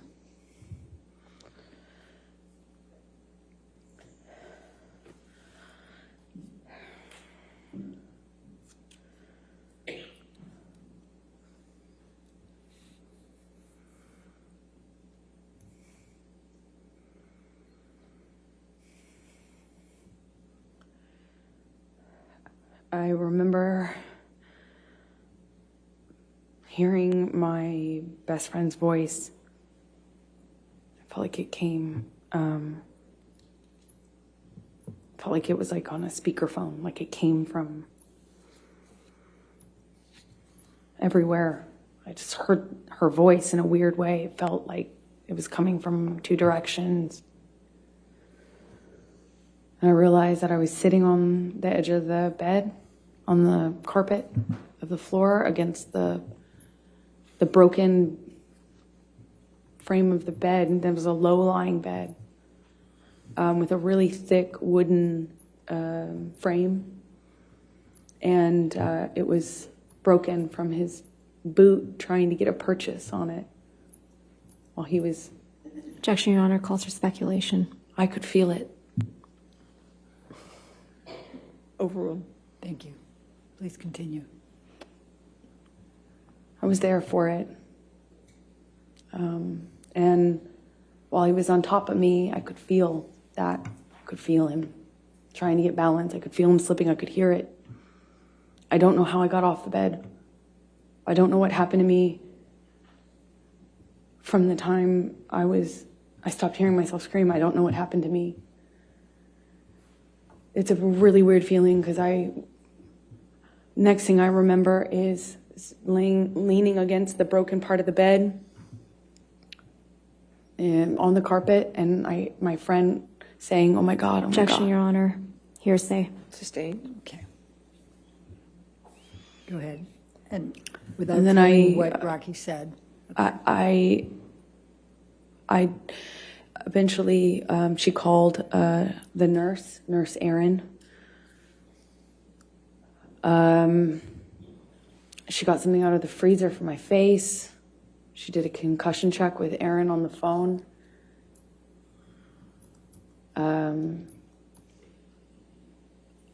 I thought I probably had a concussion and certainly thought I had a broken nose.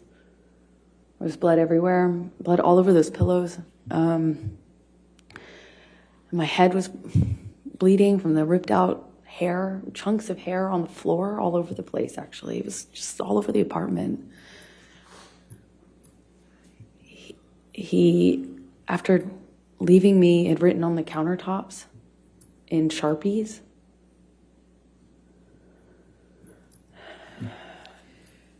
Michelle, I'm going to ask you to bring up Defendant's Exhibit 510.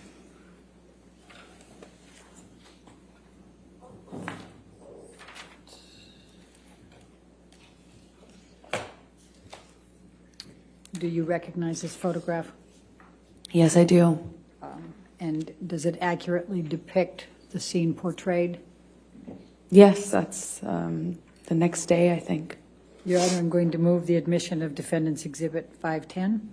No objection. All right, 510 in evidence. You can publish it, please. Thank you. And could you describe to the jury what that is?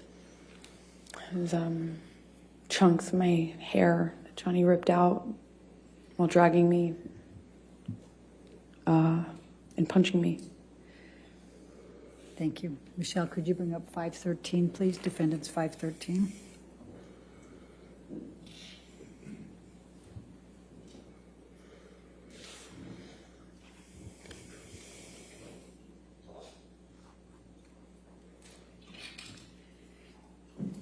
Does this picture accurately depict you and the scene portrayed? I think this is a couple days later, but yeah. Okay. I'm going to move the admission of Defendant's 513. No objection. All right, 513 in evidence. And could you tell the jury what this is and what it depicts? This is my face with a busted lip, which it's difficult to see in this picture, but my two black eyes, one is worse than the other. Like I said, maybe a day or two later. And my broken nose. All right. Thank you. Michelle, can you bring up Defendant's Exhibit 514?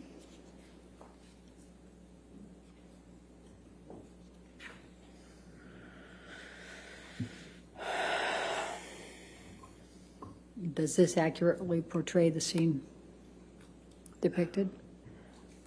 Yes, that's my face sometime after. Your Honor, I'm going to move the admission of defendants 514. No objection. 514 in evidence, you can publish.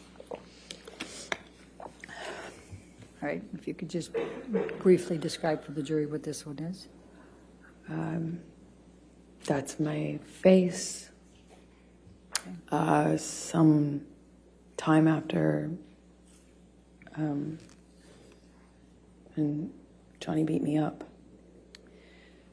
Thank you. Michelle, if you could bring up defendants 515.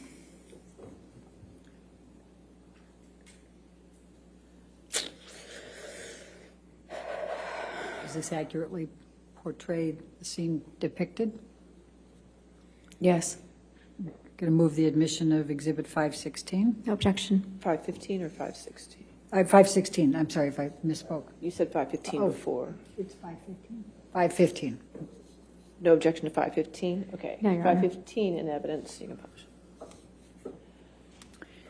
And what does this depict, Amber? Could you tell the jury? This is my face sometime after. All right. Let's look at defendants 516, please.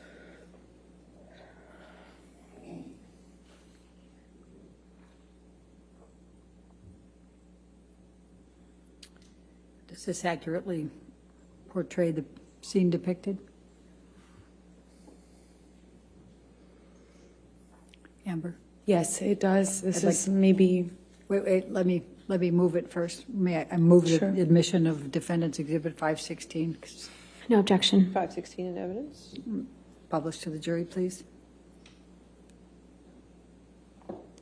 Okay, Amber, go ahead and explain what it is. I think this is maybe that night or the next night after Johnny left me on the bed. Let's go to 517.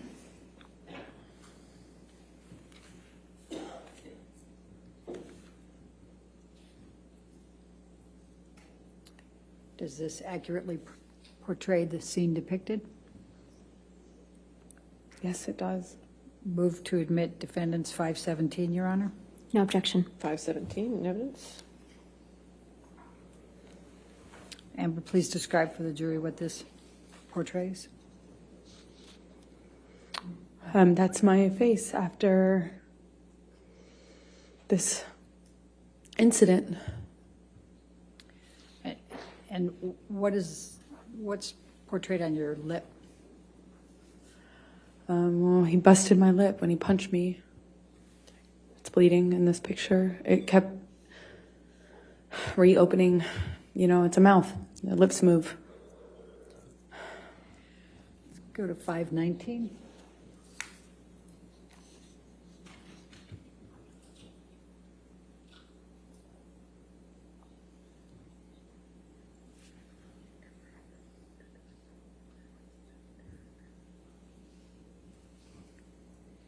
Does this accurately portray the scene depicted? Yes. Move the Yes. admission of 519. No objection, Your Honor. 519 in evidence? And tell the jury what this shows. This is my lip a few days later. Let's go to defendants 520, please.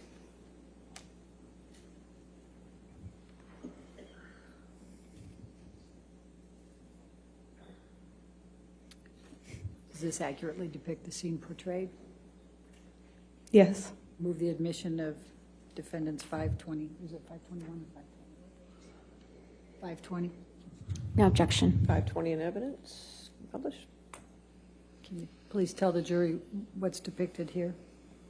That's my scalp with a chunk of it missing from when Johnny was dragging me by my hair. Let's go to defendants 521, please.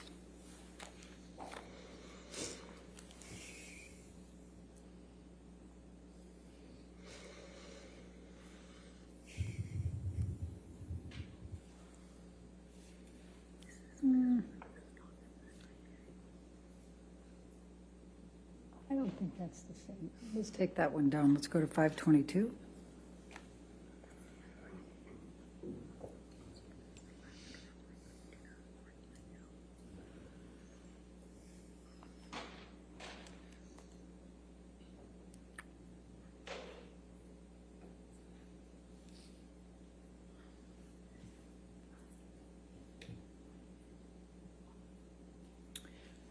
Does this accurately portray the scene depicted? Well, it's a few days later. Okay.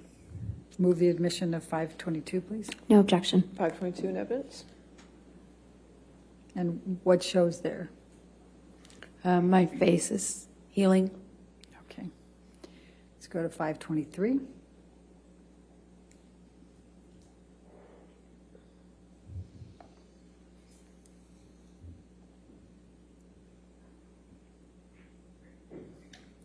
Does this accurately portray the scene depicted? Yes, I think this is day or so after, maybe longer. I can't tell, but yes, it does. Move the admission of 523. No objection. 523 in evidence. And I'm just going to draw your attention, Amber, to an area up here. What, if any, bruising did you sustain in that area? Objection leading. What, if any? I'll sustain the objection. Okay. It's What, if any, bruising did you sustain? I'm Same sorry. objection. I'll sustain the objection. Did you what injuries did you have? I had bruising on my temple, my chin, my neck, the back of my head. I had swelling and pieces of my scalp kind of ripped, torn. They were gross, pussy. But this is of the bruising around my temple from one of the blows, several of the blows, I don't know. Let's go to 524.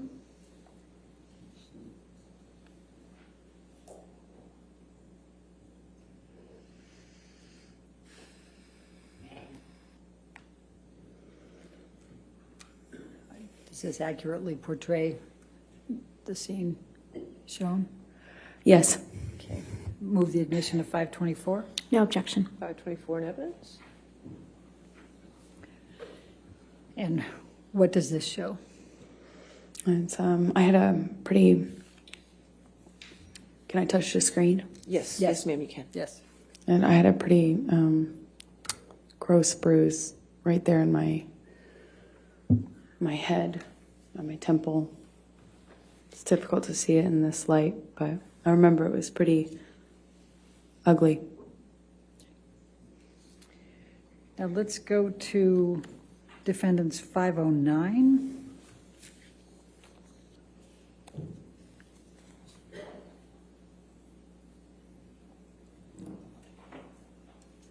Does this accurately portray the scene depicted? Yes, it does. Your Honor, I move the admission of defendants 509. No objection. All right, 509.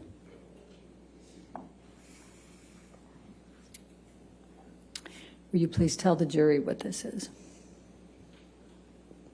That's the bed that Johnny broke. Well, on top of me.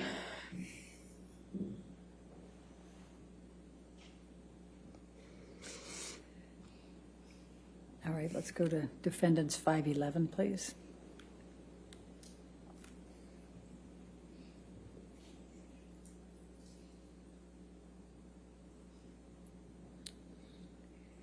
Does this accurately portray the scene depicted? Yes. Okay. Move the admission of defendants 511. No objection. All right, 511 in evidence. What do you see in this picture, Amber?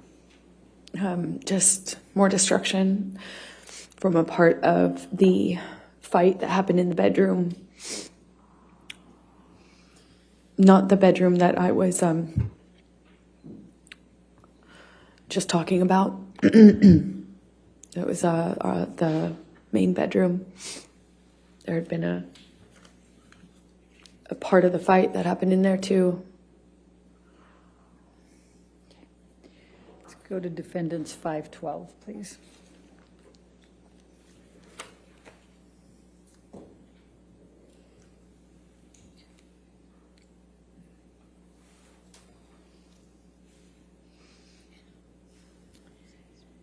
Does this accurately portray the scene depicted? Yes, that's downstairs in the main. Wait, let me move the admission of it. Move the admission of defendants 512, please. No objection. 512 in evidence. Okay, now please tell the jury about it. It's downstairs in the main apartment. Okay. Let's go to defendants 525.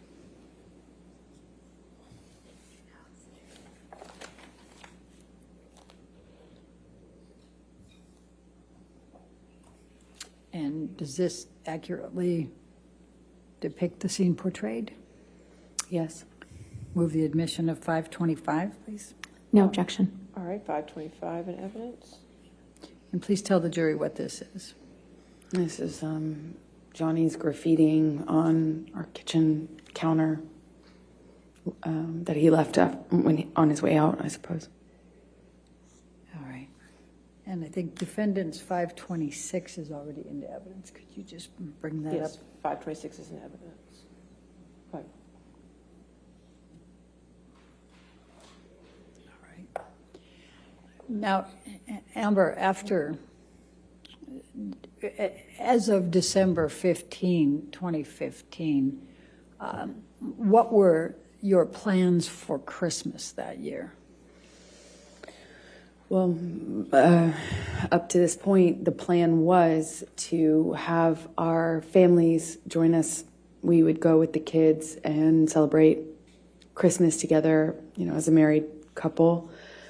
And we would all go to Johnny's Island, and he had invited my best friend at the time, Rocky, and her family, meaning her mom and her fiance, and my parents, and my sister, and we were all going to go to this island I've told you about that Johnny has in the Bahamas and spend it together. And that was the plan leading up to this. And what, if anything, changed as a result of this night of December 15, 2015? After they saw my face, no one wanted to go to the island anymore with Johnny. They wanted me to leave him. Did you have to appear, were you scheduled to appear on the James Corden show on December 16? That's right. I was promoting The Danish Girl, the film I had done earlier in the year in London before going to see Johnny in Australia. So I was promoting that film that had been completed, and they asked me to make an appearance on a night show called The James Corden Show. After this happened, and I did the first concussion check with Aaron on the phone, I got worried that I wouldn't be able to hide the bruising and swelling. But I iced it all night, and the next day checked in the mirror to see if I could get away with it, meaning hiding it, so I could make an appearance. And I gambled and thought maybe I could pull it off. I had my hair and makeup team come, and they worked around it, meaning worked around the lesions on my head with the hairspray, because that stings, and worked around the bruising by covering it with heavier makeup than normal bruise covering makeup. And I remember my lip was still bleeding and swollen, so we did this like really thick, super heavy, matte red lipstick. I remember very well at the time that we had no choice in color, and that was a one of my favorite colors to wear, and this occasion we had no choice because nothing else would hide my busted lip. And I went on the show, did what I always do. I told people I had an accident. Objection, Your Honor. Hearsay. Sustain the It's not objection. offered to prove the truth of the matter, but Sustain. because you didn't have an accident. but- Your Honor. All right. I'll sustain the objection. Okay, please continue. So did you appear on the show? I appeared on the show. Okay. And did there come a time that you changed your mind and went to the Bahamas with Mr. Depp for Christmas? Eventually. 2015. Eventually I did. Okay. And you went there with whom? I went with Johnny's kids. I was,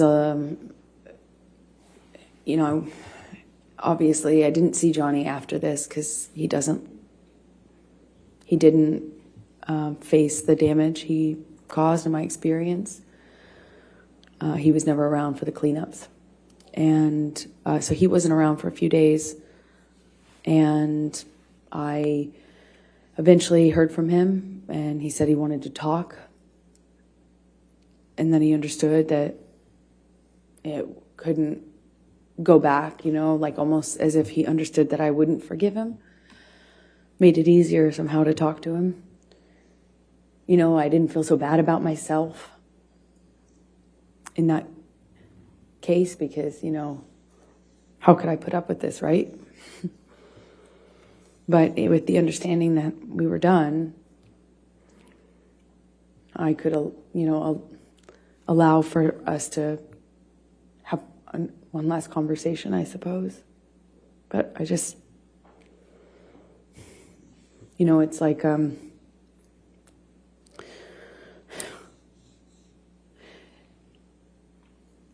I was heartbroken by the idea that I would spend my first Christmas as a married couple with his kids and everything on the island. I was heartbroken at the idea of missing that. And, it's the best I can describe it is it's like for every hit, every instance of violence, every time I was choked, every single one of these instances was like a heavy coin put into a piggy bank. And you think, okay, well, each single one of these is like... Objection, Your Honor. Non-responsive. I think it's responsive, yeah. The question was, with whom did you go? If we could ask the question. Tell us how you felt and what you were thinking in this process of whether to go to have Christmas with Mr. Depp and his children. I guess I was trying to explain. Go ahead. That, just after you think each one of these is, it's almost like for each one of these things that happens, you lose the will or resolve to leave. It's like every single heavy coin you put in this piggy bank is like an investment into the future you're going to get to, and then before you know it, you're just carrying around this weighted ball. This piggy bank's too heavy, you can't leave.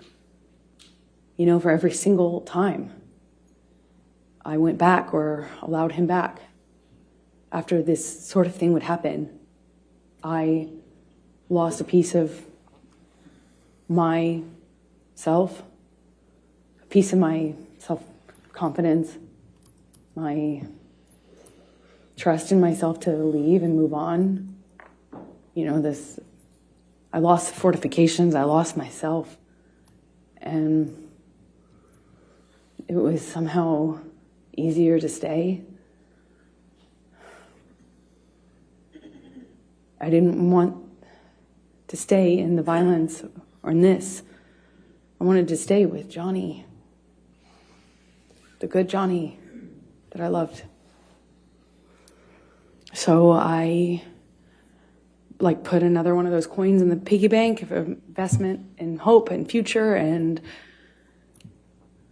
I forgive him.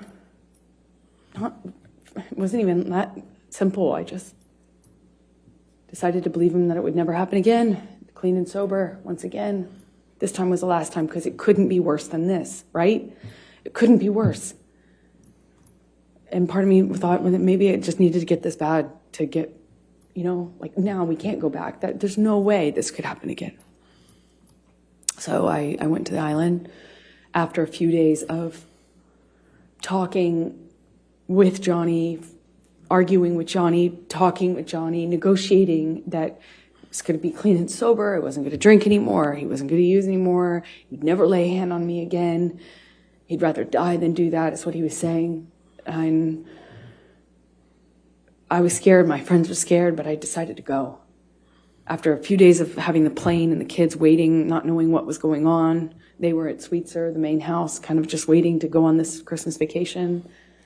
And eventually, I got in the car with Johnny, and we picked his kids up and left for the island. So let's go to the island for the Christmas holidays, and what, if any, arguments did you have with Mr. Depp at the island over the Christmas holiday? Towards the end of the trip, the trip itself was pretty nice, but towards the end, he started drinking again, started with wine, and we were on the couch in the main house, a cabin. It's like a one-room kind of cabin. And we were sitting on the couch, and Johnny, what I perceived as nodding off, I don't still know what it was, but he was kind of passing out or nodding off or something like that. And I'm sensitive at this point to the clues that I can pick up on to know what pattern of behavior I'm dealing with, because they made a huge difference in my life. So if I knew what he was on and what he was doing, I could react accordingly. So I'm picking up clues. I'm sitting next to him, and he's nodding off, and every single time he kind of like nods off, he dumps this glass of wine on my lap. And I say every single time because it happened like 3 times. First time, whatever. Second time, I'm like, Johnny, are you all right? And I probably say it like a little weighted. And in my head, I'm just wondering what he's on. Does this mean he's on the Roxy's again? Is it nodding off? What's going on? What am I going to deal with? He just had promised that it was clean and sober. We had this horrible thing happen in December. I thought we were moving forward. And the third time this happens, I jump up. I already changed my pants twice. And I jumped up and I shout at Johnny, like, what are you doing? Or, Johnny, spill on me again, something to that effect. And I get up, get up off the couch, and Johnny's son says, Objection, Your Honor. Hearsay. Your Honor, not offered to prove the truth of the matter. It explains what's coming. Give you a good approach. I just don't know.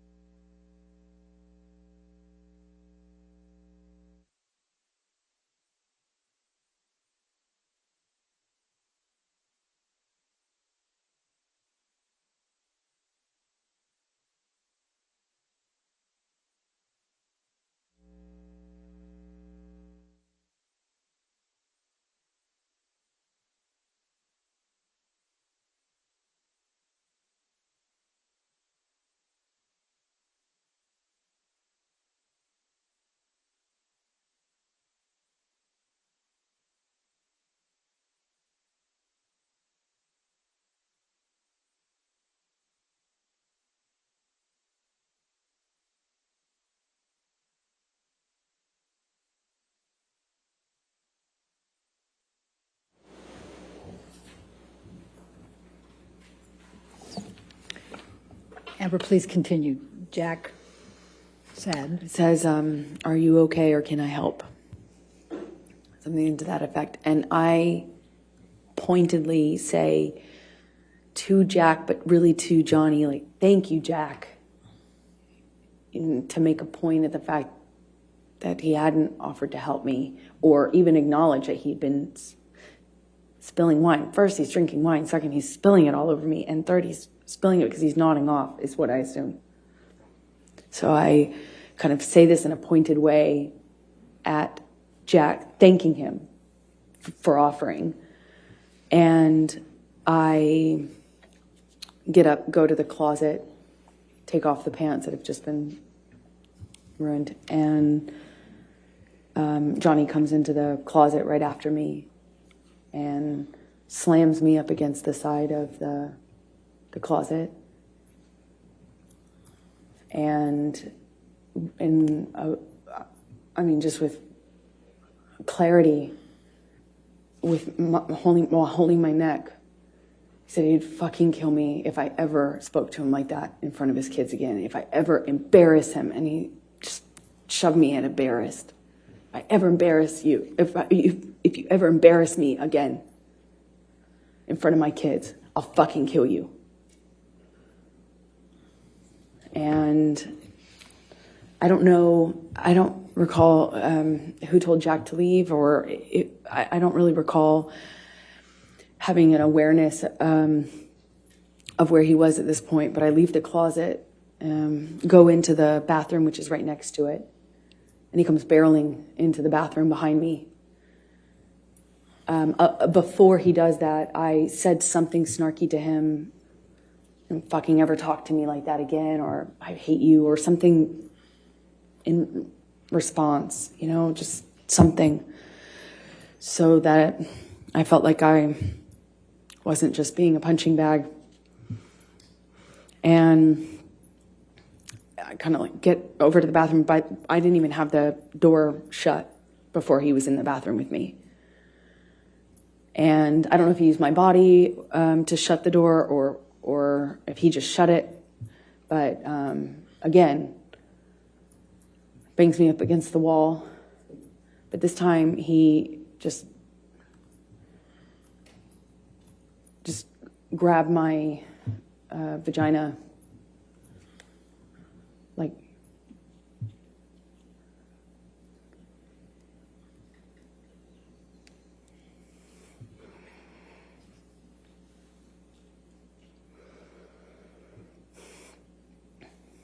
I was wearing this peach, kind of like netted kind of style swimming suit underneath. That's what I had on from the waist down, and he just grabbed me. Best I can explain it with his shoved his fingers inside me, but through my bathing suit. He didn't move my bathing suit out of the way, and just kind of held me there and asked me if I was so fucking tough. If I thought I was so fucking tough. Said, "Oh, you tough like a man now? You some man now?" Just kind of taunting me while jerking me around. And he kind of seemed to do this thing where he was smiling. He was like teasing me. Like, "Oh yeah, you think you're so fucking tough, now what? Now what?"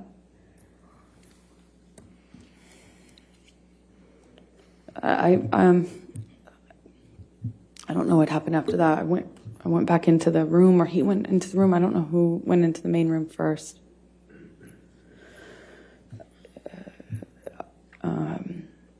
I just remember his hand landing on the back of my shoulder neck area. I remember trying to get him off of me. I don't know. I don't know what the next thing that happened was, but I do remember I knew I needed to get away from him. At some point I ran. I ran out of the back door, ran out onto the patio. At some point before I ran, he swung at me, but I don't even remember how much of an impact it made, but I remember running. I threw something in his direction when I was getting away from him. I ran down the deck, ran out into the kind of like parking lot area, it's gravel, parking lot area outside of the house. And that's my estimation of when Johnny reached me, grabbed me by the hair, swung me around. I remember he hit my face at least once, but I'm not quite sure in what sequence. Was it before I broke away or after? I don't remember. I just remember the lights of the ATV coming up. The island, two of the people who worked on the island for Johnny, CJ and Tara, they pulled up in the ATV. I remember the headlights. I remember separating from him, or them kind of running up and saying something and separating us. And I didn't see Johnny for the rest of the evening, is my recollection. I just found him the next day, passed out in the cafe that was close to the house. Is that the end of? Yeah, this is a good breaking point. Yes. All right. Okay, ladies and gentlemen, you can just stay there for a moment. All right, ladies and gentlemen, we're going to be breaking, again, this is the time that we break for a week, okay? So I won't be seeing you until May 16th. But I wanted to talk to you a little bit about how the remainder of the case will progress, okay? All right, so we promised to get the case to you by Memorial Day. So in order to keep that promise, there's going to be a few things I need from you, okay? One thing is, starting on May 16th, we're going to start having court at 9 a.m. So we'll be going 9 a.m. to 5 p.m. Some days we might have to go to 5:30, so I want to let you know ahead of time so you can plan accordingly, okay? The other thing I need from you is Friday, May 27th, which is the Friday before Memorial Day, is going to be a court day. On that day, we're going to go ahead and have closing arguments, and the case is going to be turned over to you for deliberations on that day, okay? So again, I wanted to let you know ahead of time so you can plan accordingly so we can get this taken care of for you, okay? All right, so those are the announcements I want to make for you and make sure you had time to schedule what you needed to do. Now I also want to go over, as we always do on Thursdays, our responsibilities, the responsibilities you have as jurors, okay, in this case? All right, so you're not to read anything about this case. You're not to watch anything about this case. You're not to listen to anything about this case. This applies to television, newspapers, magazines, the internet, and any online sites. Further, you're not to read, watch, or listen to anything about this case on any social networking sites such as Twitter, Facebook, Instagram, Snapchat, etc., or any similar sites. In addition, you must not communicate with anyone about the case, whether in person, over the phone, by email, text, or instant messaging, or by any other electronic or non-electronic means. This includes friends, family, coworkers, acquaintances, and strangers. I also instruct you that you cannot do any research or make any inquiries about this case, whether online or by any other means. What you learn about this case is limited to what you learn in the four walls of this courtroom when proceedings are underway, okay? So please enjoy your week off, get plenty of fresh air and rest, all right? And then I'll see you at 9 a.m. on Monday, May 16th, okay? All right, thank you.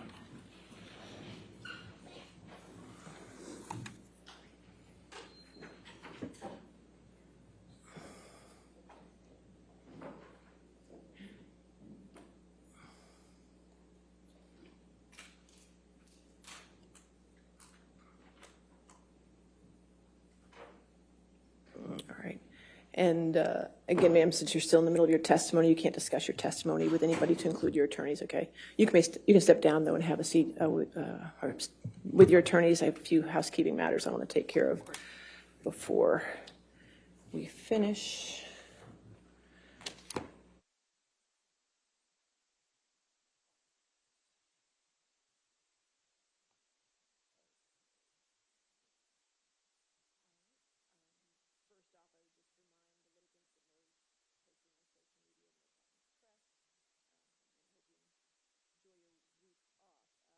Attorneys, I won't see you tomorrow for Friday depositions because we finished all the depositions. I want to thank all of you for last Friday and staying here until I think it was 9 o'clock at night. But we got them all done, and I really appreciate all your work on that. It does mean a lot. And now you're rewarded because you don't have to see me tomorrow. So no more depositions. What I'd also, for planning purposes, though, since we're going to be going 9 to 5, the day is going to be a little different, so we'll start at 9. We'll probably break for a morning break between 10:30 and 10:45. we're going to break for lunch between 12:30 and 1:30, so I want you to plan accordingly for that. Our afternoon break will probably be between, I don't know, 3:15 to 3:30, maybe even a little later to 3:45, we'll see. And then we'll try to break at 5. There may be times when we might go to 5:30, as I told the jury. So I just want to make sure you know that. Since I won't see you tomorrow, I wanted to go ahead and give you your times as of this very minute of what you have used and what you have left, okay? Are you ready? Okay, Mr. Chu's going to try to use it with a highlighter. Let's wait. There we go.